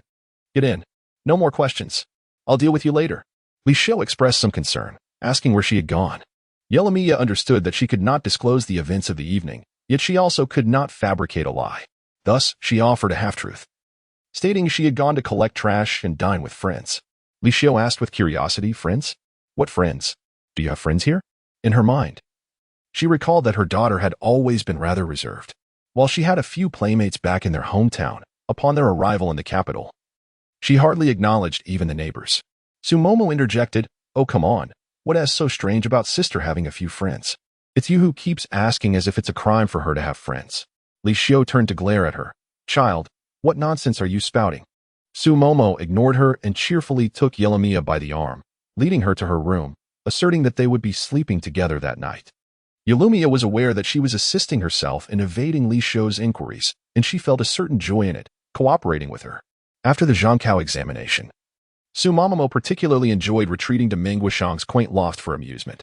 During the times when Yulumia refrained from scavenging or seeking out Boetian, she too found solace in that charming little loft. Subsequently, while foraging for discarded items, she stumbled upon various herbs and, mixed with an extract from a certain shellfish found in the deep sea, crafted several jars of ointment, which she presented to Meng Guishang. After securing his feet, she applied the salve and remarked, "Second uncle, you should apply this ointment regularly.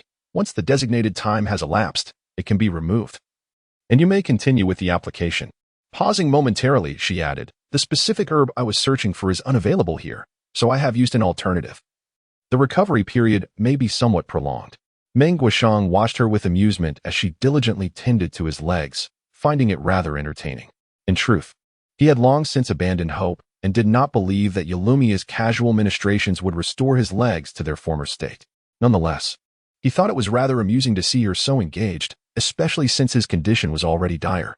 He accepted the jars of ointment and followed her instructions to apply it meticulously each day, treating it as a source of enjoyment.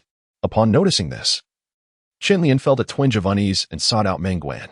"Guan, may I ask, where do you suppose that girl acquired the ointment? Could it be that she truly intends to heal the second's leg?" Meng Guan is currently troubled. It seems that Lord Bo has harbored a grudge against them. Although he has not directly targeted the Meng family, he has discerned subtle attempts to undermine them, with numerous matters concerning the company and the old man's increased scrutiny. The pressure upon him is immense, rendering him irritable towards everyone. Chapter 35, She Is Mine, Part 6. Now, Qinlian has come to confront him, igniting his fury. "Are you ever going to tire of this? Your leg has been damaged for over 30 years. Do you really believe it can be healed so easily? If it could, it would have been by now. How could 2 bottles of ointment suffice?" Qinlian, taken aback by his outburst, felt a wave of grievance wash over her. "Why are you directing your anger at me?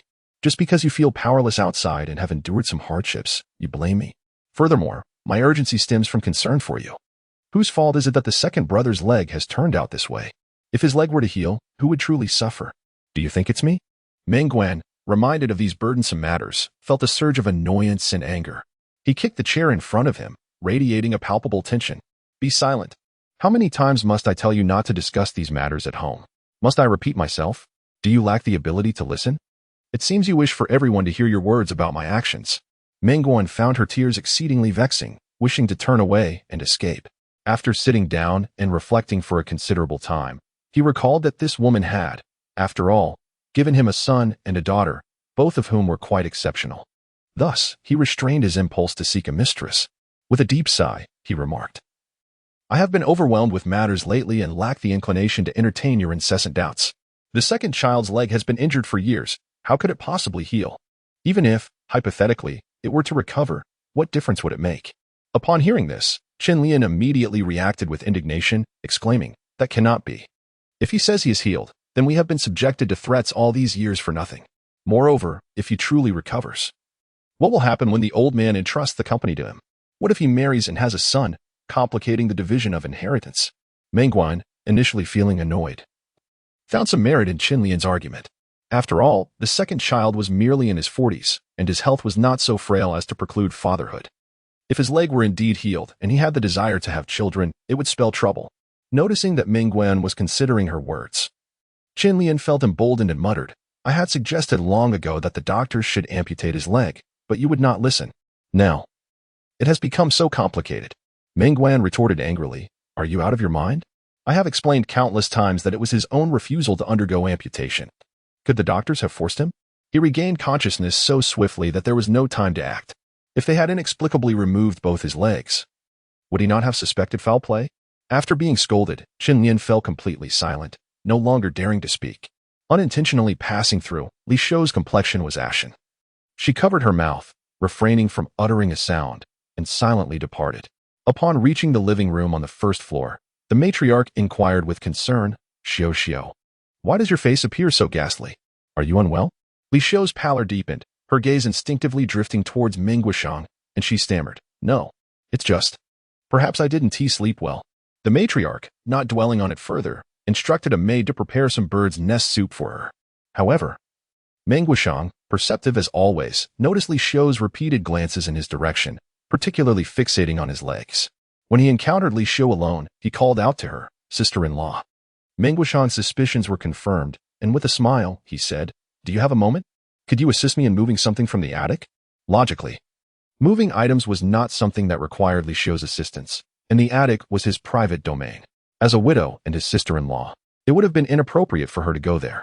Yet, harboring her own secrets and subconsciously acknowledging Meng Guoshang's disability, she thought little of it and nodded in agreement. Upon reaching the attic, Li Xiu inquired, "Second uncle, what are we moving?" Meng Guoshang regarded her without further preamble, directly asking, "Sister-in-law, did you overhear anything between Meng Guan and Chun Lian?" Li Xiu's expression shifted dramatically. Recognizing that he had guessed correctly, Meng Guoshang sighed and said, "You heard their argument and inferred from their words that my legs were harmed by them, correct?" I. Do not be afraid. In truth, I have long harbored suspicions regarding this matter. I have been aware since my childhood that Meng Guan intended to harm me. My leg was maimed by him, and I am not the least bit surprised. It is simply lamentable that I have been unable to find any evidence over the years while they continue to roam freely." Li Xiu's face turned ashen, leaving her speechless. Meng Guoshang continued, "I know you must be terrified, but I wish to tell you to feign ignorance regarding this matter. Do you understand? However, in the absence of evidence, all is in vain, and this is a personal affair between them and me. It does not concern you. Yeah, or MOMO, so please do not involve yourself." After a brief pause, he added, "Nonetheless, you need not worry. As a woman of the household, you pose no threat to them, and they will not rashly take action against you. As for Yaya and MOMO, those two young girls, Meng Guan does not regard them as a threat. Even if they wish to act, they have their parents to consider, as well as myself. In the past, I was caught off guard and fell into their trap. Now, however, suddenly, Meng Guoshang halted, his gaze sharp as he looked toward a certain direction. "Who is it?" Li Xiu also turned abruptly to look behind her. Initially, she thought it was Meng Guan and his associates, but to her surprise, it was only Yaya. In truth, Yaya had never intended to hide. Otherwise, no matter how vigilant Meng Guoshang was, he would not have detected her. However, upon her arrival, she sensed that her presence was unwarranted, and just as she was about to leave, she was discovered. Upon realizing it was her, Meng Guoshang breathed a sigh of relief, while Li Xiu broke into a cold sweat. Meng Guoshang asked with a resigned smile, "Did you hear everything?" Jeremiah nodded earnestly. Seeing Meng Guoshang beckon her, Jeremiah obediently approached. "It's all right that you heard. You have grown up and should learn to discern the good from the bad around you, as well as how to protect yourself." Jeremiah inquired, "Uncle, did my elder uncle and aunt truly turn you into this?" Despite her formidable mental prowess, she could not perceive the wrongdoings of others. She merely sensed that Meng Guan and Chun Lian were not easy individuals to deal with, their minds filled with schemes. Hearing this suddenly made her heart feel somewhat heavy. She recalled a phrase she had encountered online: "Wherever there are people, there are schemes, even among kin." Initially, it seemed astonishing, but experiencing it firsthand made it difficult to accept. Meng Guoshang gently said, regardless of the truth, "This is not a matter for you younger ones to concern yourselves with. Heed your uncle's advice. After leaving here, forget what you have just heard. Pretend you know nothing. And remember, do not place too much trust in your elder uncle and aunt, nor in anyone else for that matter. Just keep in mind, harbor no ill intent, yet remain vigilant against others' intentions. Do you understand?" Jeremiah remained silent for a while before asking, "But what if I mean no harm, yet others wish to harm me?" Meng Guoshang glanced at Li Xiu beside him before smiling and replying, "Then, an eye for an eye, a tooth for a tooth." Jeremiah, in a state of partial understanding, murmured thoughtfully to herself, considering that her second uncle was akin to her own kin. The fact that her elder uncle had caused such harm to him led her to contemplate a fitting retribution, adhering to the principle of an eye for an eye. Chapter 36, Rescuing an Elderly Gentleman, Part 1. The results of Jeremiah's college entrance examination were released, a commendable score of 698, ensuring her admission to the prestigious Capital University. In truth, Suya could have achieved even greater heights. However, the original owner of this identity struggled academically, despite her relentless efforts to maintain a level just above average. Scoring a perfect mark in the examination would undoubtedly raise suspicions. Thus, she deliberately misanswered several questions on each paper, meticulously keeping her total score below 700, as long as it sufficed for enrollment in the esteemed university. Next came the application for university programs. She selected only one institution, the Capital University, opting for a major in environmental engineering, while also indicating her willingness to accept adjustments. Unsurprisingly, she was accepted into the capital university, with her chosen major remaining unchanged. Meanwhile, Su Momo also gained admission to a prestigious high school in Kyoto, even securing a place in the elite experimental class. The Meng family reveled in joy, celebrating for 3 consecutive days. Had it not been for Jeremiah and Su Momo's desire for modesty, the elder would have surely organized a grand feast. The most discontented among them was undoubtedly Xie Li, who grumbled, "What's so remarkable about it? It's merely the capital university. And she chose environmental engineering. One can easily tell she has little prospect for the future." Beside her, Meng Qingrong frowned, voicing her displeasure. "To be quiet. What? Do you wish for her to select a business or finance major, so she can graduate and immediately compete with her father and brother for inheritance?" Chen Lian was momentarily taken aback. Upon noticing that no one was paying attention to their conversation, Meng Qingrong continued, "This is indeed a fortunate circumstance. That wretched girl Su Yaya has chosen a major that will inevitably hinder her ability to lead a company in the future. Even if she manages to secure a position after graduation, without the requisite knowledge of her field, she will undoubtedly falter. You mustn't speak so lightly. What if one day she perceives your words as wise and decides to study abroad?" Upon hearing this, Chen Lian quickly covered her mouth and replied, "Yes, yes. You are absolutely right. It would be best if that insufferable girl obediently pursued her so-called environmental engineering, so that she could be forever in competition with us." With a smile, Chen Lian remarked, "You always think ahead, and your words bring me much comfort.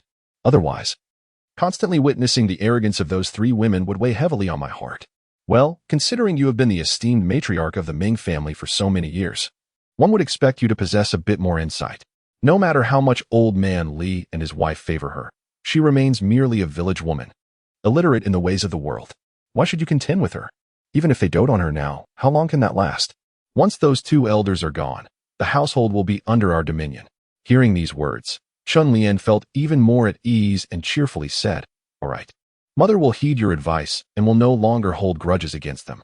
After a brief pause, she inquired, "By the way, how are things progressing between you and Lord Bo?" The mention of this caused Meng Qingrong to feel irritated, and she replied angrily, "What can I say? I can hardly see him at all, and I have no idea what he is thinking." Chen Lian found it peculiar and remarked, "It seems strange.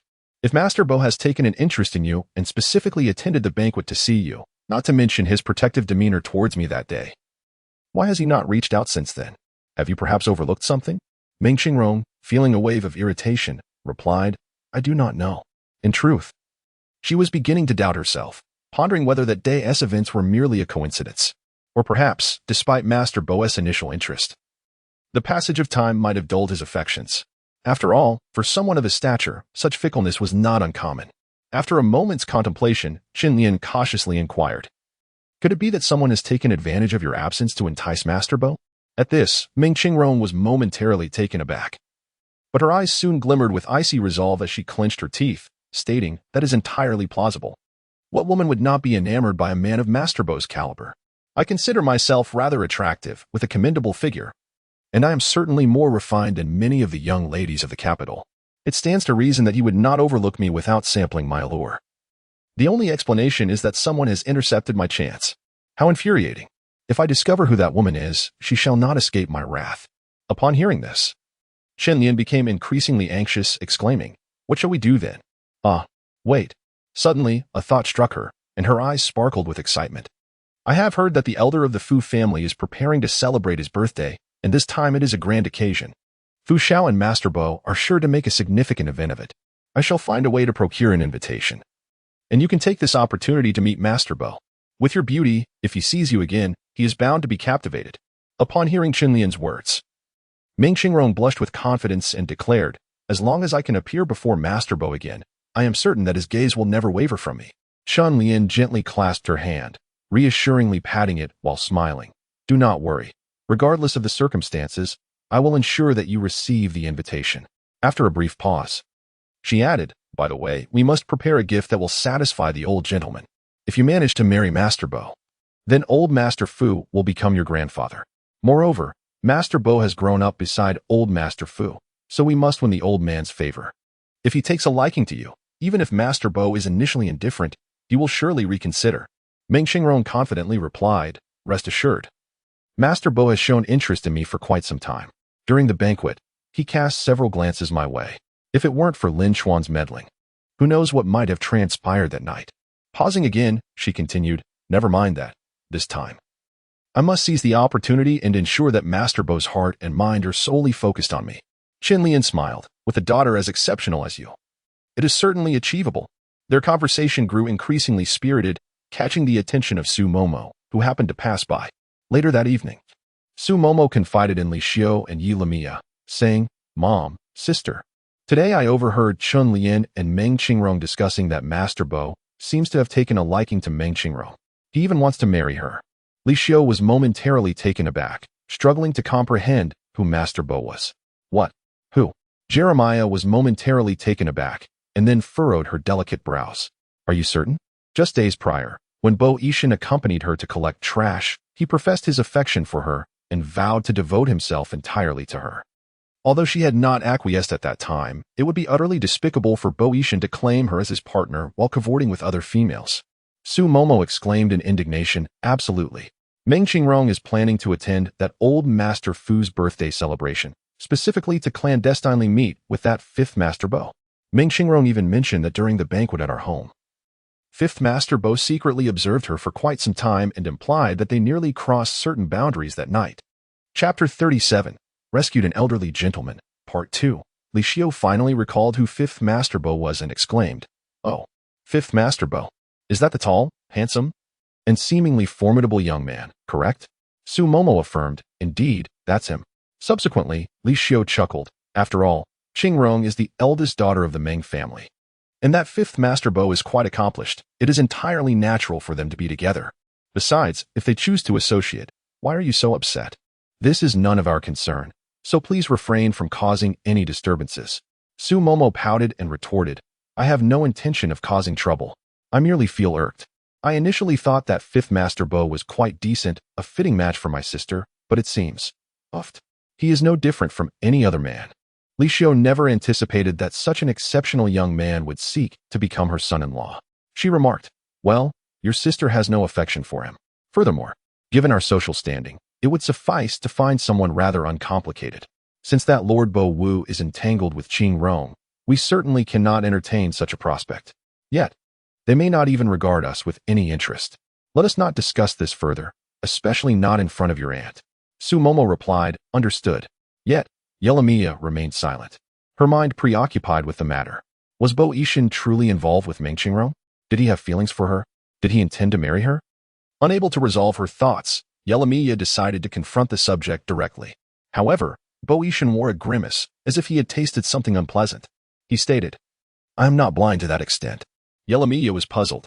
The man sighed and clarified, no, I do not harbor any affection for her, nor would I ever marry her. She is not to my liking. After a brief pause, he gently added, I only have eyes for you, and I wish to be your sole partner. Such tender declarations were abundant, yet Yelamia displayed no extraneous emotions, merely responding with an oh.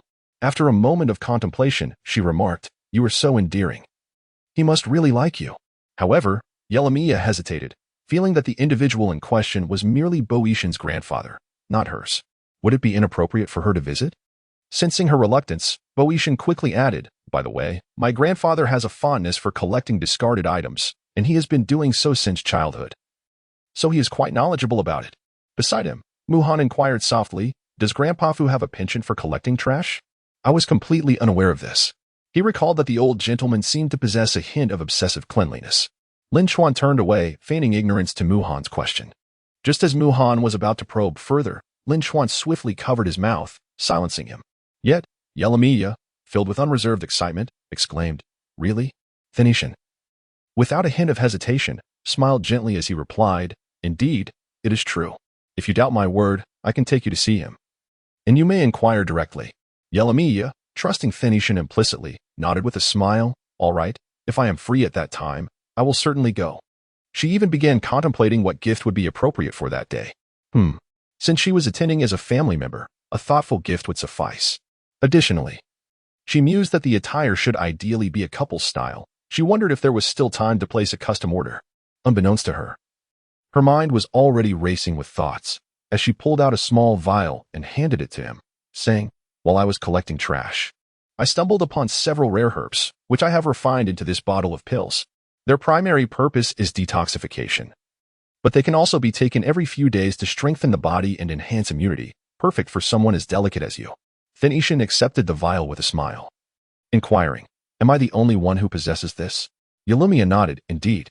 After all, he was the most delicate male she had ever encountered, and while they were out collecting trash, she feared he might be swept away by it. Unbeknownst to him, he held such a fragile image in Yalumia's heart. He thought only he deserved such a treasure and felt elated, assuring her he would cherish it well. Yalumia replied, "There's no need for excessive care. If it's lost, I shall procure another for you." After ensuring he would take care of himself, Yalumia continued her trash collection. Just as she departed, Fu Ruxiao arrived. When questioned, Boetian ignored him, fixated instead on a small vial in his hand, wearing a gentle smile that made him appear almost possessed.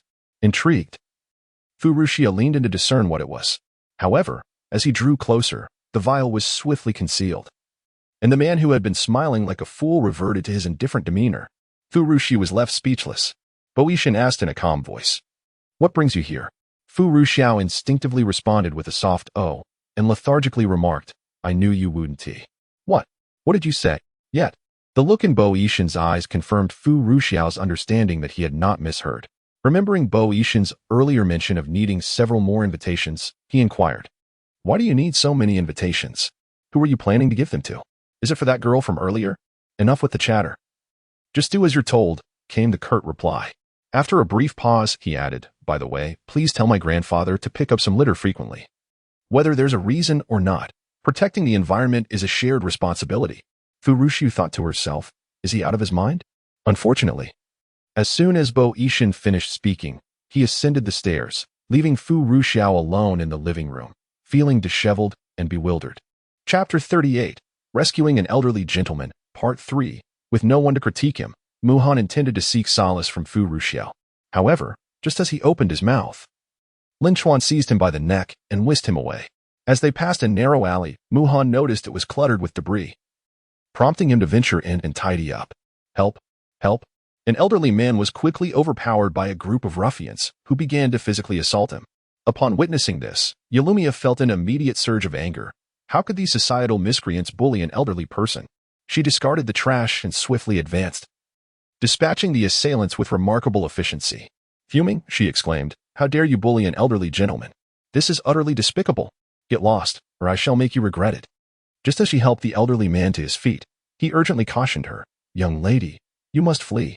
They intend to kidnap me." No sooner had he spoken than two vehicles suddenly appeared, blocking their escape. From the cars emerged a throng of burly men, exuding an intimidating aura that made it abundantly clear they were no ordinary individuals.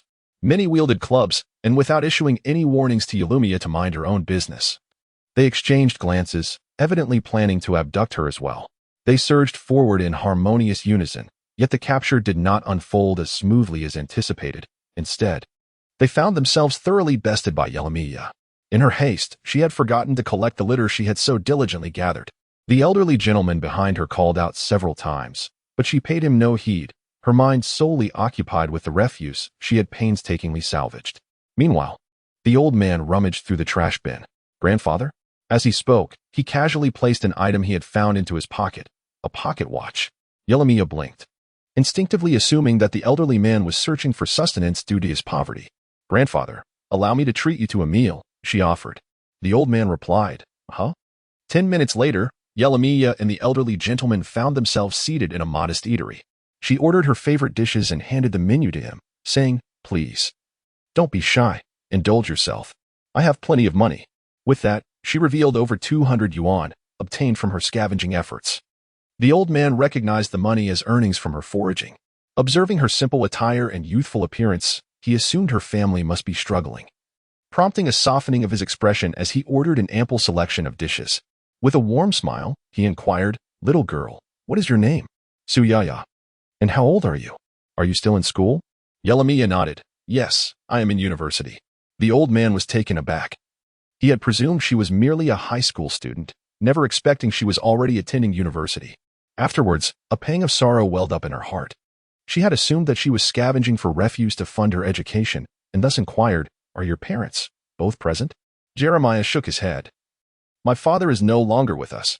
The elderly gentleman immediately conjured a poignant narrative in his mind. a father lost, a mother remarried, raised by grandparents, with barely a grain of rice in the house. And if the grandparents were also gravely ill, how utterly tragic that would be. Observing the sorrowful expression on his face, reminiscent of his earlier pitiful rummaging through the trash, she then asked, "What about your grandfather? Your family?" The old man chuckled bitterly. In my youth, my spouse passed away during childbirth. In my middle age, my daughter and son-in-law, as well as my son and daughter-in-law, departed this world one after another, leaving me with 2 helpless infants to rear. I raised those 2 little ones, yet they have little affection for home. Thankfully, they do care for me. Now, I merely hope they will establish their own families soon. Hearing this, Jeremiah felt a wave of sympathy for him, thinking it quite unfilial of those grandsons. The old man had nurtured them, yet they allowed him to scavenge for scraps. The 2 continued their conversation and shared a meal together. However, when Jeremiah offered to pay, the elderly gentleman insisted on using his bank card, adamantly refusing to accept charity. Believing the funds in his account represented the fruits of the old man's years of hard work for his retirement, she staunchly resisted allowing him to pay. After much negotiation, Jeremiah ultimately succeeded in settling the bill. Upon witnessing this, the old man felt an even deeper sense of reflection, pondering how this young girl could be so kind-hearted and considerate, even amidst the trials of life, showing compassion for a stranger like him, an elderly man. While seated on a bench by the roadside, he inquired, "If you wish to earn some money, why not seek a part-time job? The income from a part-time position is invariably greater than that from scavenging, and it is far less arduous, requiring no relentless wandering." After a brief pause, he added, "Is it that you cannot find a suitable part-time opportunity?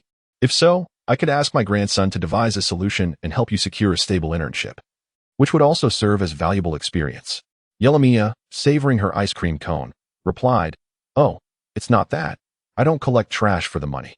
The old man was immediately intrigued. "Then, may I ask why?" With a bright and earnest smile, she explained, "It is to protect the environment." The old man was taken aback, momentarily rendered speechless by the girl's radiant and sincere expression. Yelamia continued, "People are always discarding litter everywhere, which not only detracts from the beauty of our surroundings, but also leads to environmental pollution. Although humanity may not visibly perceive the gradual deterioration of our planet, the pollution of the air intensifies daily, so I thought I should do my part." The old man had never anticipated that Yelamia's motivation for collecting trash stemmed from such noble intentions, leaving him momentarily at a loss for words. Noticing his silence, Yelamia turned to him and asked, "Grandpa, why have you stopped speaking?" Unaware of his contemplations, she could only offer him a bright smile. The old gentleman remarked, however, "It cannot solely depend on your efforts. Although the endeavor of one person is preferable to the absence of any effort, an individual's strength is ultimately limited. Why not strive to make everyone aware of the significance of environmental protection?" Yelamia responded, "I am making an effort, and there is someone who continuously supports me."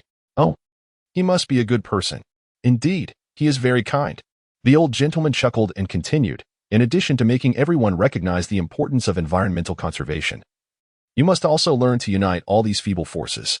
Only when we come together, genuinely acknowledging the significance of protecting the environment, can we truly make a difference. However, discussing this may be somewhat profound for you, as this matter does not rest solely on your shoulders. Yet, your words resonate with wisdom, and I believe I should also contribute in some way." Yelamia, thinking he meant to join her in collecting litter, replied with a smile, "Great." However, she noticed she was being followed throughout her journey. Realizing there was no malice from her pursuers, she paid it no mind. Once she entered the Meng residence, her protective bodyguard activated his Bluetooth earpiece to report to the old gentleman, "Chairman, she has entered the Meng villa."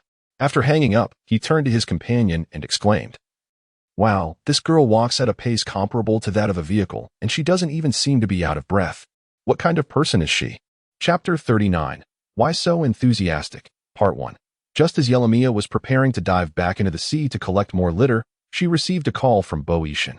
The man smiled and remarked, "Yaya, my grandfather's birthday celebration is about to take place. Shall we go together to procure a gift for him?" In truth, he had already prepared a present, yet he sought merely an excuse to enjoy a moment alone with Yaya. Yaya replied, "Could we perhaps wait until evening? I'm rather busy at the moment." The man, harboring a fleeting suspicion that she might be preoccupied with someone else, furrowed his brow slightly, his expression tinged with displeasure. Yet his voice remained gentle. "What are you up to?" "Collecting trash," she responded playfully, then continued, "I was just about to dive into the sea. Would you care to join me? Understanding the depths to which Yaya referred, Bo Yishan hesitated, his emotions swirling in complexity, before finally responding, no, then I shall. Wait for you. Should she truly take the plunge, he would surely be in peril. Yaya cheerfully replied, all right then. After ending the call, Yaya resumed her task of diving deep into the ocean to continue her cleanup efforts. Despite her extensive endeavors to rid the seabed of refuse, she wondered why the debris seemed ever-present. The underwater environment was deteriorating, and the creatures that dwelled there were evidently struggling to breathe, their discomfort palpable. Yet, the cries for help from these innocent beings went unheard by the very humans who bore responsibility for their plight. Once she had sold the collected debris, she proceeded directly to find Bo Yishan. In the living room, Shenlifan, Hanji, and Gu Yushi were also present, attempting to persuade Bo Yishan to join them for some leisure. Since their arrival, Bo Yishan had not spared them a glance, instead waiting quietly for Yaya to seek him out. At that moment, Lin Chuan entered and announced, Sir, Miss Yaya has arrived. Upon catching sight of Lin Chuan, Shenlifang's eyes instantly sparkled with anticipation. Just as he was about to speak, the previously silent Bo Yishan interjected with urgency, Where is she? Lin Chuan glanced at the three individuals seated on the sofa, silently inquiring whether their presence here was significant. Bo Yishan replied, Let her in. Prior to arriving, Yulumiya had sent him a message expressing her desire to take a shower here before accompanying him on a shopping trip. The man eagerly awaited her arrival, albeit surprised by her promptness. The three individuals were already intrigued by the identity of the Miss Yaya that Lin Chuan had mentioned. Now, witnessing Bo Yishan's secretive demeanor, they were even more curious and reluctant to leave. The moment they laid eyes on her, Shenlifeng and Hanji inadvertently sprayed their drinks, one with wine, the other with tea, while Gu Yushi, caught off guard, bore the brunt of the unexpected shower. The reason for their astonishment was simple. The young lady appeared rather disheveled, standing at approximately 163 centimeters. She donned a t-shirt so soiled that its original color was indecipherable, paired with a pair of athletic pants that, although black, were evidently filthy. On her feet were a pair of black and white canvas shoes, the white portions of which were noticeably grimy. Her long hair, hastily tied back, remained in a state of disarray, and her small face was obscured by dirt, likely a result of standing in the glaring sun for too long, with beads of sweat trickling down her forehead and neck. The only striking feature about her was her pair of bright, clear eyes, the sole aspect of her being that was truly captivating. More astonishingly, she carried a tattered snakeskin bag, which was not only filthy but also emitted a scent that was profoundly intolerable to the four well-groomed young masters. Ironically, the fastidious Bo Yishan remained utterly oblivious, as if standing before him was a stunningly beautiful woman, immaculate and exuding an alluring fragrance. She rose gracefully in front of everyone and, with a gentle smile, inquired about his prompt arrival, saying, I just had someone prepare the toiletries and a change of clothes for you. Are you eager to bathe already? Yulumiya nodded, and then turned to glance at Shenlifeng and the other two. Bo Yishan, taken aback to find them still present, furrowed his brow in displeasure. Yet, in order to maintain his carefully crafted persona, he replied softly, These are my friends. They came to visit. Yulumiya flashed a smile at them, greeting, Hello. Shenlifeng raised a hand with great difficulty, struggling to suppress the instinct to cover his nose, and managed a rather strained smile, saying, Hi, hello. Hanji, on the other hand, frowned directly, disregarding her greeting, and looked at Bo Yishan, puzzled and speechless, asking, Who is she? Gu Yushi offered a gentle smile, appearing the most composed and polite, responding warmly, Hello, I am Gu Yushi, a woman who could address this esteemed gentleman as Yishan, who was allowed entry and enjoyed special treatment with his amiable demeanor and could bathe here. Friends? How could they be so incredulous? However, in contrast to the relationship between Yulumiya and Bo Yishan, which could be described as that of friends, they found it easier to accept a different dynamic. Yulumiya appeared disheveled, her face obscured and exuding an unpleasant odor, rendering Gu Yushi disinterested in assessing her appearance. Bo Yishan, eager for their departure, impatiently nodded, his gaze icy, silently admonishing them to leave at once. Yet, Yulumiya called out to them, gesturing toward her snakeskin bag, inquiring if they would be interested in the potent herbs she possessed, capable of enhancing vitality and curing ailments, even ordinary illnesses. Although she sensed their aversion towards her, it lacked malice, merely reflecting a degree of disdain. Nevertheless, their genuine concern for Bo Yishan compelled her to reluctantly regard them as friends, striving to be more magnanimous. The trio exchanged glances at the filthy bag, with Shun Lifeng and Han Ji exhibiting overt disgust, while Gu Yushi struggled to mask his embarrassment, leaving Yelamiya momentarily bewildered. Before she could react, Boyishin coldly commanded, "Leave." Chapter 40. Why so eager? Part 2. What Yelamiya brought him was his possession. Why should it be offered to them? The audacity of these three individuals to display such expressions was nothing short of reckless. Shen Lifeng and his companions swiftly retreated, apprehensive that Yelamiya might enthusiastically extract some unsightly item from her snakeskin bag to thrust upon them. Yet, they remained oblivious to the treasure they had inadvertently overlooked. As Jeremiah observed their departure, an air of reluctance enveloping them, she couldn't help but chuckle, finding Fin Ishin's three companions rather amusing. Turning her gaze downward, she noticed the snakeskin bag lying on the ground and inquired, "Is this particularly dirty?" In truth, for an ordinary person, it was not filthy. It had merely accumulated a bit of soil. The genuine refuse-laden snakeskin bag was concealed elsewhere, while this one was reserved for the treasures she had unearthed from her explorations. Having been harvested from the ocean depths, these herbs carried a hint of brine and a trace of fishiness, not overwhelmingly potent, yet distinct within such an opulent residence. Fin Ishin chuckled and remarked, "Pay them no mind. They are simply that way. As for what you've brought, I adore everything." Jeremiah responded, "This is a kind of herb I discovered in the ocean's abyss. It possesses remarkable healing properties, capable of curing common ailments in humans. Though I only gathered a modest amount." The man, indifferent to the herbs and their curative prospects, found joy merely in sharing time with Jeremiah. He stated, "Allow me to have someone take care of these for you. You should bathe first." Jeremiah acquiesced, "Very well." This was not her first visit to Fin Ishin's abode for a bath. He had even prepared a guest room for her. Navigating the familiar space, she retrieved the change of clothes he had laid out for her and entered the bathroom. Half an hour later, she emerged, ready to descend the stairs. Upon catching sight of her, Fin Ishin was momentarily taken aback, uncertain whether it was merely a figment of his imagination. He noticed that Yelamiya appeared to grow more enchanting with each passing day. Her features became increasingly striking, and her eyes sparkled with an alluring brilliance, as though they were on the verge of radiating light, clear, luminous, and imbued with an indescribable charm. Her hair was a lustrous black, always styled into a high ponytail that cascaded gracefully down her back. Her forehead was smooth and full, and her skin possessed an ethereal, delicate whiteness. The previous athletic attire was replaced by a simple white lace blouse and denim jeans. The bow at the collar added a playful and vivacious touch, while the tucked-in blouse accentuated her slender waist and curvaceous hips. Indeed, the essence of allure transcended mere exposed attire. She seemed completely oblivious to Lin Xuan's entrance. Yelamiya stood before him, instinctively sensing something amiss with the man. With a quizzical tilt of her head, she inquired, "What troubles you?" Perhaps due to their prolonged companionship, the previously ominous air surrounding him no longer felt threatening in her eyes. In fact, upon sensing the unease, she instinctively sought to uncover its source. Glancing down at him before curiously asking, "Why is it so pronounced here?" Cough, cough, cough, cough. Upon entering, Lin Xuan was taken aback by her words, nearly choking on his own saliva, resulting in a thunderous, heart-wrenching cough that seemed to echo through the room. Yelamiya's attention shifted, her curiosity piqued as she turned to look at him. Ishin, feeling a blend of embarrassment and irritation, coughed discreetly to mask his earlier awkwardness. He chose to ignore Lin Xuan, who was beside him, clutching his chest and coughing incessantly, and addressed Yelamiya, inquiring, "So soon? Would you like to have something to eat first?" Yelamiya declined, sensing that the dangerous aura surrounding the man had dissipated. She then turned her attention to the herbs that the butler had prepared for her, gently touching them before looking back at the man and saying, "I'll leave these with you for now. I'll come by to refine them when I have the time." These herbs appeared to be no different from ordinary grass. To an untrained eye, they could be mistaken for mere fodder, lacking any particular value. Only the juice extracted through her purification techniques learned at the Academy of the Mortal Star held true efficacy.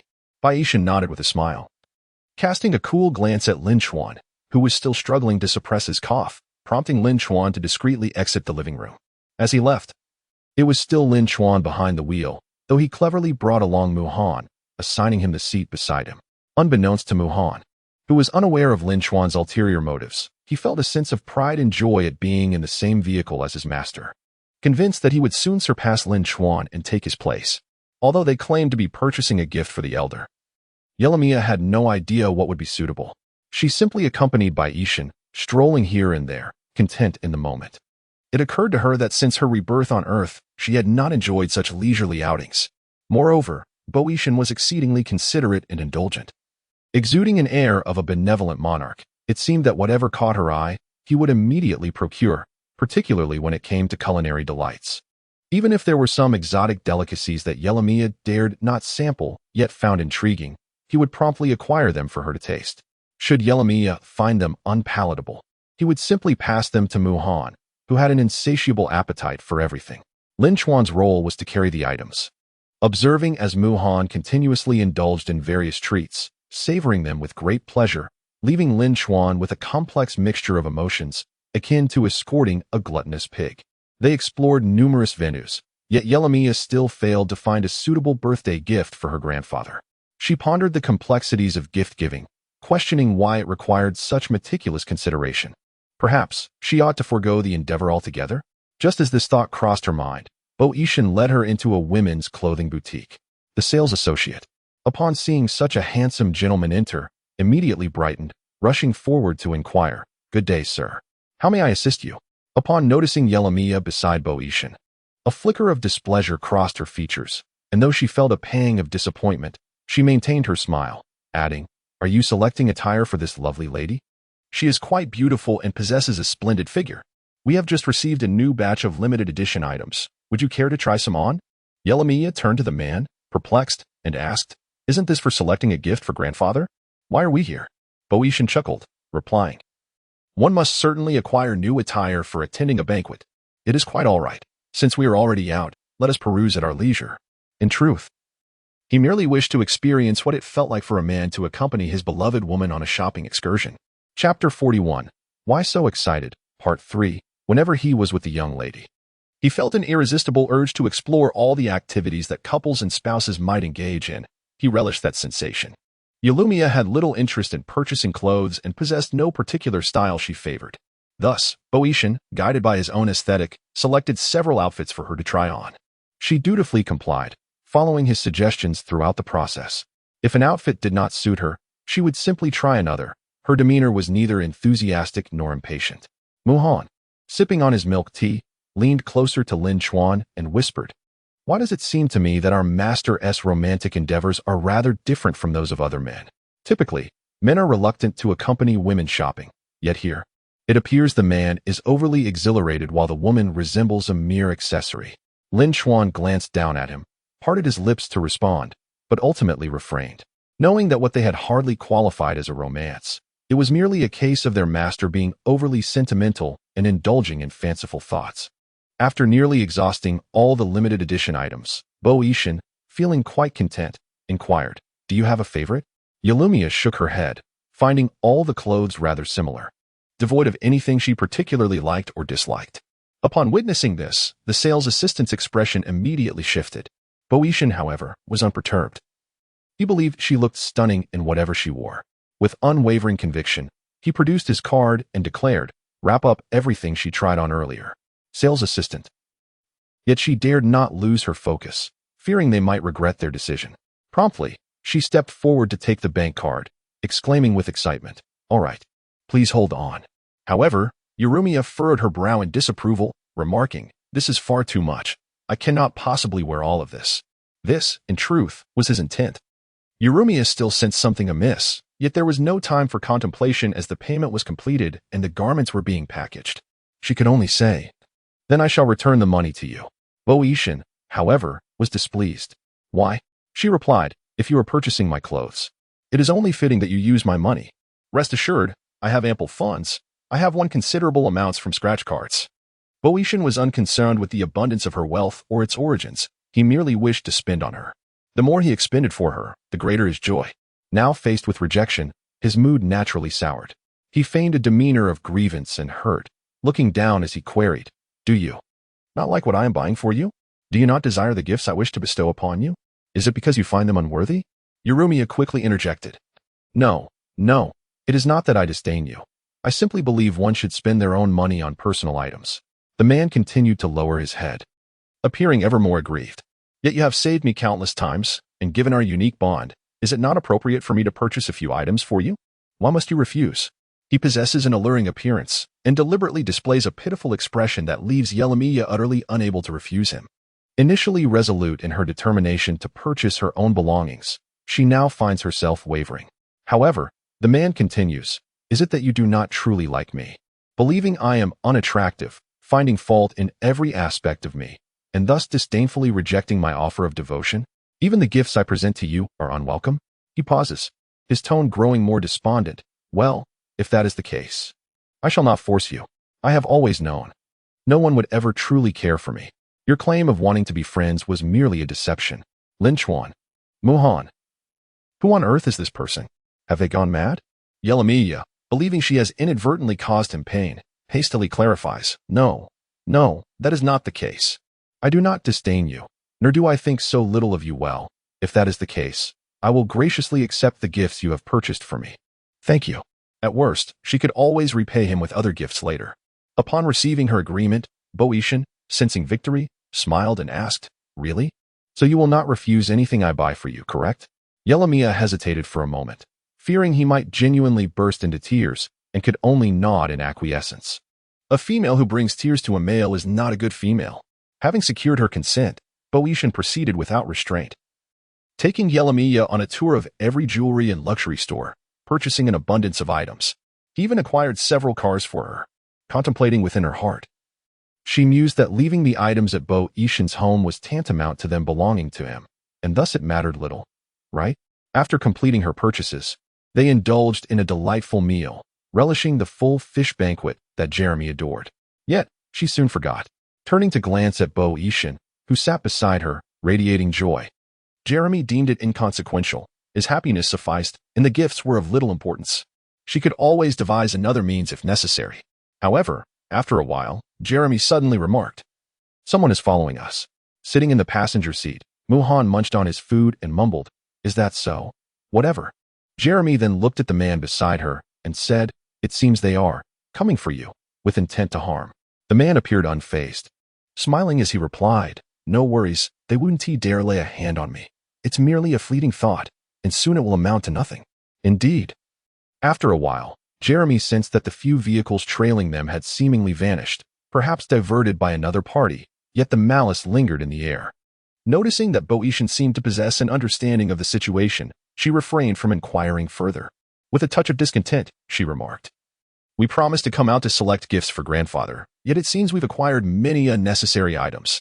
The day had been consumed with purchasing clothing, bags, and various pieces of jewelry, all funded by Boeishan, leaving Jeremy with an odd sensation of being lavishly supported. The man, however, chuckled and said, "No need to rush. We shall venture out together again next time." As her gaze flickered momentarily, she mused that she had gained yet another delightful day. However, Yelamiya shook her head and remarked, "Perhaps it's best to forego this. I doubt we can procure any meaningful gifts. I shall venture out alone next time." Boeishan paused before she continued, "Shopping is hardly more enjoyable than scavenging. At least that way one can protect the environment while earning a little money." Boeishan was left pondering. Was her experience with shopping truly that dismal? Do women not relish in the act of shopping? The man found himself perplexed, questioning where the disconnect lay, and began to silently reflect upon himself. Perhaps it was simply that he had not purchased enough. Chapter 42. Grandfather's Birthday Banquet, Part 1. On the day of old Master Fu's birthday, Yelamiya was diligently engaged in collecting refuse. After a full day of gathering, she called Boeishan, following his instructions to activate a certain location feature. He informed her that she was not far from the Fu residence and that he was en route, advising her to wait outside the villa. Without overthinking, she obediently awaited at the grand entrance of the Fu villa. Due to the impending celebration, the entrance buzzed with a flurry of activity, people and vehicles alike. To avert any unforeseen incidents during the banquet, all vehicles were required to park in the designated area, while guests disembarked to walk into the villa. As Yelamiya stood outside, she attracted the attention of several passers-by, though they merely cast a glance her way without any further interest. Unexpectedly, upon alighting from the vehicle, Meng Qingrong immediately spotted her, and her brows knitted tightly together. Striding over in a pair of slender high heels, she lowered her voice and demanded furiously, "What are you doing here?" Yelamiya, bewildered by the accusation, pondered why she couldn't be present in such a place. I shall inform you. Do not even think about it." Master Bo belongs solely to me. He had already taken a liking to me during the banquet. If you wish to avoid humiliation, it would be best for you not to embarrass yourself here. This is not a place for someone like you. Yelamiya. What is she even saying? I can't comprehend it at all. Seeing Yelamiya's utterly confused expression, Meng Qingrong's anger intensified. She dismissed the notion that Yelamiya's presence here was mere coincidence, believing instead that she was feigning ignorance in a bid to escape scrutiny. Suyaya, do not play the fool with me. I have encountered many wild girls like you, foolishly aspiring to ascend the branches and become a phoenix. Let me make this clear. In the past, you could act as you pleased. But now you are the second young lady of the Ming family, and I will not allow you to bring disgrace upon us. Now, immediately, leave this place. Initially, no one paid much attention to Yelamiya. Her attire was simple, albeit a bit soiled, yet she was evidently an ordinary person. Perhaps she was waiting for someone or contemplating another endeavor, but she failed to capture anyone's interest, existing merely as someone that could be glanced at and quickly forgotten.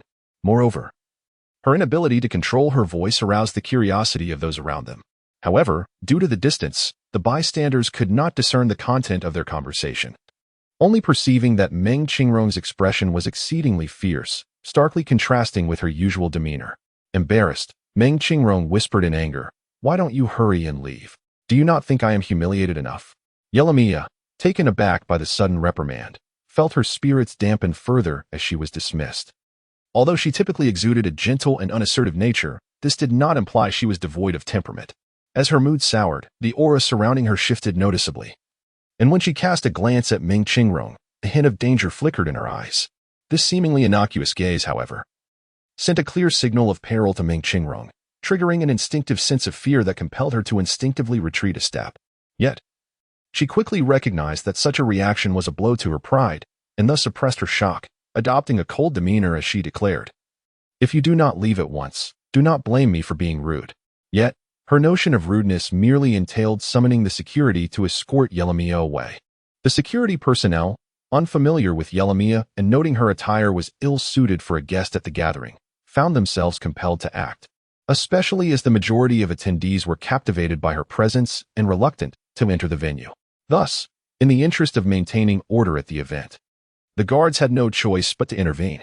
Yelamiya furrowed her brow. She understood that the security meant no harm, merely fulfilling their duties. Yet she could not shake the sense of displeasure that lingered in her heart. However, she had no intention of causing a scene. She simply stated, "I am waiting for someone." Yelamiya glanced back and noticed that the pavilion was somewhat distant. She could certainly make her way there, but she feared that Boetian might not see her. Before she could articulate her thoughts, the security guard grew impatient and continued to urge her to leave. Observing this, Yelamiya had no choice but to retreat to a farther spot. Eventually, feeling disheartened, she contemplated departing and calling Boetian when a familiar voice suddenly called out, "Hey, Yaya, is that you?" Turning around, Yelamiya saw an elderly gentleman dressed in traditional attire stepping out of an exceedingly luxurious vehicle. Upon closer inspection, she realized that this was the very grandfather she had heroically rescued while rummaging through trash. With delight, Yelamiya exclaimed, "Grandpa." The elderly gentleman, upon seeing her, was equally elated and responded with a warm smile. "It truly is you, Are you here to find me? Come, let us get into the car together." Waiting for someone. The old man looked around, not spotting anyone, and then cheerfully inquired, "Has the person you are waiting for arrived?" Yelamiya replied, "They should be arriving shortly."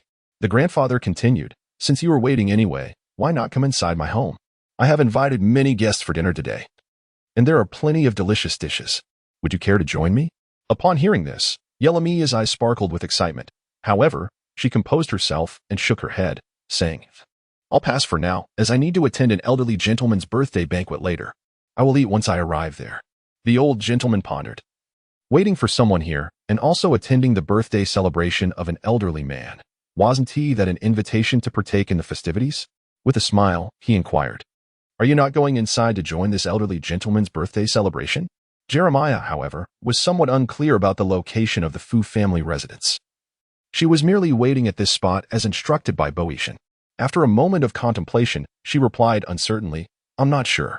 The person waiting for me didn't mention where to go." The old gentleman, having formed a tentative conclusion, chuckled and said, "No matter. Since we are both waiting for someone, why don't we go inside and wait?" Yet, he continued, Look at you, a young lady. And you are in such a disheveled state.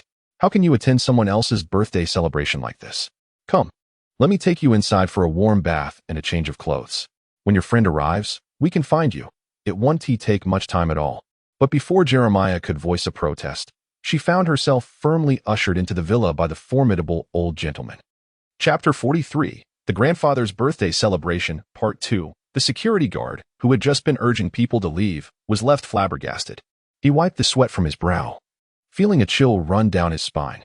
He thought to himself how fortunate it was that he had spoken politely and had not overstepped his boundaries. Otherwise, the consequences would have been dire. The old gentleman directly escorted Jeremiah through a side entrance to the third-floor guest room and instructed a maid to prepare a clean gown for her.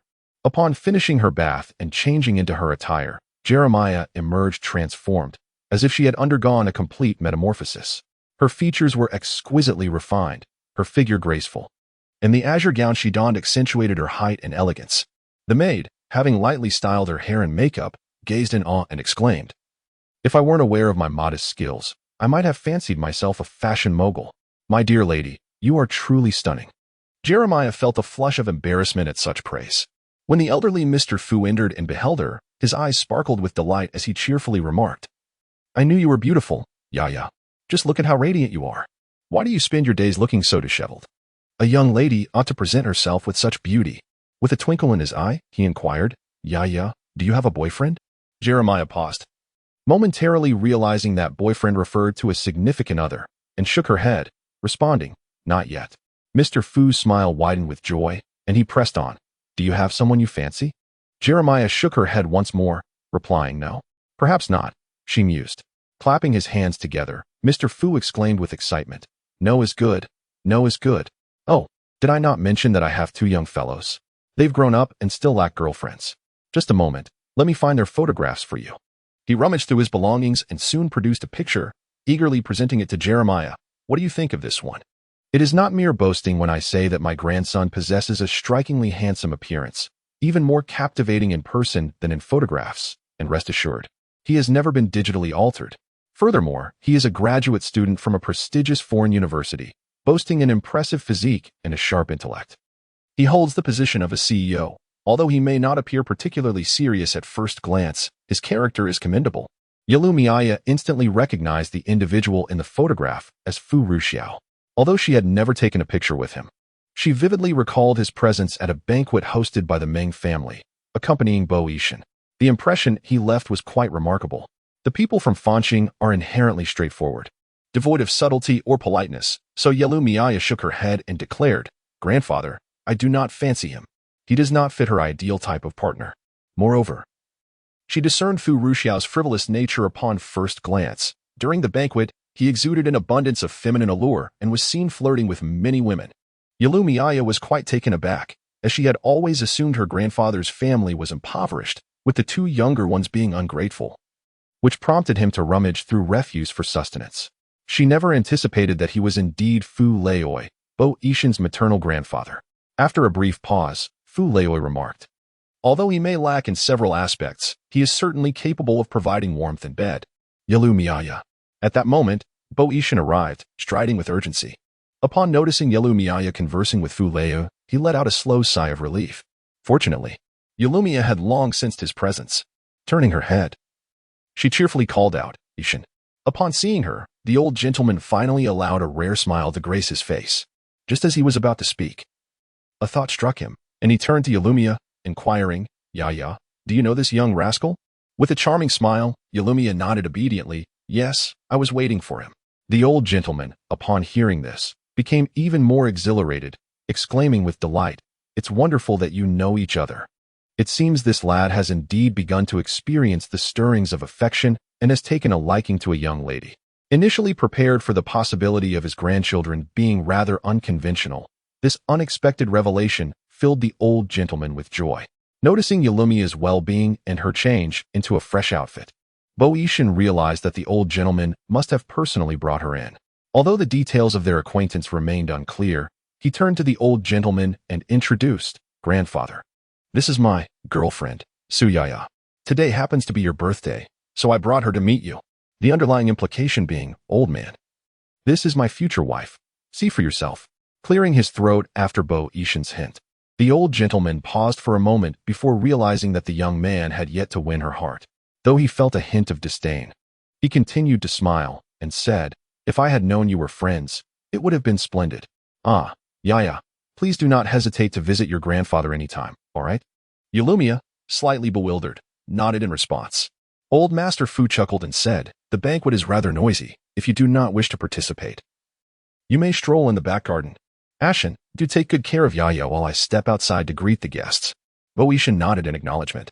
Yaya, seizing the moment, called out to Old Master Fu, producing a meticulously prepared little vial. With a smile, she declared, "Grandfather, this is a gift for you. It will bolster your health, and should you fall ill, it will expedite your recovery." Pleased by his reaction, Yaya blushed modestly, adding, "No need for thanks. I am just glad that you like it." After carefully placing the gift, Old Master Fu was about to leave when Bo Yishan contemplated that since they were already present, it would be best to accompany Yaya to the venue alongside the elder. When the three of them made their entrance, the attendees were momentarily taken aback. Chapter 44, Grandfather's Birthday Banquet, Part 3. After all, Bo Yishan had not graced Old Master Fu's birthday celebrations in quite some time, nor did he frequently attend other gatherings. Now, not only was he present, but he was also accompanied by a young lady. Furthermore, she was exceedingly beautiful and somewhat familiar. Despite her markedly different appearance from earlier, having shared the same roof for so long made it impossible for her to be unrecognizable. The moment the realization dawned on her, her complexion darkened, and her expression contorted with disdain. How infuriating! How did that wretched girl manage to gain entry? And there she stood beside Bo Yishan. Moreover, the way Bo Yishan doted on her suggested that he held a fondness for her. Could it be that the esteemed Master Bo has suddenly disregarded her due to that vile Su Yaya's underhanded interference, speaking ill of her behind her back? Yet, at this very moment, Yaya stands beside the esteemed Elder Fu and Bo Yishan, rendering her unable to approach or call her out, leaving her to endure the situation in silence. Yaya's presence has captured the attention of all who are curious about her identity and her association with Elder Fu. Those who enjoy a close rapport with him eagerly step forward to inquire. Elder Fu, with a smile, explains that Yaya once rescued him and that they share a delightful camaraderie, considering each other as friends across generations. He is tempted to proclaim Yaya as his granddaughter-in-law. But alas, Bo Yishan has yet to win her heart, and revealing such a statement might startle the young lady. This conversation quickly spreads, reaching Meng Qingrong's ears. "Have you heard? It turns out that the young girl was fortunate enough to have inadvertently saved Elder Fu, which is why she was allowed to attend the banquet." "So that is the case. I nearly panicked, thinking there was a connection between her and Master Bo. How foolish of me. What is Master Bo's stature to even consider a wild girl? Yet, one cannot deny that this wild girl possesses a certain charm, outshining many of the distinguished young ladies present. But so what if she is beautiful? Without the appropriate status, she is merely a decorative vase. Besides, there are countless lovely girls in the world. Has Master Bo ever truly taken notice of any of them? Moreover, if Master Bo truly had any connection with her, then why did old Master Fu not mention it earlier? In my opinion, Master Bo is merely present here out of gratitude for her saving old Master Fu. After all, he is the grandfather who raised him, and their bond is undeniably unique." Upon hearing this, Meng Qingrong let out a sigh of relief. Realizing the situation was indeed as she suspected, she found it perplexing that someone of Master Bo's stature could possibly take an interest in a girl like Su Yaya. Nevertheless, she felt it prudent to remain wary of that insufferable girl, lest she develop inappropriate thoughts. As for Yaya, she was quite unaccustomed to such social gatherings. After accompanying old Master Fu and meeting a number of individuals with Bo Yishan, she soon felt fatigued. When Fu Ruxiao arrived late, old Master Fu was preoccupied with reprimanding her, so he instructed Bo Yishan to take Yaya for a leisurely stroll. The gentleman brought her a glass of fruit wine with a low alcohol content and inquired with a smile, "Are you tired? Would you like to rest in a guest room for a while?" Yaya shook her head. She wasn't tired, but she certainly did not enjoy such occasions. After sipping on the fruit wine a couple of times, she felt a bit hungry and decided to head over to the food area in search of something to eat. Bo Yishan followed closely beside her, which inadvertently deterred anyone from approaching her. Yaya nodded, saying, "You go ahead, I can manage alone." "All right," he replied with a gentle smile, causing many of the young ladies watching them to erupt in envious and spiteful exclamations. After Bo Yishan departed, others attempted to approach her for conversation. However, They were swiftly intercepted by Lin Chuan, who had been left behind by Boetian. As time passed, the individuals present, regardless of gender, hesitated to come near Yalumia. Having indulged in an excessive amount of beverages and fruit wine, Yalumia felt the urge to visit the restroom. Lin Chuan, unable to accompany her further, remained at a distance to keep watch. Meng Qingrong had been waiting for this opportunity, thus feigning a need to use the restroom as well, stealthily trailing behind. Yalumia, perplexed, was on the verge of bypassing Meng Qingrong when she was once again seized. The indifference displayed by Yalumia undeniably provoked Meng Qingrong, who seethed. When did you develop such sentiments? Competing with your own sister for a man. Do you not feel any shame? Yalumia found her behavior odd and furrowed her brows. I do not comprehend what you are saying. Furthermore, please step aside. I need to wash my hands. With that, she maneuvered past Meng Qingrong and approached the sink to cleanse her hands. Observing Yalumia's earnestness at the sink only intensified Meng Qingrong's ire. She retorted, Do not think that saving old Master Fu will earn you Lord Bo's favor. I assure you, the only one cherished by Lord Bo is I. You are nothing. Even if you manage to attend this banquet today, come tomorrow, and Lord Bo still won't know who you are. As a result, Meng Qingrong's frustration escalated, her chest heaving violently, as if she were on the brink of a fit. At this juncture, Yalumia inquired, Am I free to leave now? Meng Qingrong. Indeed, she was nearly driven to the brink of despair, but after all, she was the eldest daughter of the Ming family and had navigated the tumultuous waters of the entertainment industry for many years. What storms had she not weathered? She quickly composed herself and said, Su Yaya, I am not jesting with you. Master Bo is the man I am determined to have. With your standing, you are utterly unqualified to even appear before him. I am only offering you this candid advice out of consideration for your ties to the Ming family. Yaya, oblivious to the mockery woven into her words, pondered for a moment and replied, Oh, all right, thank you. Meng Qingrong. Damn it. She suspected this insufferable girl was merely feigning ignorance. Chapter 45, Grandfather's Birthday Banquet, Part 4, Gritting Her Teeth. Meng Qingrong decided not to concern herself with whether the girl was genuinely simple-minded or merely pretending. After all, she had already made her intentions clear. And even if this insipid girl harbored feelings for Master Bo, his stature would certainly render her unworthy of his attention. With this thought, Meng Qingrong's spirits lifted somewhat, chiding herself for allowing a fleeting sense of insecurity to arise from such an inconsequential country girl. However, recalling the scene of Yaya interacting with old Master Fu and Master Bo, Meng Qingrong felt a pang of jealousy, but was also stirred by another thought. She had been striving tirelessly, yet she found herself unable to approach old Master Fu and Master Bo. Since this girl could rely on her life-saving grace to get close to them, then Yalumia remained oblivious to her words, but an unsettling feeling brewed within her. She had no intention of engaging further or offering assistance, simply stating, Why should I help you? If you wish to pursue Ashan, then you must put in the effort yourself. However, I can inform you that Ashan has mentioned he does not favor your type, even if he were blind. He would not take a liking to you. I believe he is serious, so you might want to consider pursuing someone else. Meng Qingrong. No one wishes to hear such words from another. Even though Yalumia spoke with sincerity and devoid of mockery, it only fueled her anger, prompting her to raise her hand to slap her. Yet, how could Yalumia's skill be so easily overcome? She effortlessly grasped Meng Qingrong's hand, which had exerted all its strength in the attempt. Yalumia furrowed her brow and asked, What are you doing? She had intended to offer a reminder, yet found herself confronted with aggression. Meng Qingrong retorted furiously, Who do you think you are, daring to mock me in such a condescending manner? Let me tell you, even if Master Bo looks down on me, he certainly does not regard you with any favor. What gives you the right to present yourself in such an arrogant manner before me? Yalumia found the situation rather perplexing. She believed that Meng Qingrong had merely intended to offer a kind reminder, and in turn, she had simply conveyed Boetian's words to her. When she had spoken earlier, Yalumia had not sensed any anger from her. Thus, it baffled her why Meng Qingrong reacted with such fury. Indeed, the intricacies of human femininity on this planet were confounding. However, Yalumia had no desire to delve into explanations. Observing Meng Qingrong's ire, she decided to take her leave. Instantly, Meng Qingrong pursued her, calling out, Stop right there. Yet, as she stepped outside, she noticed Lin Chuan approaching, evidently seeking Yalumia. However, due to the location being a ladies' restroom, he refrained from drawing too near. Upon seeing Yalumia exit, he advanced toward her, casting a fleeting glance at Meng Qingrong. Aware that Lin Chuan was Bo Yishan's confidant and recognizing Yalumia's exceptional status after saving Old Master Fu, Meng Qingrong, despite her simmering anger, dared not confront Yalumia further, helplessly watching as they departed together.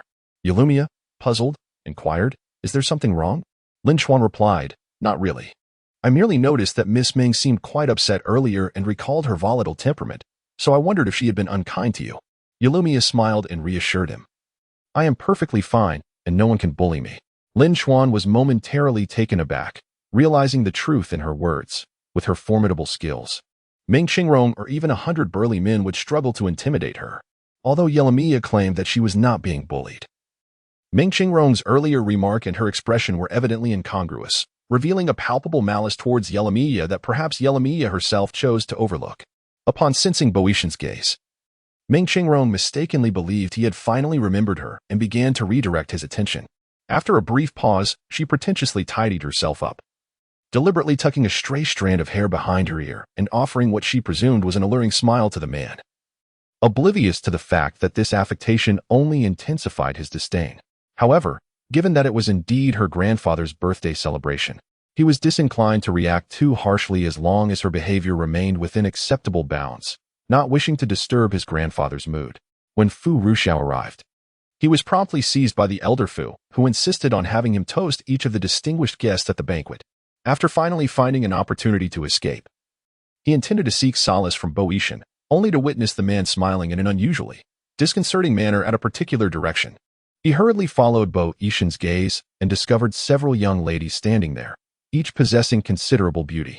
Overcome with excitement, he nudged the elder Fu and exclaimed, "Grandfather, look, my brother is smiling at a woman. Oh my, it seems I am about to have a sister-in-law and a nephew." Upon hearing this, the elder Fu turned to see that indeed, Bo Yishan was smiling at Yalumia, and with a sense of pride, he declared, "Of course, it was I who brought him here."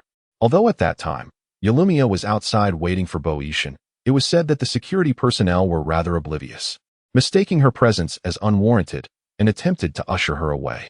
Had it not been for his timely arrival, she might have indeed departed. Fu Ruxiao's eyes brightened with excitement as she exclaimed, "Is that true? So, my brother has indeed acknowledged you?"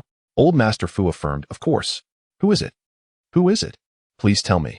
Fu Ruxiao immediately retorted, "Forget it, I don't want to know anymore." Old Master Fu. However, it was unnecessary for Old Master Fu to speak, for after Bo Yishan heeded Lin Chuan's words, he became apprehensive about any unforeseen incident involving Yalumia and kept her close until the conclusion of the banquet. Yalumia was quite obedient, following him wherever he went and, despite feeling bored, never displaying any signs of discontent, resembling a little shadow. Although Bo Yishan wished for Yalumia to exhibit the playful charm and whimsy typical of other girls enamored with their male counterparts, upon reflection, he realized that as long as she remained by his side, nothing else mattered. All he desired was for her to stay with him forever. Chapter 46, Grandfather's Birthday Banquet, Part 5. Meng Qingrong, not contemplating much, dashed over the moment she spotted Bo Yishan, calling out, Fifth Master Bo." Yet, Bo Yishan hardly regarded her, bidding farewell to Yalumia with a smile before shutting the car door and instructing Lin Chuan to drive away. By the time Meng Qingrong reached them, only the lingering exhaust fumes remained. Meng Qingrong did not anticipate her own strength. She stumbled and nearly fell to the ground, struggling to regain her composure. Anger surged within her, fueling her desire to confront the woman and demand clarity. However, Yalumia had already swiftly entered the living room. Fearing the ire of the elderly patriarch and matriarch, she refrained from raising her voice, worried that their reprimand would follow any disturbance. Despite the fact that Master Bo had acted out of gratitude for Yalumia's rescue of Old Master Fu, Meng Qingrong felt a deep-seated jealousy. Master Bo belonged to her, and she would not allow anyone to capture even a fraction of his attention, not in the least. Thus, the following day, while Yalumia was absent, Meng Qingrong seized the opportunity to malign her in front of the elderly couple, distorting the events of the banquet entirely. She accused Yalumia of deliberately appearing in tattered clothing at Old Master Fu's gathering to attract everyone's attention. She claimed to have kindly advised Yalumia to leave, only to be met with hostility. Furthermore, she suggested that Old Master Fu, out of respect for the Meng family, could not force Yalumia away, instead bringing her into the villa and providing her with a gown. Yet, rather than expressing gratitude, Yelamia had allegedly spent the entire time entangled with Master Bo. Given Yelamia's previous act of saving old Master Fu, Master Bo, bound by gratitude, could not voice his discontent but discreetly sought out Meng Qingrong, urging her to keep Yelamia in check. Meng Qingrong was no stranger to the entertainment industry. She spun a tale of events that had never transpired, her expressions vividly portraying shame and heartache, compelling even Li Xiao, who listened nearby, to furrow her brow in disbelief. However, she ultimately chose to trust her daughter, speaking earnestly. Qingrong, logically speaking, Aunt should not doubt your honesty, yet I am well aware of what kind of child Yi is. She would never engage in such behavior. Su Momo interjected angrily. Exactly. You must be fabricating this. Meng Qingrong's face instantly registered hurt as she sorrowfully replied, Third Aunt, Momo. How could I possibly concoct such a tale? Moreover, even if I were to invent it, you could simply inquire and discover the truth. Everyone witnessed Yi standing at the entrance in tattered clothes. I indeed approached her with kindness, yet she refused to leave. Qinlian chimed in, precisely. What could possibly be fabricated in such a matter? A simple question would reveal the truth. If you do not believe us, let that troublesome girl come down and confront Qingrong.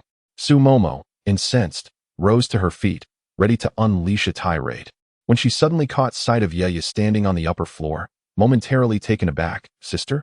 Upon seeing Ye, Chunlian immediately exclaimed, Perfect timing.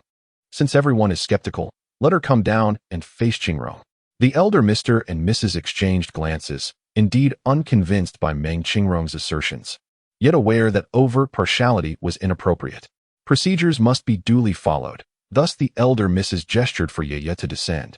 The elderly lady held her hand and patiently inquired, Aya, my dear, I have something to ask you. Your sister just mentioned. Upon meeting the gaze of the elderly lady and others, Yiru Mia nodded in acknowledgement, unsure of the reason for the deceit.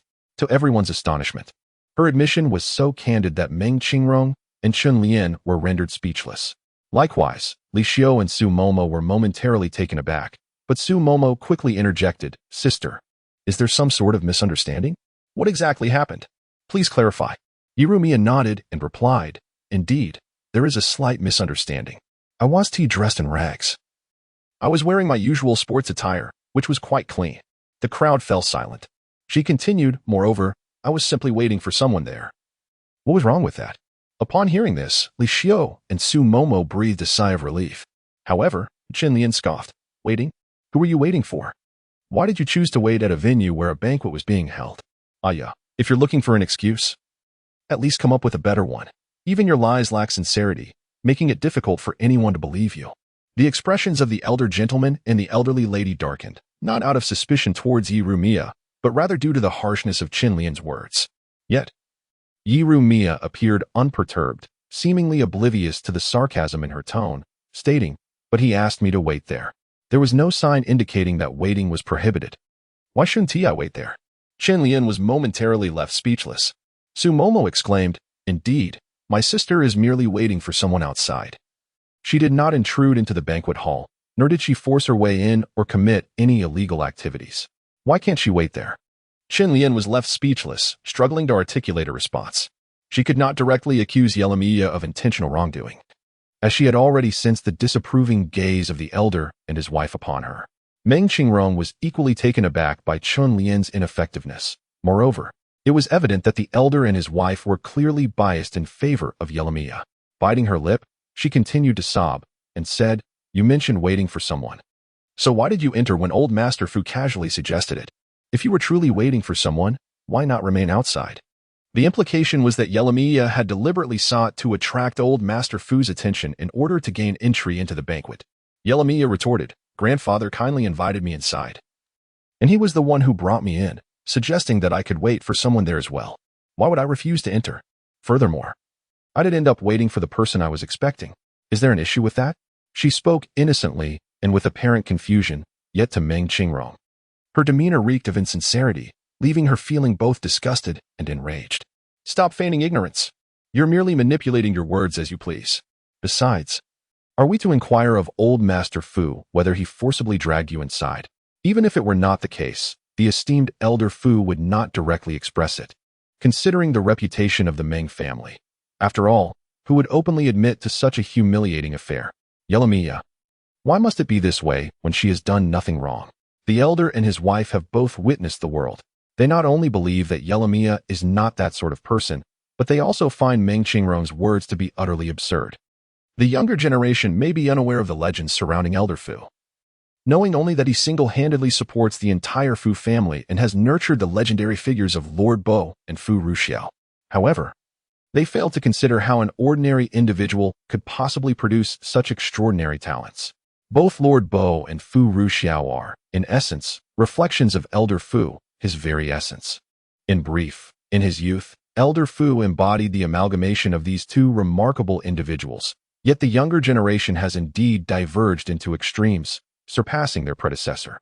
How could such an astute Elder Fu be so easily manipulated, or allow Yelamiya to approach him merely for the sake of appearances? If Meng Qingrong's claims hold any truth, and Elder Fu personally brought her into the banquet, there exists only one explanation. He holds a profound admiration for Yelamiya. Therefore, the elder and his wife dismissed Meng Qingrong's assertions without a shred of belief. Consequently, the matriarch remarked, "Very well, we shall uncover the truth of this matter. But regardless of the outcome, you are all members of the Ming family. How could you betray your own kin?" The latter part of her statement was directed explicitly at Qin Lian and Meng Qingrong. Upon hearing the words, the expressions of both mother and daughter began to darken. The elderly matriarch's countenance shifted. Although she was not a rigid old woman, no elder enjoys being publicly questioned by their juniors. In a cold voice, she remarked, "I have refrained from exposing your deceit out of respect for you. Do you truly believe that your fabrications are seamless?" Meng Qingrong, incensed, rose abruptly. "You haven't even conducted an investigation or sought clarification. On what grounds do you presume that I am the one lying?" Qin Lian, taken aback by Meng Qingrong's impulsiveness, hastily reached out to discreetly pull her back, imploring, "Qingrong, do not speak to grandmother in such a manner." After all, the Meng family was still largely under the control of these two elderly figures, and they could not afford to offend them too severely. The old lady, growing increasingly disappointed in Meng Qingrong, shook her head gently, feeling a deeper disdain for her eldest granddaughter, stubborn and unyielding, still clinging to her ways even now. She harbored no desire to explain herself further, merely turning to Qin Lian with a cold command, "Take your beloved daughter upstairs and confine her to her room for a month of reflection. She is not to descend without my permission. Let her ponder where she has erred." Naturally, Meng Qingrong was unwilling to comply, but Qin Lian feared that her daughter might utter something even more outrageous to provoke the old woman further, thus she quickly ushered her upstairs. No one had anticipated such an occurrence. The atmosphere in the living room grew tense, leaving even Su Momo hesitant to utter a word. The elderly lady reached out to grasp Yalumiya's hand and said, "My dear child, you have suffered an injustice. However, rest assured, not a single word spoken by your cousin has been believed by your grandparents. We all recognize your goodness, and you would never stoop to such misdeeds." Upon hearing this, Yalumiya smiled at them, feeling a profound warmth in her heart. Her calm demeanor stemmed from the unwavering support she sensed from the elder gentleman and lady. More accurately, it was the knowledge that they were not the type to be swayed by partiality that allowed her to remain true to herself, regardless of the circumstances. In the room, Meng Qingrong lay on the bed, weeping uncontrollably, while Qin Lian softly consoled her, saying, There, we simply weren't prepared for this situation. That sharp-tongued girl may have triumphed this time, but it is of no consequence. We shall be better prepared next time." Meng Qingrong lifted her tear-streaked face, gritting her teeth in frustration, and retorted, "It's not her clever tongue. It is clearly the bias of those two old fools. They refuse to believe my words. Yet they treat the vile girl as statements as treasures." Qin Lian soothed her. Now, they have always favored your third uncle. With his passing, their affection has shifted to that rural woman and those two wretched girls. You know this well. Why must you engage with them on their terms? But I simply cannot swallow this injustice. Well, what does it matter if I can't swallow this grievance? The Ming family is still under their control. For now, we can only endure and bide our time. We must placate them when necessary and listen to their whims, no matter how biased they may be. Ultimately, this family will belong to us, and when the moment arrives, we can dismiss them without a second thought. Do take care not to let your frustrations consume you. After being comforted by Qin Lian for quite some time, Meng Qingrong's expression softened a bit. She removed her makeup, and after reapplying a beautiful visage, she felt considerably calmer. Gazing into the mirror, she pondered for a while and concluded that this matter could not be left unresolved. Initially, She intended to utilize the two old fools to deal with Yelamia, preventing her from approaching Lord Bo Wu, allowing herself to remain as the second miss of the Ming family, while Meng Gowen and Qin Lian would eventually find her a suitable match that they could easily control. However, it seems that waiting any longer is not an option. The two old fools are excessively partial to Yelamia. If she continues to sit idly by, she fears they will reserve all the advantages for Yelamia, making it increasingly difficult for her to contend for Lord Bo Wu in the future. After much contemplation, she realized it was imperative to eliminate Yelamia while she still lacks leverage. Since the previous Lord Bo Si proved ineffective, she would have to seek assistance elsewhere. With this thought, Meng Xingrong quickly made a phone call. "Hello. I heard you have several brothers who specialize in such matters. Money is not an issue, but I need them to assist me with a task, and it must be expedited." Chapter 48. Something Happened to Momo Part 1. Taking advantage of the pleasant weather today, Yelamia arranged to go out with Bo Yishan to collect garbage. Just as she was about to step outside, Su Momo suddenly appeared out of nowhere. Chapter 49. Something Happened to Momo. Part 2. Noticing that Yelamia had yet to grasp his insinuation, the man's cheeks flushed even more intensely, and with his exquisite features. It would not be an exaggeration to describe him as charmingly bashful. Chapter 50. Something Happened to Momo Part 3. Having completed the task of collecting garbage today, she pondered how tomorrow and the day after would still see people discarding refuse. Thus, how can one prevent such behavior from occurring? Yell. Chapter 51. Something Happened to Momo Part 4. Yelamia felt rather ambivalent. It was her first encounter with someone who shared her penchant for collecting garbage in such places. Just as she was about to greet him, she hesitated. Chapter 52. Something Happened to Momo Part 5. Furrowing her brows, she remarked, "I have been quite fine at home, but Momo has been absent all day, and I have no idea where she has gone. She mentioned going out to have fun. Yet the skies." Chapter 53. Something Happened to Momo Part 6. However, her demeanor lacked any semblance of intimidation, prompting a few ruffians to erupt in laughter, regarding Su Momo as if she were merely an amusing plaything. Chapter 54. Accusation and Counterattack Part 1. Meng Xingrong wept for a considerable time before she managed to stammer. I indeed know those ruffians and have been in contact with them, but that was due to the entertainment industry. Chapter 55. Accusation and Counterattack Part 2. Su Momo was extremely agitated, yet when she tugged at Li Xiu's clothing, she was met only with Li Xiu's restrained shake of the head. Meng Gowen then turned to the elderly gentleman and lady, saying, Chapter 56. Accusation and Counterattack Part 3. Chapter 57. Accusation and Counterattack Part 4. Meng Gowen was taken aback by Meng Wushang's audacious remarks. He abruptly lifted his gaze towards him, his expression immediately darkening. However, he dared not utter a plea for mercy. Chapter 58. Making New Friends Part 1. Su Momo listened in a state of confusion, partially comprehending yet still bewildered, and inquired, "So, shall we just let this matter slide? Allow them to bully us without consequence?" Chapter 59. Making New Friends Part 2. After assisting Mo Chi Tian in tidying up the room, the two of them noticed that no other roommates had arrived yet, so they ventured out together to purchase daily necessities and subsequently enjoyed a meal together.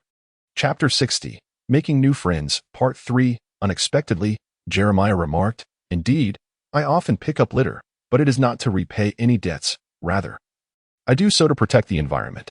The refuse I gather is all abandoned." Chapter 61. Encountering Trouble Part 1. Mo Chi Tian indignantly exclaimed, "Your signature is on the monitor's form, and you have also taken our military training uniforms." Yet Yi Fan's Huang adamantly denied it, merely shrugging in response. Chapter 62. Encountering Trouble Part 2. A perfectly new mobile phone was smashed without cause, producing quite a commotion. Aside from Jeremiah, who remained unfazed, even the person who had dropped the phone, Tian, was. Chapter 63. Encountering Trouble Part 3. Mu Han took a sip of milk tea. Feeling dejected as he lamented, "Lin Chuan only provides me with 2,000 yuan for monthly food expenses, which is utterly insufficient. A single cup of milk tea costs 30 to 40 yuan, and I could easily go through 10 cups." Chapter 64. Encountering Trouble Part 4. This statement left Jeremiah quite perplexed. However, from the expressions and glances of the others, it was apparent that they seemed to have seized upon some incriminating evidence against her. Chapter 65. Trouble Found Part 5. The tales, embellished with vivid details, circulated widely, leaving many in a state of ambivalence. torn between skepticism and belief, especially as some classmates stepped forward to attest they had indeed encountered Yale. Chapter 66, Trouble Found, Part 6. Should she genuinely desire to exact revenge upon someone, she could effortlessly wield her mental prowess to manipulate the individual, driving them to suicide or disfigurement, all without a trace of suspicion. Chapter 67, Trouble Found, Part 7. Wang Fei paused momentarily before stating, I inquired with you fans Wang and Tian. They claimed that aside from the two of you, they had not offended anyone, and furthermore, Tian. Chapter 68, Retribution for Mother and Daughter, Part 1. Yet, many fans remained unconvinced. Subsequently, further revelations emerged, suggesting that Meng Qingrong's actions were unintentional. She merely attended a gathering with the cast, as at that time. Chapter 69, Retribution for Mother and Daughter, Part 2. This statement only served to heighten Li Yang's embarrassment. He possessed naturally sun-kissed skin that appeared quite healthy, standing tall at over 6 feet, with a crew cut, a style he favored. Chapter 70, Retribution for Mother and Daughter, Part 3. Chapter 71, Retribution for Mother and Daughter, Part 4. Seizing the opportunity. The man proposed, would you come out to meet me? It happens to be the weekend. I have reserved a table at a restaurant. Shall we dine on fish together tomorrow? Yale. Chapter 72, The Mother and Daughter Face Retribution, Part 5. Indeed, Yale Mia had always aspired to establish such a foundation. However, her current capabilities were insufficient, prompting her to consider these matters only after accumulating greater wealth. Chapter 73, The Mother and Daughter Face Retribution, Part 6. Spending such a substantial sum to hire someone from the dark web for assassination indicates an intense desire for the target's immediate demise. Nevertheless, Yale Mia never engaged in such reckless endeavors. Chapter 74, The Mother and Daughter Face Retribution, Part 7. Yet, Bo Yishan's cunning proved quite effective, at least. Out of concern for him, Yale Mia rushed to the villa early the next morning, even sharing a meal with him. Chapter 75, Joining the Club, Part 1. Mo Qingtian boasted, these courses may be challenging for others, but they pose no difficulty for me. I have been accompanying my aunt to her company since I was very young. So much of this is familiar. Chapter 76, Joining the Club, Part 2. It merely required a few keystrokes to copy some sentences and send a few emoticons. Such tasks seemed too tedious, as if the club did not welcome them at all. However, given the current circumstances.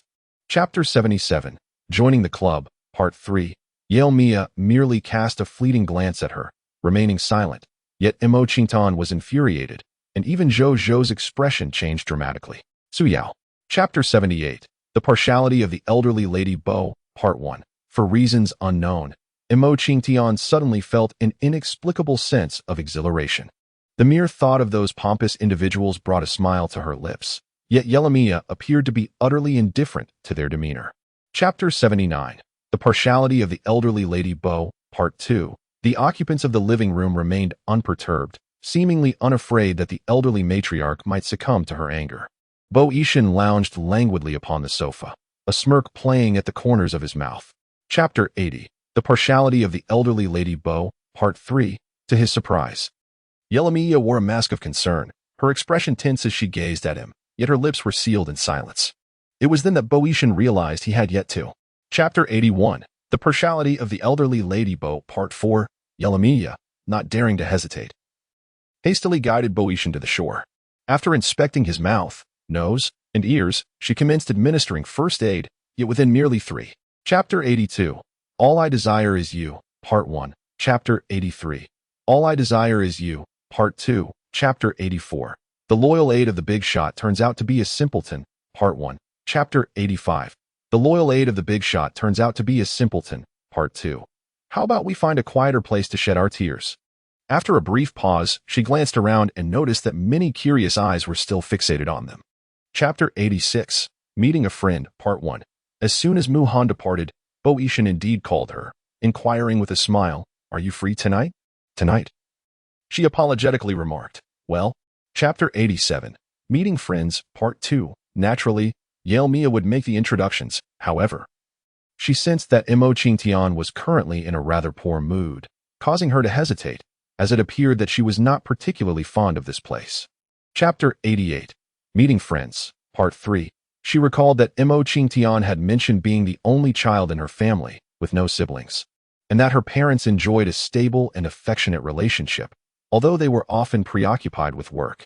Chapter 89, Meeting Friends, Part 4, Because he harbored a dislike for me, and from the moment I entered their home, he sought every means to bully me. During that time, I was in kindergarten and the first grade of elementary school, and I was always with him. Chapter 90, Seeking Sponsorship, Part 1. However, to her surprise, the following day, Suyo had invited Li Yang to go out for a meal, only to be rejected. As she followed Yishaoan and Su Mingting to the cafeteria, she encountered Chapter 91, Seeking Sponsorship, Part 2, Chapter 92, Seeking Sponsorship, Part 3. After sitting down, Li Yang happened to walk in from outside and immediately noticed that everyone had arrived, smiling as he remarked, "Everyone is quite punctual. Since we are all here, then I." Chapter 93, Seeking Sponsorship, Part 4. Yet, Suyao not only failed to regain her composure but instead felt even more aggrieved. Gazing at Li Yang with reddened eyes and stating, "Senior, you have no idea what kind of person she truly is," she said. Chapter 94, Seeking Sponsorship, Part 5. Qifeng proactively remarked, "Moreover, the points we discussed earlier are indeed quite reasonable. Organizing a practical activity is no trivial matter, and there are always." Chapter 95, Seeking Sponsorship, Part 6. Su Mingting also commented, "Exactly, we must teach those two a lesson this time. It would be best to expel them from the association. Perhaps their absence would." Chapter 96, Seeking Sponsorship, Part 7. When everyone finally realized something was amiss and turned to look at him, he said, "Well then." Before he could finish his sentence, Su Yao, fearing he might. Chapter 97, Seeking Sponsorship, Part 8. "Aya, do you think this is feasible?" After a pause, Imochi Tian added, "However, the place he suggested is somewhat far, yet it is an upscale restaurant, situated." Chapter 98, Seeking Sponsorship, Part 9. "Mr." He smiled and said, "That's the idea. However, if you are truly apprehensive, you may bring along a few more companions. Yet, I recommend that there be only 2 individuals meeting." Chapter 99, Seeking Sponsorship, Part 10. Mr. He's heart raced with excitement, as he had anticipated that Yale Mia would be even more stunning than in her photographs. He greeted her with a polite smile. Chapter 100, The Ills of the Bow Family, Part 1. Someone emerged from the partition, glanced at Mr. He, and after washing their hands, departed. Pushing open the door to the private room, the outer area was filled with people. Chapter 101, The Illness of the Bow Family, Part 2. He deliberately paused, chuckled twice, and said he had accomplished something significant that garnered everyone's admiration. Bo Yuchen was right beside him. Chapter 102, The Illness of the Bow Family, Part 3. Beside them, Fu Ruxiao quickly restrained him, exclaiming, "What are you planning to do with that menacing aura?" Han Ji coldly replied, "Let go." Chapter 103, The Illness of the Bow Family, Part 4. Upon her weeping, Fu Ruxiao immediately grew anxious, nervously asking, "Why are you crying? Haven't you escaped unscathed?" Chapter 104, The Person Behind the Scenes, Part 1. Upon arriving at the association, they found Gao Chaoan and Zhou Shou, with whom they had a pleasant rapport, and began to engage in conversation. Zhou Shou persistently inquired. Chapter 105, The Person Behind the Scenes, Part 2. After anxiously pacing for a while, she suddenly recalled something and called someone. Once connected, she hurriedly asked, regarding. Chapter 106, A Spectacle to Behold, Part 1. Until the day of the welcoming party commenced, as Su Yu and Yi Shaon were applying their makeup, Su Mingting instinctively glanced towards Yelamiya and Imochi Tian. Chapter 107, A Spectacle Awaits, Part 2. Li Yang and Zhou Tang immediately reacted, instinctively shedding their upper garments to drape over her.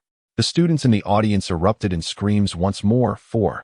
Chapter 108, A Spectacle Awaits, Part 3. Chapter 109, Shall We Go Out Together? Part 1. After closing the door, Su Momo felt it was still insufficiently secure, so she locked it and then jumped onto the bed, embracing Yelamiya, snuggling against her and playfully saying, "Sister." Chapter 110, Shall We Go Out Together? Part 2. The man chuckled and said, "Don't be so upset. I mean no harm. I simply wish to have a good relationship with you. The events of our childhood were my fault, and you may choose not to." Chapter 111, Shall We Go Out Together? Part 3. In the room, Yelamiya inquired, "Qingtian, did Han Ji say something that threatened you?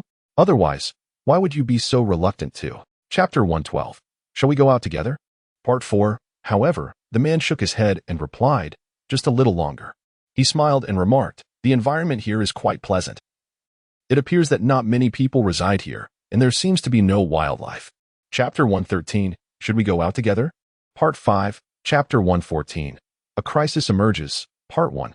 Gradually, they realized this was not an illusion. The yacht was indeed approaching them, and a considerable number of people disembarked from the yacht, heading in their direction. Chapter 115, A crisis emerges, Part 2, Yelamiya inquired, not genuinely seeking a solution from him, but rather feeling that asking would convey a greater respect for him, should he choose not to. Chapter 116, A crisis emerges, Part 3, Chapter 117, A crisis emerges, Part 4, Yelamiya asked, Why did you suddenly forgive him? Imochi-Tian replied, Initially, he led those assassins away to save me. Chapter 118, Rumors on the Forum, Part 1, Chapter 119, Rumors on the Forum, Part 2, Yet. Yelamiya fell into silence. Yifan's Huang and Tian's decision to drop out of school was something she did not ponder deeply at the time. She merely sensed that something was amiss. However, now Su Yao has also followed suit. Chapter 120, Rumors on the Forum, Part 3. She then remarked, I have wronged you, and I even defended you, claiming it was a misunderstanding. But can you assure me that this matter will not spread, and that there will be no one behind it? Chapter 121, Rumors on the Forum, Part 4. Imochi-Tian was about to say something more when Yelamiya raised her hand to stop her. She then turned to the two of them and calmly stated, It matters not how you perceive this. I simply. Chapter 122, I only wish to protect you, Part 1. Although she did not anticipate Li Yang's attitude, Zhou Tang was indifferent to his choice and promptly signed her name before departing. Chapter 123, I merely wish to protect you, Part 2, with a sense of profound grievance. She lowered her head and uttered, I am truly sorry. I did not anticipate your anger. My sole intention was to safeguard you. I never wished for you to suffer. Chapter 124, I merely wish to protect you, Part 3. Upon hearing this, Zhou found solace in her words and replied with a smile, Indeed. Many individuals appreciate our society. They believe that environmental protection is a matter of great significance. Chapter 125, Base Visit, Part 1. The female doctor donned a pristine white lab coat, yet her feet were adorned with high-heeled shoes. Being of mixed heritage, her hair cascaded in gentle golden curls, and her eyes shimmered with a soft gray hue. Chapter 126, Base Visit, Part 2. Upon learning that students would soon visit the base, Lisa's expression shifted slightly, revealing her disapproval as her brows furrowed intensely. Students? What is the purpose of their presence here? Chapter 127, Base Visit, Part 3. Half an hour later, Yelamiya and her companions arrived at the base. Boishan had been conversing with her, and they even shared their locations. Thus, the man suggested. Chapter 128, Tour of the Base, Part 4. Having grown accustomed to such iconic scenes, Lin Chuan adjusted his glasses and quietly closed the door to the lounge. Isolating himself from the man inside, who was laughing with abandon, he calmly stated. Chapter 129, Unwanted Advances, Part 1. Yet, Yelamiya had never anticipated that shopping could be such a daunting experience for a girl. From 7 in the morning until 3 or 4 in the afternoon, she. Chapter 130, Unwanted Advances, Part 2. Everyone instinctively halted. Chapter 131, Unwanted Advances, Part 3. Witnessing Yelamiya's strong resistance, and her comparing him to the earlier Mr. M.O. The young man felt a mix of irritation, amusement, and helplessness, yet he. Chapter 132, You will not have a good outcome, Part 1. However, as soon as he turned, his expression darkened immediately from an angle unseen by others. It was indeed his first encounter with a girl who was utterly disinterested in him. Chapter 133, You will not have a good outcome, Part 2. Chapter 134, You will not have a good outcome, Part 3. Yelamiya could not capture a single unflattering photo of Boishan. So she ultimately gave up and approached the man, saying, Shun, shall we take a photo together? Chapter 135, She troubled those she shouldn't, Part 1. Boishan sensed her reluctance to be probed further and responded with a smile. Chapter 136, She troubled those she shouldn't, Part 2. In the student dormitory of Kyoto University, Yelamiya had just emerged from her shower when she noticed her phone. Charging on the table, flickered to life, she initially thought. Chapter 137, She troubled those she shouldn't, Part 3. He earnestly advised her. You are well aware of Lisa's unique circumstances. Why must you target her so brazenly within China? Moreover, you directly implicate your own people. Chapter 138, She troubled those she shouldn't, Part 4. Lisa showed not a trace of remorse or pity for his despondent demeanor. The mere thought that his suggestion could lead to her future limitations was enough to. Chapter 139. She Troubled Those She Shouldn't, Part 5. Meanwhile, Lisa resided in a hotel suite, clad in a flowing white silk nightgown, standing before the floor-to-ceiling window, arms crossed, gazing at the nightscape outside. Chapter 140. Confession to Mother, Part 1. Once it was established that Bo Yixin was not responsible, Shen Lifeng and Han Ji both exhaled in relief. As long as the matter has no connection to Bo Yixin, they remain indifferent to it. Chapter 141. Confessing to Mother, Part 2. What pains Yelamia even more is that although Li Xiu is in distress and constantly weeping, she does not blame her. Instead, she feels guilty for not having protected them as a mother. Chapter 142. Confessing to Mother, Part 3. After the old man and old lady left the hospital, Li Xiu conveyed the old lady's words to Yelamia and Su Momo, eager to hear their thoughts. Yi. Chapter 143. Why not agree to him? Part 1. Though reluctant to depart immediately, Yelamia's attitude irked him somewhat, prompting him to remark, "Must you behave this way? You don't even." Chapter 144. Why not agree to him? Part 2. Yelamia, complying with his intentions, opened the gift box, only to discover a necklace adorned with a rather peculiar ring. Chapter 145. The Invitation from the Bo Family, Part 1. Following Lisa's incident, her family indeed did not turn a blind eye. Bo Yixin spread rumors claiming responsibility for the matter, and naturally, Lisa's family directed their ire towards all. Chapter 146. The Invitation from the Bo Family, Part 2. Bo Yuqin wished to ignore him, but with his chin grasped, he had no choice but to look at him. Instantly incensed, he furrowed his brow, brushed aside the hand, and coldly retorted, "Do I have any room for choice?" Chapter 147. The Invitation from the Bo Family, Part 3. Then she remarked, "Ya, are you really this oblivious?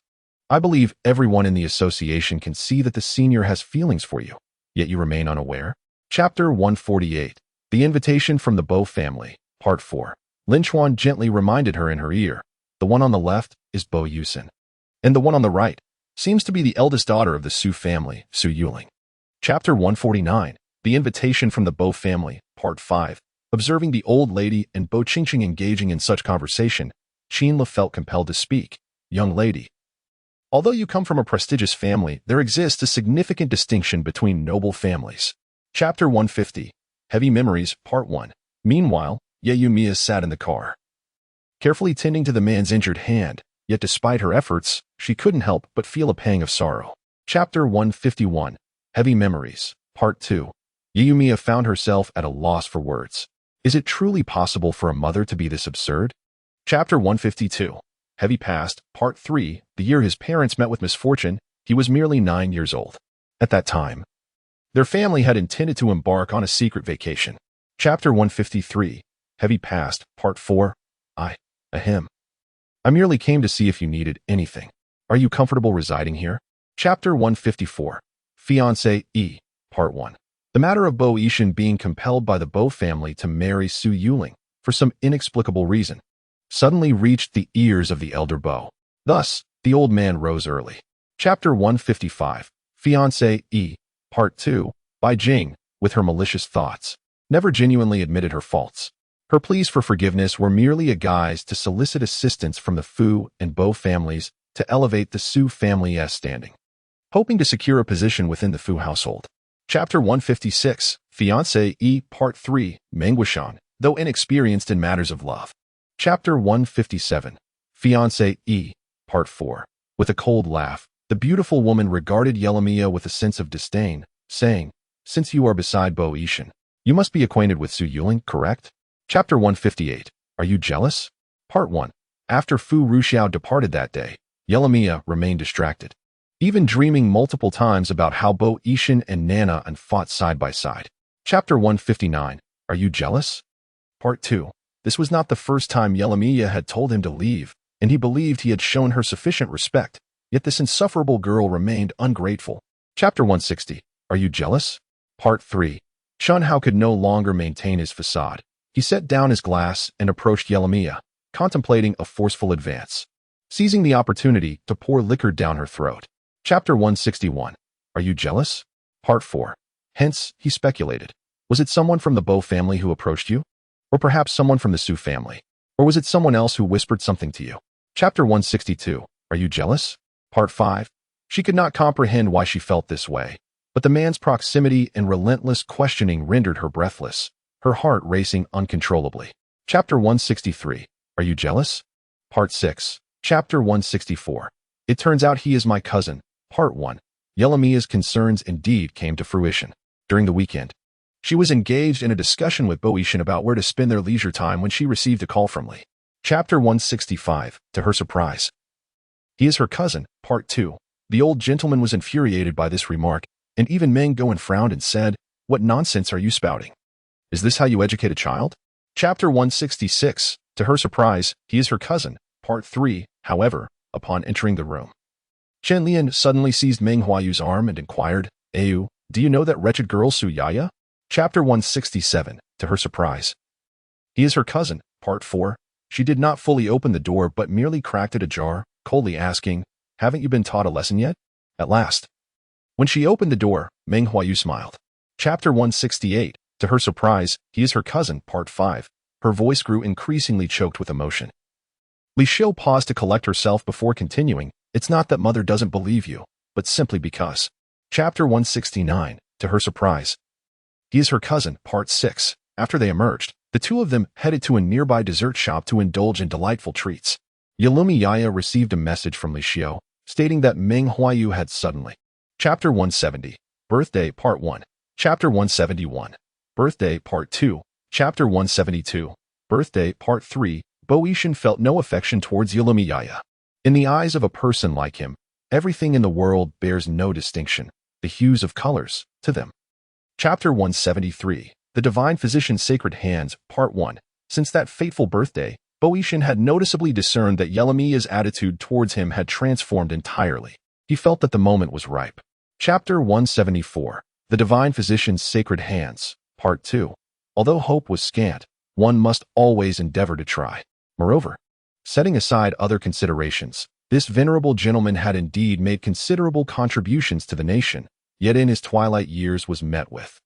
Chapter 175. The Divine Physician's Sacred Hands. Part 3. Subsequently, he proclaimed with great pride, "Currently, only our medical team is capable of performing such an operation. Moreover, the success rate stands at an impressive 80%. Chapter 176. The Divine Physician's Sacred Hands. Part 4. Yet the old gentleman was utterly unconcerned. He mused that 3 to 4 years would be more than sufficient. As long as he could complete that experiment before his demise, he would consider his life fulfilled. Chapter 177. The Divine Physician's Sacred Hands. Part 5. Observing this, Shannon also spoke up. "I kindly ask for Master Bo's understanding. If you seek to find someone to treat old Mr. Hong, my presence is imperative, though I shall not intervene." Chapter 178. The Divine Physician's Sacred Hands. Part 6. Just as I wish to take Master Feng as my mentor, do you not have a master of your own? Shinqing Yuan pondered for a moment before suggesting, "How about you tell me who your master is?" Chapter 179. Healing the Afflicted. Part 1. Yelamia grew increasingly curious about the esteemed Feng Lao, wondering what sort of person could inspire such admiration from Shinqing Yuan. As Shunan. Chapter 180. Healing the Afflicted. Part 2. Feng Shuwu led the way and, upon hearing the inquiry, chuckled softly as he explained, "Although my master has vowed to refrain from practicing medicine outside, how is it possible to exist in this world without venturing forth?" Chapter 181. Healing the Afflicted. Part 3. The man swallowed hard and quietly asked, "Do you truly feel this way?" Yelamiya nodded, acknowledging that she understood his words were intended for. Chapter 182. Healing the Afflicted. Part 4. Upon hearing this, Shannon sensed trouble brewing and hurriedly interjected, "Mr. Feng, please do not take offense. Qing Yuan is merely prone to exaggeration. They did not mean it in that manner, rather." Chapter 183. Healing the Afflicted. Part 5. As Feng Shuwu had mentioned, the majority of the books were related to medicine, predominantly traditional Chinese medicine, alongside a considerable number of Western medical texts. Only on the last shelf was there a collection of. Chapter 184. Healing the Afflicted. Part 6. Yelamiya nodded and, feeling somewhat bored, decided to take a look around. As she stepped inside, Mr. Feng discerned that she was clutching a suspenseful tome. Chapter 185. Healing and Saving Lives. Part 7. Before Mr. Feng could utter a word, Shen An's complexion immediately shifted, This was perilous. How could such a dangerous substance be carelessly administered to Elder Hong? Chapter 186. Healing and Saving Lives, Part 8. Regardless of the circumstances. This incident transpired under his watch. No matter the intentions of the individual involved, the patient's crisis occurring in his presence made it his responsibility. Chapter 187. Healing and Saving Lives, Part 9. Through the expulsion of blood via 10 fingers, blood was extracted once an hour, gradually, astonishingly. The black blood was entirely eliminated. When Mr. Feng took the pulse again. Chapter 188. Healing and Saving Lives, Part 10. Although Shannon was anxious and worried, both Mr. Feng and Feng Zishu had consented, leaving him, as an outsider, with no standing to speak. Thus, he could only watch with a heavy heart each day. Chapter 189. Healing and Saving Lives, Part 11. Mr. Feng chuckled as he remarked, "Previously, I was unable to leave due to my grandson's predicament. Now, Mayasu's health is gradually improving, though it is still not quite." Chapter 190. I have decided to start liking you. Part 1. Imo Qingtian feigned annoyance. Pouting as she queried, "Aside from your studies and association matters, what else could possibly occupy your time?" Then it was said, "Could it be that at home?" Chapter 191. I have decided to start liking you. Part 2. It was learned that Mr. Feng preferred tranquility, hence the guest list for the banquet was meticulously curated. And the invitations were exceedingly precious. Someone of Nana in stature should. Chapter 192. I have decided to start liking you. Part 3. Nana stepped closer. And only when the distance was near enough for Yeremiya to exhibit a wary expression did she suddenly smile and say, "In fact, I harbor no particular feelings for Boetian." Chapter 193. I have decided to start liking you. Part 4. Yeremiya answered the phone, surprised. "You're still awake?" Fearing to disturb Imochi Tian, who had finally managed to fall asleep, she tucked herself deeper into the blanket. Chapter 194. The Film Emperor, Part 1. Time swiftly flew by, and before one knew it, the season had changed. The club flourished, with an increasing number of members and volunteers. Soon, summer vacation arrived. Chapter 195. The Film Emperor, Part 2. Li Tianxia was making his debut in acting. Having gained entry solely through a recommendation, without an audition, he was directly brought onto the set, primarily because his role had minimal scenes. Chapter 196. The Film Emperor, Part 3. Li Tianxia remained silent for a long while. Suddenly his eyes turned red, and with a pitiful expression, he said, "Are you here to visit, or to undermine me?" Chapter 197. The Shadow Emperor, Part 4.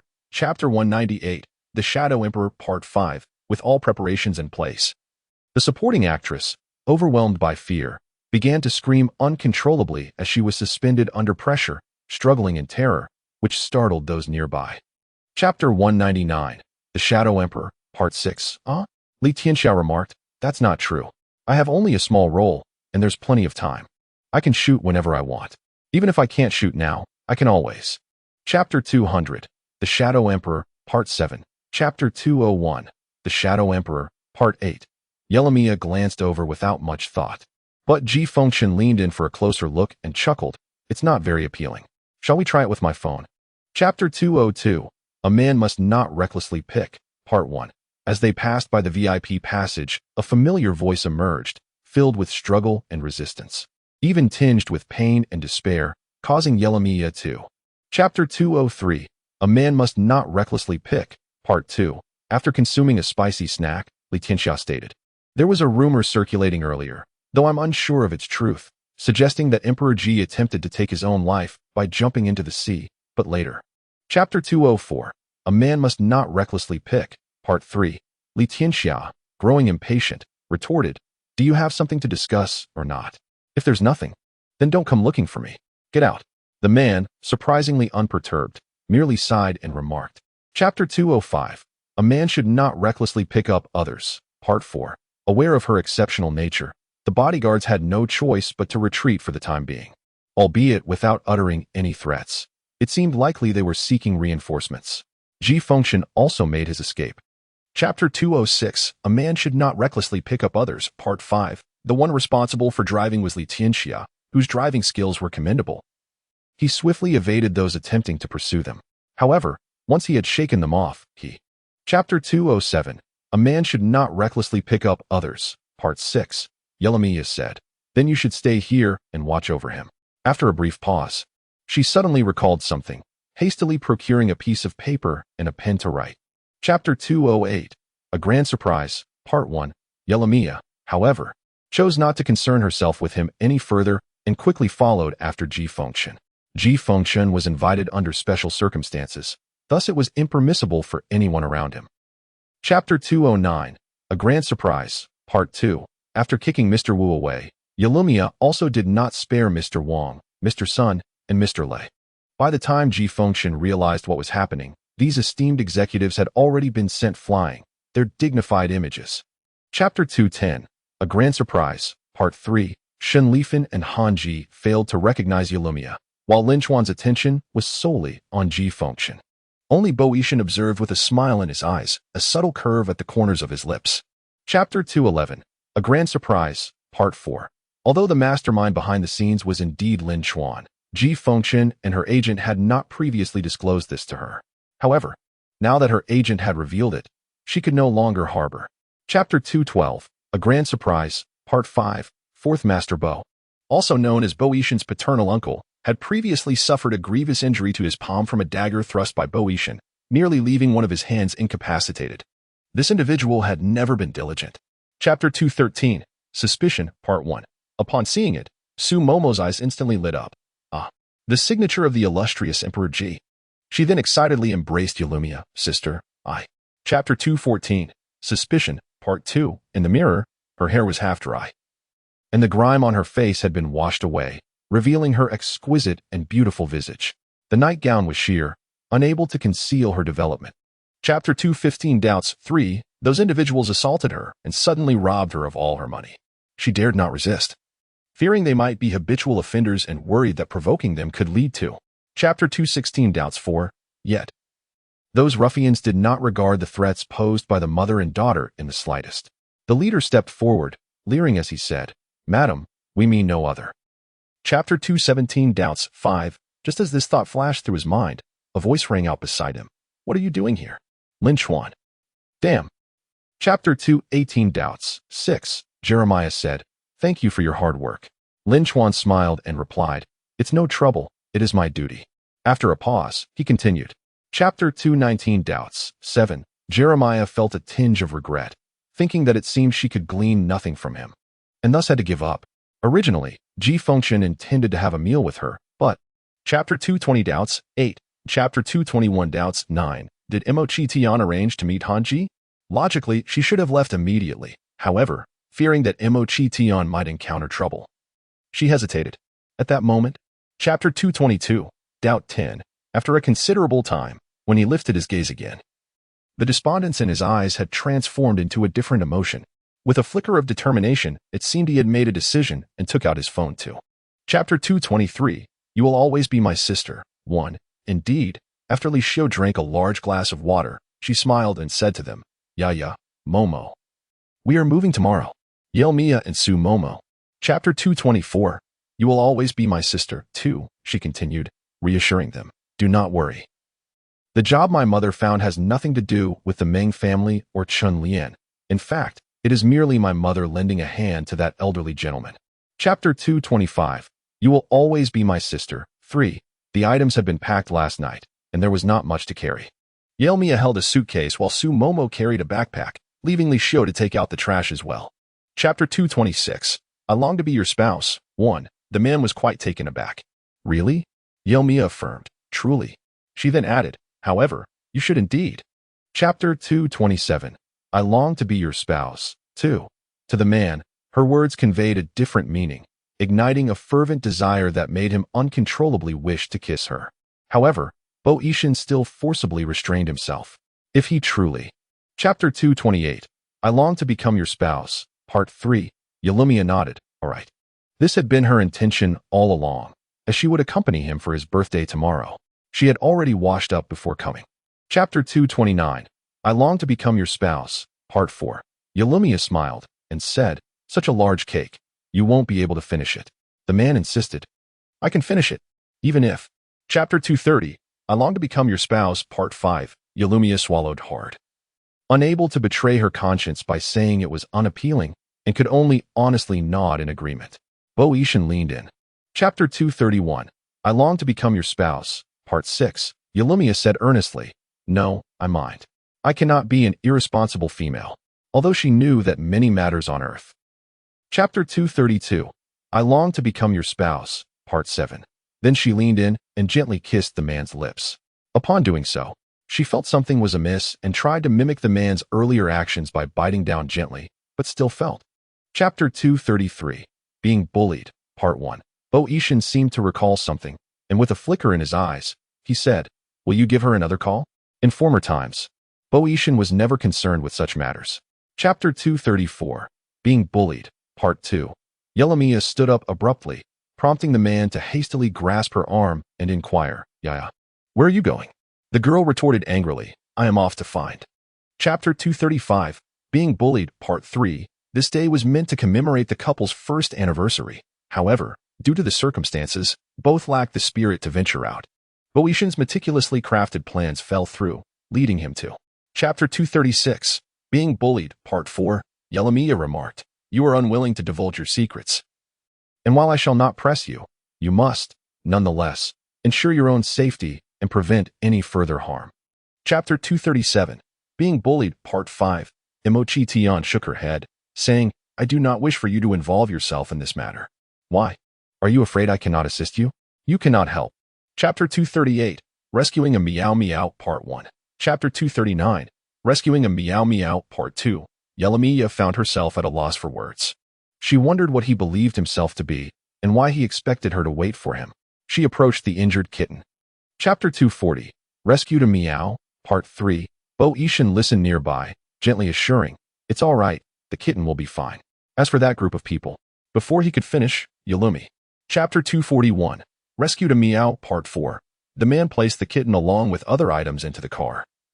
Then turned to Yalumia and said, "By the way, my surname is Gu." He hadn't completed his sentence. Chapter 242. Mo has concerns. Part 1. Had he known she was here, he would not have wasted so much time abroad. Unfortunately, the girl seemed to no longer recognize him, and moreover. Chapter 243. Mo has concerns. Part 2. Sumomo kept her head down, lost in thought. After quite some time, she finally inquired, "Then, what if it's something unrelated to me?" Chapter 244. Mo has concerns. Part 3. Chapter 245. Worry. Part 1. Yalumia suddenly sat up in bed, hastily making a phone call, only to discover that the other party's phone was unreachable. She could no longer remain calm.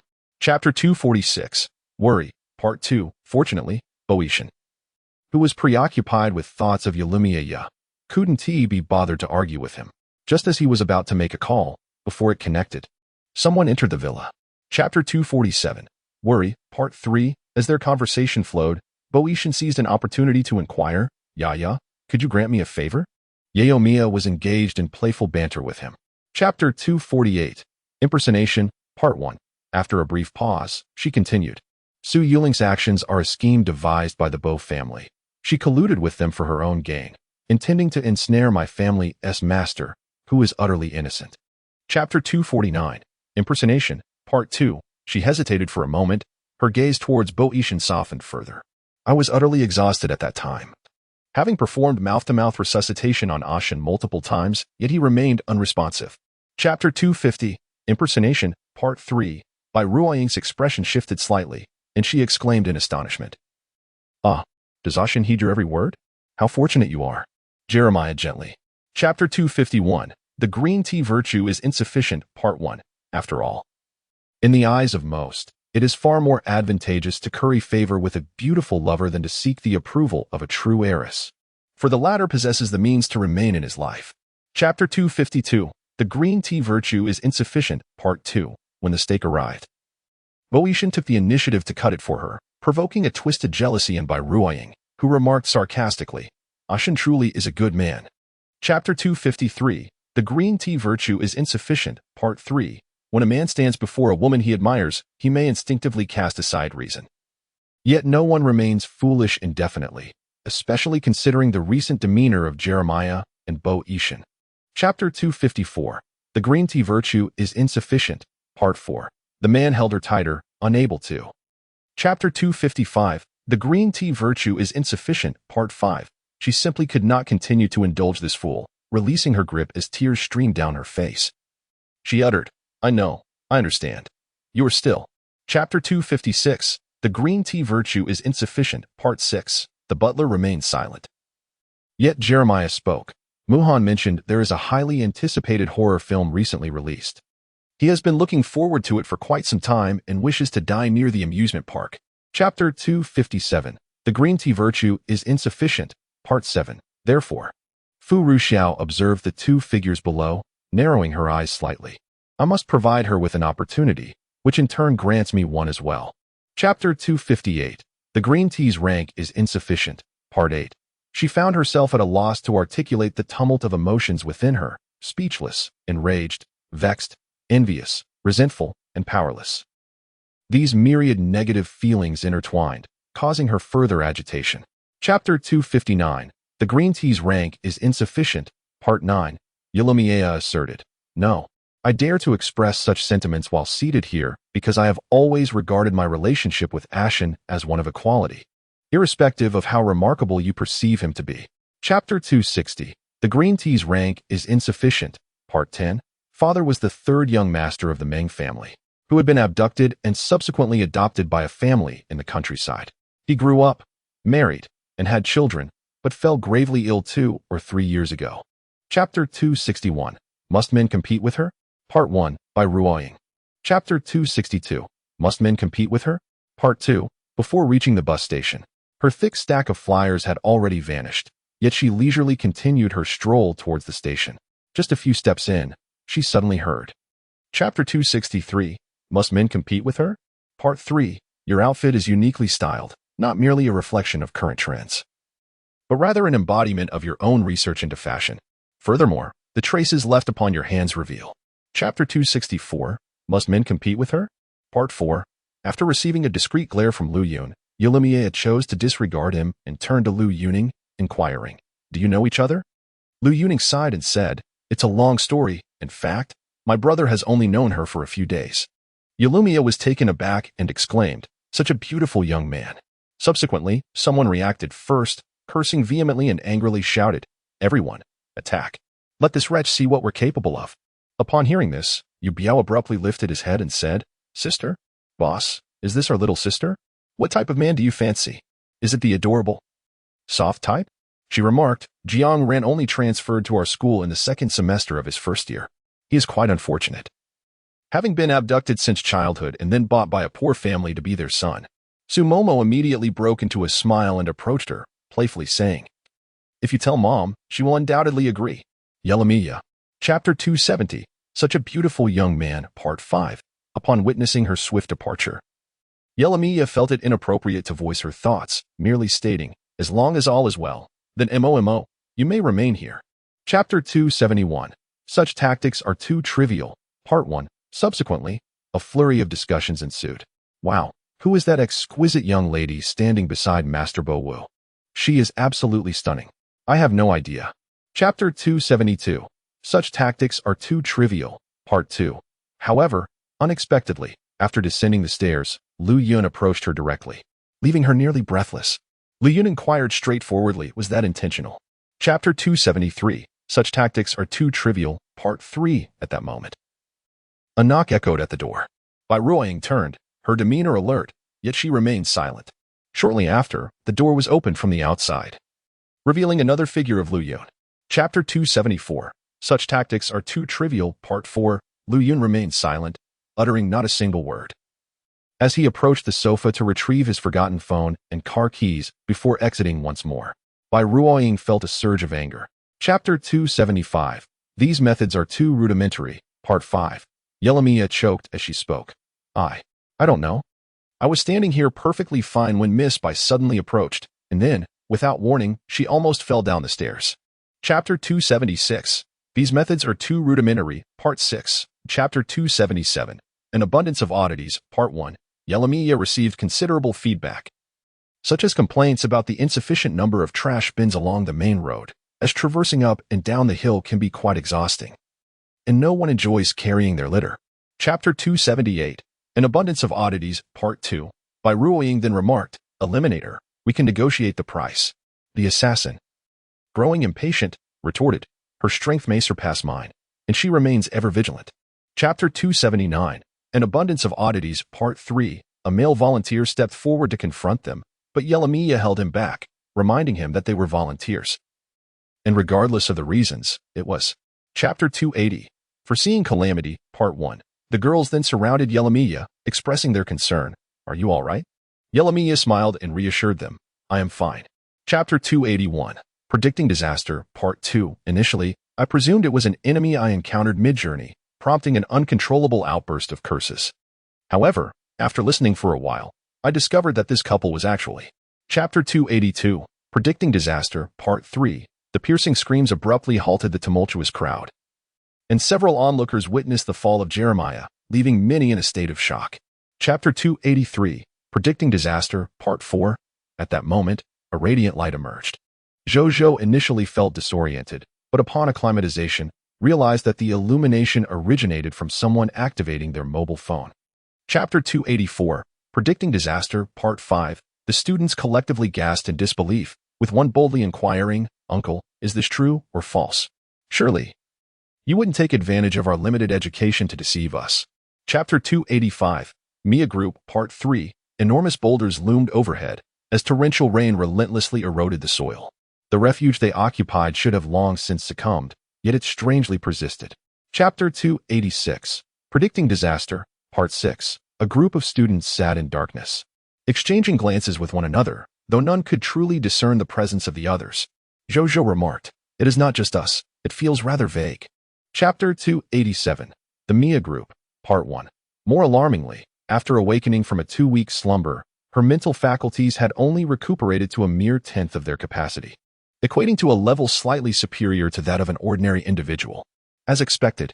Chapter 288, The Mia Group, Part 2. Initially, he had contemplated preparing an abundance of delectable treats for Yelamiya, yet the steward advised that since the patient had been in a coma for such an extended period, it would be prudent to offer her something lighter upon her awakening.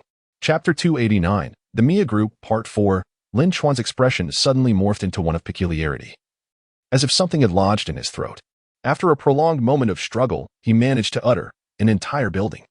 Chapter 290, You Have Always Deceived Me, Part 1. A child who has grown up surrounded by malice, never having experienced the warmth of life, naturally finds it difficult to believe in the existence of virtuous individuals in this world, and thus does not harbor any faith in goo. Chapter 291, You Have Always Deceived Me, Part 2. While contemplating what excuse to employ to approach Yelamiya next, he felt someone draw near. Instinctively, he turned to look, and was momentarily taken aback. Chapter 292, You Have Always Deceived Me, Part 3. By Ruoying, her voice trembling, inquired, How? How can I make amends? How would I know? This remark rendered Bai Ruoying utterly speechless, staring blankly. Chapter 293, You Have Always Been Deceiving Me, Part 4.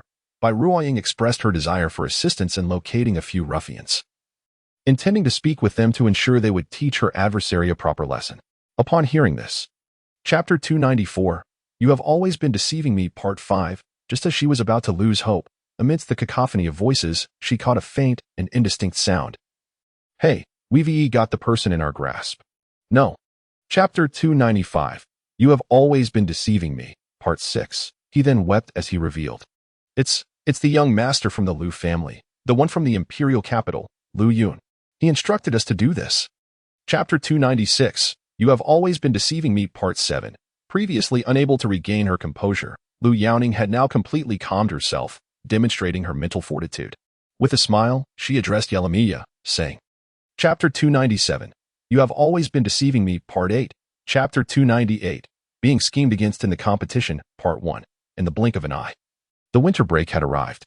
At that very moment, the school disseminated a notice regarding an invention competition focused on environmental protection, encouraging students to participate. Chapter 299, Being Calculated Against, Part 2. Liang appeared considerably more composed and continued, Yet, this is not the most crucial aspect. For the competition is public and will be live-streamed. We have matters that could be publicly scrutinized. Chapter 300, Hindering Rescue, Part 1. Upon seeing her, the girl and Bai Ruoying hurriedly approached, exclaiming, Ying. Fang Ying was somewhat taken aback to see the two of them, managing a forced smile. Chapter 301, Hindering Rescue, Part 2. Moreover, They repeatedly obstructed their attempts to seek medical assistance for her brother, causing immense difficulties for Fang Yingying and her mother. She was among the individuals Fang Yingying despised the most. Chapter 302. Hindering Rescue, Part 3. Yulumia was momentarily taken aback by the question, failing to respond immediately, and retorted, "What are you talking about?" She was smeared online with accusations of plagiarism. Chapter 303. Hindering Rescue, Part 4. Just at the last moment. Chapter 304. Hindering Rescue, Part 5. Fang Yingying, furious, slapped Zhou Xiaoqing hard, forcefully pushing the two doctors aside, standing in front of the door, crying out, "You bunch of bastards! Lunatics! You!" Chapter 305. Hindering Rescue, Part 6. She clenched her fists, stating, "It was my failure to discern character, to distinguish right from wrong, that nearly brought harm to my father and our butler." Due to her overwhelming anger, her eyes brimmed once again. Chapter 306. He truly is a good man, Part 1. A hint of astonishment graced her pretty face, which soon turned a shade of crimson as she carefully accepted the red envelope, suggesting she had never received one before. Chapter 307. He truly is a good man, Part 2. Just as Fang Yingying was about to say no need for courtesy, Zhou Xiaoqing suddenly rushed over, with a pitiful expression, and exclaimed, "Yingying, why won't you let me into your home?" Moreover, Chapter 308. Do you wish to marry her? Part 1. Upon returning to Huagua, she coincidentally coincided with the commencement of the school term. On one occasion, she encountered Fang Yingying and learned from her that Zhou Xiaoqing had severed ties with Bai Ruoying. Chapter 309. Do you wish to marry her? Part 2. Yu Liomi looked at him with a calm demeanor and retorted, "Does it even concern you?" Li Tianxia was taken aback. Yi. Chapter 310. Being schemed against, Part 1. While Yu Liomi was puzzled by the person's erratic behavior, she took a closer look and realized that this individual indeed attended their school, and his location was near the dining area. Chapter 311. Being schemed against, Part 2. As Lin Chuan opened the door, the person entering was Bo Yishan. Everyone was left in a state of shock. Jeremiah also felt that the situation was becoming increasingly complex and perplexing. Chapter 312. Schemed against, Part 3. Bo Yishan was indeed in a rather poor mood. Yet he understood that all of this was a deliberate ploy by others. If he were to truly become angry, truly confront Jeremiah or... Chapter 313. Surely this time he should give up, right? Part 1. A few minutes later, Jeremiah emerged from the restroom, noticing that the man's expression was rather unusual, and inquired, "What's wrong?" The man merely smiled. Chapter 314. Surely this time he should give up, right? Part 2. Hanji continued, "I cannot always discern something amiss so swiftly. If there is a next time, I shall have to deal with it, and at worst, find someone akin to Suya." Chapter 315. I am even worse off than you, Part 1. The waiter asked, "Sir, are you still listening?" Hanji responded with a sound of acknowledgement, inquiring about their address before hanging up the phone. The service. Chapter 316. I am even worse off than you, Part 2. After the surroundings grew tranquil, Guyushi resumed rolling himself in the blanket to sleep. He understood that Hanji acted for his own good, and he acknowledged the validity of Hanji's words, yet reason. Chapter 317. I am even worse off than you, Part 3, he further remarked. Eventually, I remained undeterred and sought out Yaya once more. She claimed she had no idea I had asked her out, which filled me with delight, as I yearned to confess my feelings. Chapter 318. I am even worse off than you, Part 4. However, the circle is quite small. In the capital, any reputable company inevitably interacts with others. And given the importance of reputation, Lu Yuning found it challenging to find a suitable opportunity. Chapter 319. I am even worse off than you, Part 5. Yet. Lu Yuning shook his head, interrupting his words, stating that it had little to do with you. Ultimately, it was a matter of my poor judgment in discerning character. And the desire for freedom inherently comes with a price. This. Chapter 320. Never encountered such a XX situation, Part 1. Even the timing of the other party's evening bath and sleep did not escape scrutiny. Chapter 321. Never encountered such a XX situation, Part 2. Jeremiah Yi only just realized they were discussing Bai Ruoying. Uncertain of what Bo Yishan had done to Bai Ruoying, she found herself at a loss. Chapter 322. Never encountered such a XX situation, Part 3. This group approached with great fervor, clearly well prepared, having blocked their path early on. By the time they realized they wished to retreat, they had already been surrounded. Chapter 323. A prize won. 1. Shen Lifan expressed his grievances, saying, What are we to do now? We have nothing on us, no phones to contact anyone. Are we to sleep on the streets? Chapter 324. We won the lottery. 2. Muhan looked at him in confusion and replied, why can't we go out and have fun? We came here to enjoy ourselves. And besides, the matter's back in the capital. Chapter 325. Encountering old classmates. 1. Lin Chuan interjected, you don't have a girlfriend. How would you know? To which Muhan responded, it's true. We have someone in our dorm, a tall, rich, and handsome guy. Chapter 326. Meeting old classmates. 2. Sitting beside her were 4 men, each strikingly handsome, exuding an exceptional aura that clearly distinguished them as extraordinary individuals, each with a unique style. Chapter 327. Meeting old classmates. 3. Zhou Yuding laughed and said, what do you mean by that? Friends are friends. What do you mean by daring? As she spoke, she deliberately leaned towards Xin Li Feng. Chapter 328. Encountering old classmates. Part 4. Zhou Yuding hesitated slightly and said, well, actually, I have a connection with them. However, facing Lin Chuan's expression, she ultimately dared to voice her thoughts. Chapter 329. I am getting married. Part 1. Following that. Chapter 330. I am getting married. Part 2. The smile on Mo Qingtian's face suddenly faded. After a long pause, she finally uttered, yeah, I am getting married. Will you be my bridesmaid? Chapter 331. I am getting married. Part 3. Her parents even contemplated suicide, believing they had burdened her. But upon considering their actual demise, it dawned on them that those individuals might swiftly uncover Mo Qingtian's whereabouts, and Chapter 332. I am getting married. Part 4. Mo Qingtian chuckled to herself, thinking that although she was not very familiar with Lord Bo Wu, she understood his character to some extent. After all, being such a formidable figure, how could he possibly accept someone attempting to snatch? Chapter 333. Troubles have returned. Part 1. Initially, Bo Yishan did not fully comprehend, but over the years, as he gradually learned about her clandestine endeavors, he began to understand her intentions. Chapter 334. Troubles have returned. Part 2. However, upon witnessing Meng Huayu's intense gaze fixed on Yulumiyaya, Meng Qingrong suddenly realized she might have uncovered something, and a faint smile crept onto her lips.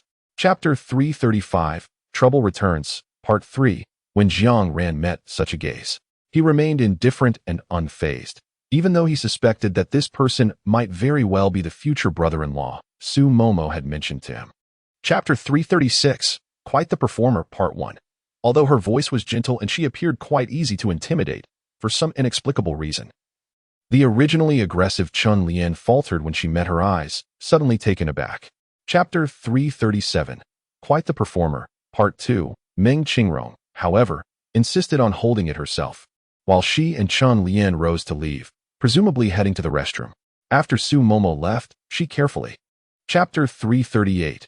Quite the performer. Part 3. Su Momo found herself both infuriated and amused. I seek part-time employment. I shall engage in whatever work pleases me. Must I obtain your approval for every endeavor? Chapter 339. Quite the performer. Part 4. Chapter 340. Grandfather's birthday banquet. Part 1. After enduring this ordeal, Su Momo realized her job was no longer secure. Even if the manager wished for her to continue, she feared further trouble for Li Xiu and herself. Chapter 341. Grandfather's birthday banquet. Part 2. Allow me to remind you, she said, the men in this circle are primarily drawn to appearance, physique, and youth. Currently, that is all you possess.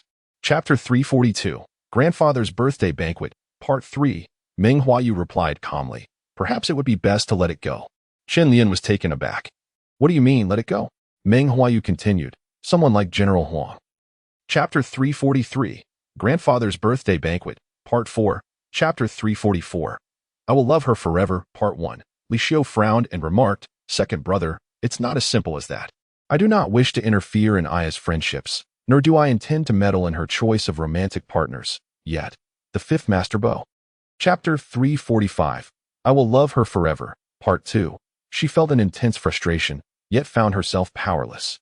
After much contemplation, she decided to seek counsel from Meng Guan. In Meng Qingrong's perspective, Meng Guan also belongs to that category of individuals who. Chapter 346. I will love her forever. Part 3. In contrast, Yelamiya appears rather unassuming at first glance, exuding a refined and ethereal aura. The more one observes, the more enchanting she becomes, evoking an increasing sense of admiration.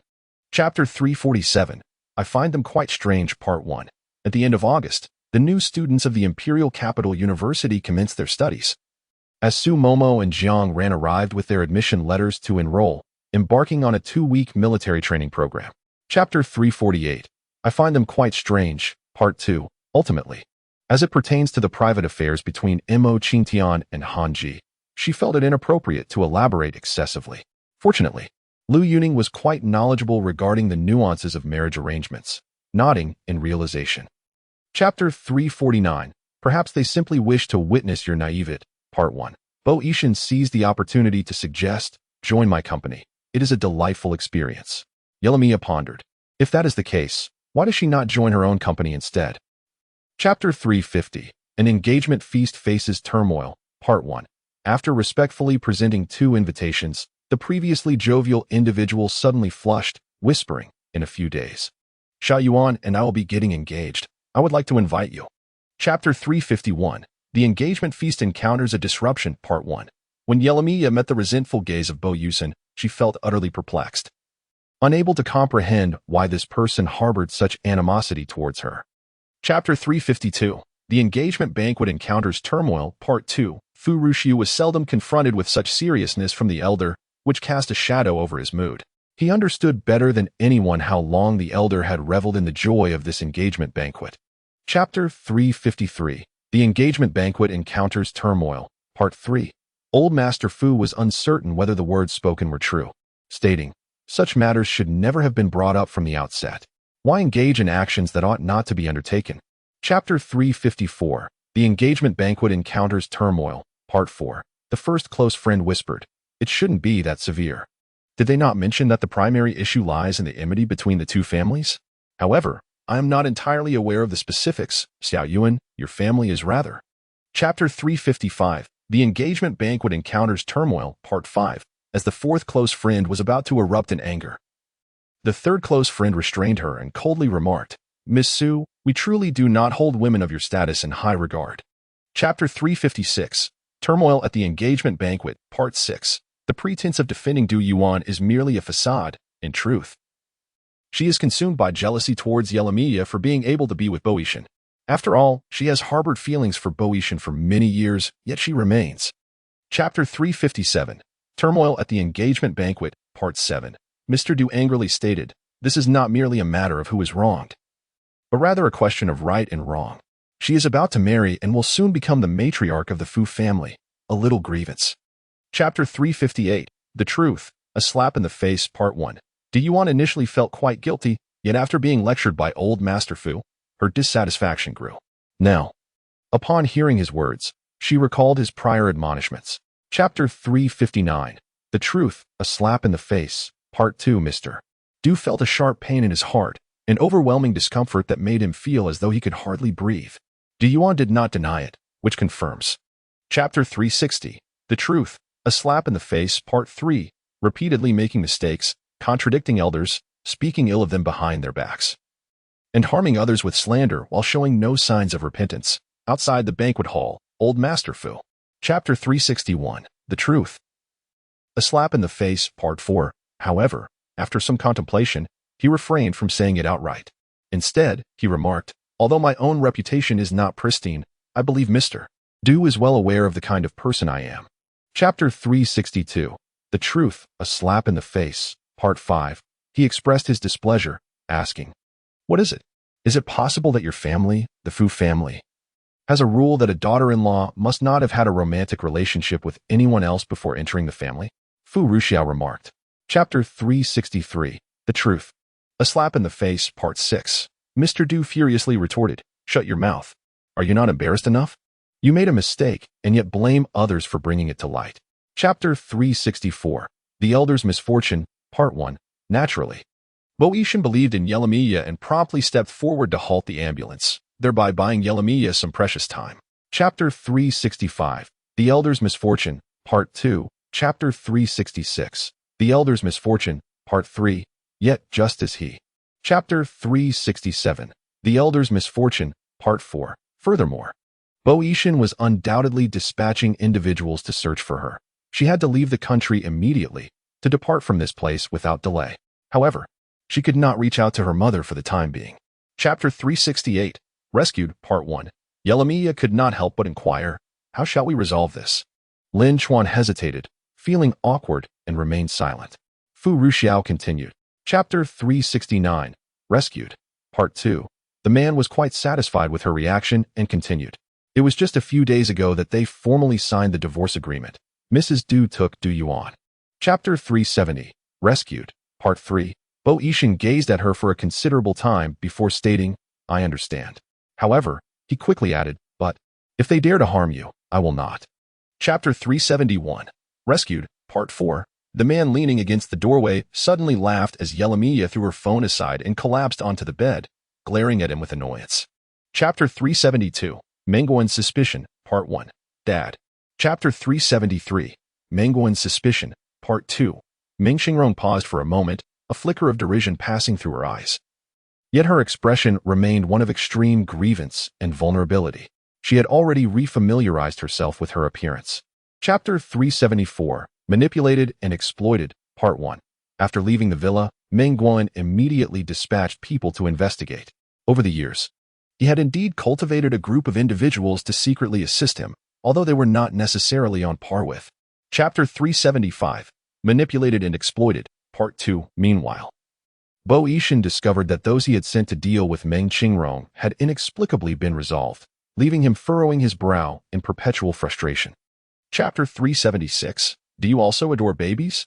Part 1. Then she grasped Mo Qingtian's hand, attempting to shift the conversation to another topic, smiling as she said, "Ashen. Qingtian is pregnant. I am going to be a godmother." Chapter 377, Do You Also Adore the Baby? Part 2. However, the method by which the inhabitants of Fanxing reproduce is rather straightforward. One individual provides a fraction of energy, which is then delivered to the reproduction center, following the development of the embryo, the parents. Chapter 378, No More Clinging to Her, Part 1. Just as she contemplated whether she need not venture outside, the girl sent a delightful emoji and remarked. Chapter 379, No More Clinging to Her, Part 2. She then linked arms with Yurumiya and said, "What a coincidence. I was also out shopping with Sister Yiya. By the way, have you eaten? Why don't we dine together?" Chapter 380, No More Clinging to Her, Part 3. Yurumiya shook her head in reluctance before stating, "This time, Meng Guan is truly cornered. He has likely uncovered the internal issues within the Ming group." And Chapter 381, No More Clinging to Her, Part 4. Mo Qingtian smiled and said, "What all the fuss about? Those who do not adhere to such rituals have not encountered mishaps, and those who do adhere are not guaranteed safety either." However, Chapter 382, No More Clinging to Her, Part 5. Chapter 383, Targeting Her Vulnerability, Part 1. Meanwhile, after several failed attempts to deal with Yurumiya, Meng Guan grew somewhat anxious. For those he dispatched were already his. Chapter 384, Targeting Her Vulnerability, Part 2. The following day, the woman had followed a Chung to the hospital for an abortion early on, as Meng Guan had connections that facilitated an appointment in advance. However, unexpectedly, Li Shou smiled and said, "No need. Ashen previously bought us a car and arranged for a driver, claiming that this would make our travels more convenient." Apart from eliminating Yelamiya, Meng Guan had no other options but to restrain Bo Yixin. Chun Lian remained oblivious to their underlying issues. With a loud thud, when the person was forcefully thrown to the ground, Su Momo, feeling exposed in her nightgown, let out a cry, thinking she was being seen. Meng Huayu, with a cold smirk, remarked her, "If she had listened to me initially, curbed her wildness and venom, and had been wise enough to be with Mr. Huang, marrying him before." Meng Huayu also readily admitted yes. "But ultimately, this is your fault. If you hadn't made mistakes, we wouldn't be in such a dire situation." Chapter 391, Various Powerful Figures Supporting the Event, Part 1. In the hospital, Chun Lian, who was keeping vigil by Meng Huayu's side, was oblivious to the source of the news that had reached her. Already disoriented due to her husband's betrayal and their son's vegetative state. Chapter 392, Various Powerful Figures Supporting the Event, Part 2. The previous night, Meng Guishang had taken special care to attend to his facial appearance, fortunate that he had been consistently using Yelamiya's medicinal regimen to maintain his health in recent years. His hair remained a deep black. Chapter 393, Various Powerful Figures Supporting the Event, Part 3. To his astonishment, he received a personal greeting from Bo Yixin. leaving the subsequent guests utterly bewildered as they questioned whether they had entered the wrong venue. Yelamiya smiled. Chapter 394, Various Powerful Figures Supporting the Event, Part 4. Chapter 395, Various Powerful Figures Supporting the Event, Part 5. Yelamiya regarded the hand that was suddenly extended towards her. Momentarily taken aback, out of politeness, she accepted the gesture and replied with a smile, "Mr. Byrne, it is a pleasure to meet you. My name is..." Chapter 396, Various Powerful Figures Supporting the Event, Part 6. Sensing. Chapter 397, I simply wish to thank you, Part 1. Boeotian nodded in acknowledgement. Indeed. He had agreed. It appeared that he had entirely regarded her as a daughter destined for marriage. Yelamiya. Furthermore, those individuals likely did not even remember her appearance. Why was it that Chisun recalled her? However, after a moment's pause, Jeremiah suddenly recalled. Chapter 399. I just wanted to thank you, Part 2, Jeremiah stated. Take him to prison. It would be too lenient to simply end his life this way. Yet, I do not wish to squander any time on him, so let him remain in prison. Chapter 400. I just wanted to thank you, Part 3, she added. However, I did not mention your matters to her, for I genuinely hold affection for you. Jeremiah remarked. Thank you. Chapter 401. I just wanted to thank you, Part 4. Upon hearing a sound in the room, Jeremiah sensed something was amiss and hurriedly opened the door. Upon seeing the scene, her expression changed immediately. She remarked. Chapter 402. I just wanted to thank you, Part 5. Licio said, Oh dear. Do not be too polite, for what child does not have their dislikes? Just like my son, Ashin, who also. Chapter 403. I just wanted to thank you, Part 6. Jeremiah expressed. I merely worry that you might encounter Ashan on the way. I hope there will be no disturbances here. Chisun was not surprised by her. Chapter 404. The Grand Finale. Yelamiya smiled and said, It's unattainable, after all. The main text concludes here. There will be further updates in the form of side stories, so friends who wish to continue can follow along. For those who do not, we shall meet again in the world of martial arts. Chapter 405. Side Story. Marriage, Part 1. After obtaining the marriage certificate, Boeotian could not wait to have Yelamiya move in with him, and immediately began making arrangements for the wedding. He wanted to give Yel. Chapter 406. Side Story. Marriage, Part 2. Gu and she smiled and said, Well, congratulations to you both. Then they added, But why are you telling me all this? Fearful that I might not contribute. Chapter 407. Epilogue. The Wedding, Part 3. Boeotian has persistently wished to hold a wedding, likely stemming from a desire to maintain their ambience in the most romantic state. Chapter 408. Epilogue. The Wedding, Part 4. Yelamiya expressed that Ashin has always harbored insecurities. He has yearned for everyone to acknowledge their relationship and to recognize that I belong to him. Yet. Chapter 409. Epilogue. The Wedding, Part 5. Initially, all media outlets in Hawaii were reported this event, and as the news circulated, it trended, particularly since many celebrities attended the wedding. Chapter 410. Epilogue. The Wedding, Part 6. However, they did not immediately take their seats, instead offering a toast to the three elders. Chapter 411.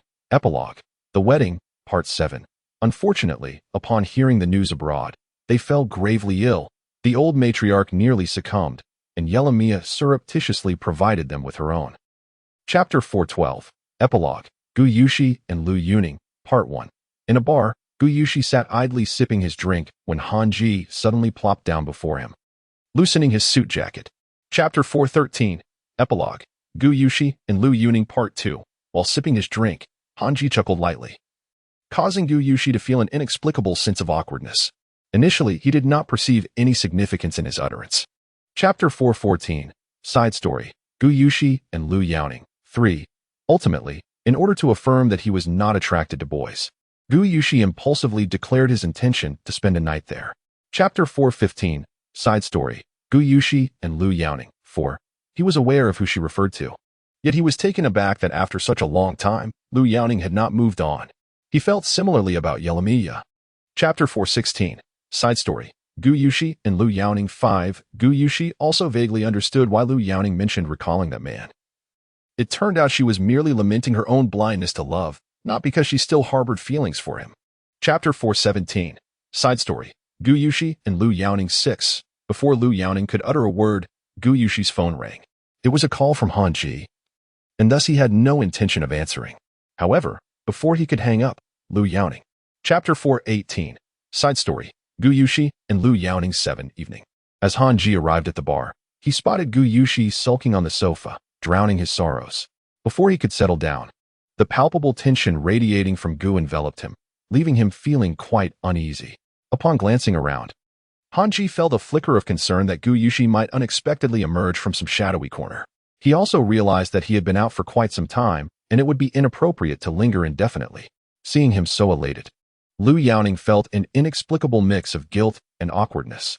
She remarked, "I merely think that you have introduced me to numerous clients and have been of great assistance." Unaware of the events unfolding outside, Lu Yaoning entered the private room and was met with the intense gaze of the man seated within, stirring an inexplicable flutter in her heart. The wealthy young lady, upon witnessing the scene, offered an embarrassed smile and said, "I apologize, it was not my intention." Lu Yaoning's expression was one of distress. Chapter 423. Epilogue. Gu and She with Lu Yaoning 12. She was merely an ordinary girl.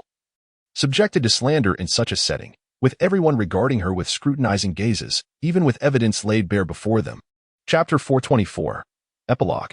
Gu and She with Lu Yaoning 13. Gu and She remarked, "Firstly, I have long been aware of the existence of this manager Su, and my girlfriend has mentioned him to me previously. However, due to her repeated refusals, this individual." Chapter 425. Epilogue. Gu and She with Lu Yaoning 14. Every individual undergoes a phase of adolescent rebellion. For someone like Su Qua, with such a familial background and personality, this rebellious phase tends to extend considerably, lingering even through high school. Chapter 426. Epilogue. Gu and She with Lu Yaoning 15. Chapter 427. Epilogue. Gu and She with Lu Yaoning 16. Upon hearing this, Han Ji chose not to elaborate further, and the group began to indulge in boasting, drinking, and games.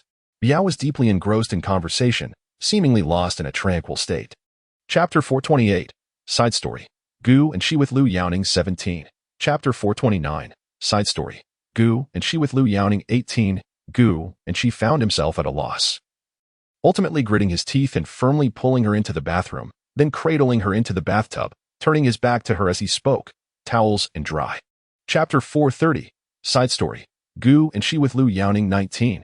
However, his body ached terribly, discomfort overwhelming him, as anxiety, fear, and unease tormented him, causing his eyes to well up slightly. Chapter 431. Side story. Gu and She with Lu Yaoning 20.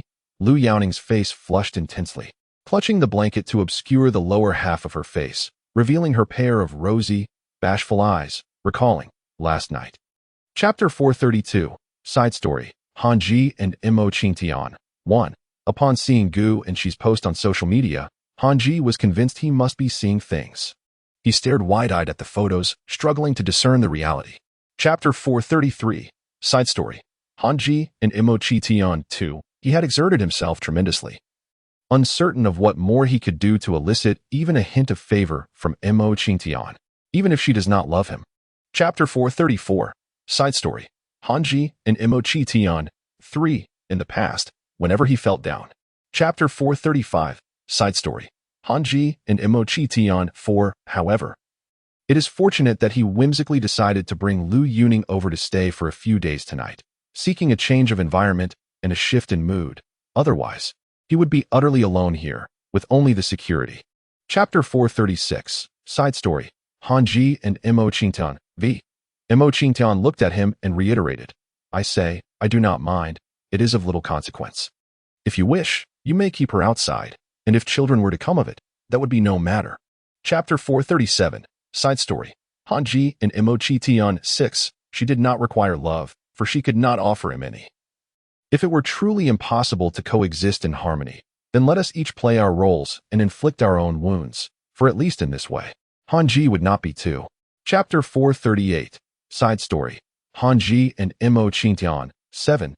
Time and again, he bestowed hope upon himself, only to be met with disappointment repeatedly, and through this endless cycle, he transformed into a mere jest, mocking his own ignorance and ineptitude. Chapter 439. Side story. Han Ji and Mo Qingtian 8. Then, wiping her tears, she spoke, "Yet, even so, there is no need for him to regard you with such disdain, even if he seeks amusement, he should not disregard you. Chapter 440. Side Story. Han Ji and Mo Qingtian. 9. Mrs. Mo gently remarked, "Your cousin once confided in me that you have long suffered from significant psychological barriers, stemming somewhat from your childhood experiences and subsequent events." Chapter 441. Side Story. Han Ji and Mo Qingtian. X. Chapter 442. Side Story. Han Ji and Mo Qingtian. 11. Once she had helped Han Ji to his feet, her peripheral vision suddenly caught sight of Gu Yushi standing right behind her, startling her immensely. "Ah, Gu Yu," and she sat with a smile. Chapter 443. Epilogue. Han Ji and Mo Qingtian. 12. Chapter 444. Epilogue. Han Ji and Mo Qingtian. 13. Lin Chuan stated, "The surveillance footage has been reviewed. The group was equipped with helmets and altered their appearances, clearly well prepared, deploying a total of 7 vehicles." Chapter 445. Epilogue. Han Ji and Mo Qingtian. 14. Even in a state of complete unconsciousness, Han Ji clutched tightly to the empty gun, his emotions taut, unwilling to relax even in oblivion. Chapter 446. Epilogue. Han Ji and Mo Qingtian. 15. Mo Qingtian continued, "If it were merely for that reason, then I would think it inconsequential. For having married you, I have become a part of the Han family. Their attempt to abduct me." Chapter 447. Epilogue. Han Ji and Mo Qingtian. 16. He, with a pale countenance, continued, "Who is this Lisa? I cannot recall. But I know that when I uttered those words, Gu Yu, and she must have been present, every time." Chapter 448. Epilogue. Han Ji and Mo Qingtian. 17. The two exchanged ambiguous topics, and Mo Qingtian sought her advice on how to handle such situations in the future. As they conversed, Mo Qingtian. Chapter 449. Epilogue. Han Ji and Mo Qingtian. 18. This remark left Mo Qingtian even more astonished. The young master often sleeps holding the little master? How could she be unaware of this matter? In her thoughts. Chapter 450. Extra. Han Ji and Mo Qingtian. 19. Upon hearing these 2 words, Mo Qingtian's emotions became increasingly complex. She understood that the baby was still young and could hardly comprehend, yet she smiled and inquired, "Baby." Chapter 451. Extra. Su Momo and Jiang Ran. 1. The trials of 4 years in university, 6 months of internship, and a year and a half of a stable career, combined with her exceptional memory and clear career planning, enabled Su Momo. Chapter 452. Extra. Su Momo and Jiang Ran. 2. Su Momo murmured, "Can I choose not to have children? Why must women necessarily bear children?" Upon hearing this, Li Xiu felt quite irritated. Chapter 453. Extra. Su Momo and Jiang Ran. 3. Chapter 454. Extra. Su Momo and Jiang Ran. 4. Initially, Su Momo was somewhat reluctant to agree, feeling it unnecessary to be so sentimental, as she was not particularly exhausted. It was merely the recollection of the day's events that weighed on her mind. Chapter 455. Extra. Su Momo and Jiang Ran. 5. Jiang Ran hasn't informed you, has he? He has actually known his true identity for quite some time, and I am his fiancée. If all goes well, we shall become engaged by the end of the year. Chapter 456. Extra. Su Momo and Jiang Ran. 6. Having said that, she set down what she had in her hands, circled around to the sofa, and entered her own room. Su Momo watched him rush into her room, her expression. Chapter 457. Extra. Su Momo and Jiang Ran. 7. Chapter 458. Extra. Su Momo and Jiang Ran. 8. Chapter 459. Extra. Su Momo and Jiang Ran. 9. With a heavy sigh, Qi Sen's expression darkened, his emotions tangled, as he stated, "Today marks the final test. Based on his previous performances, I have observed. It has come to an end, officially concluded. Thank you all for your support."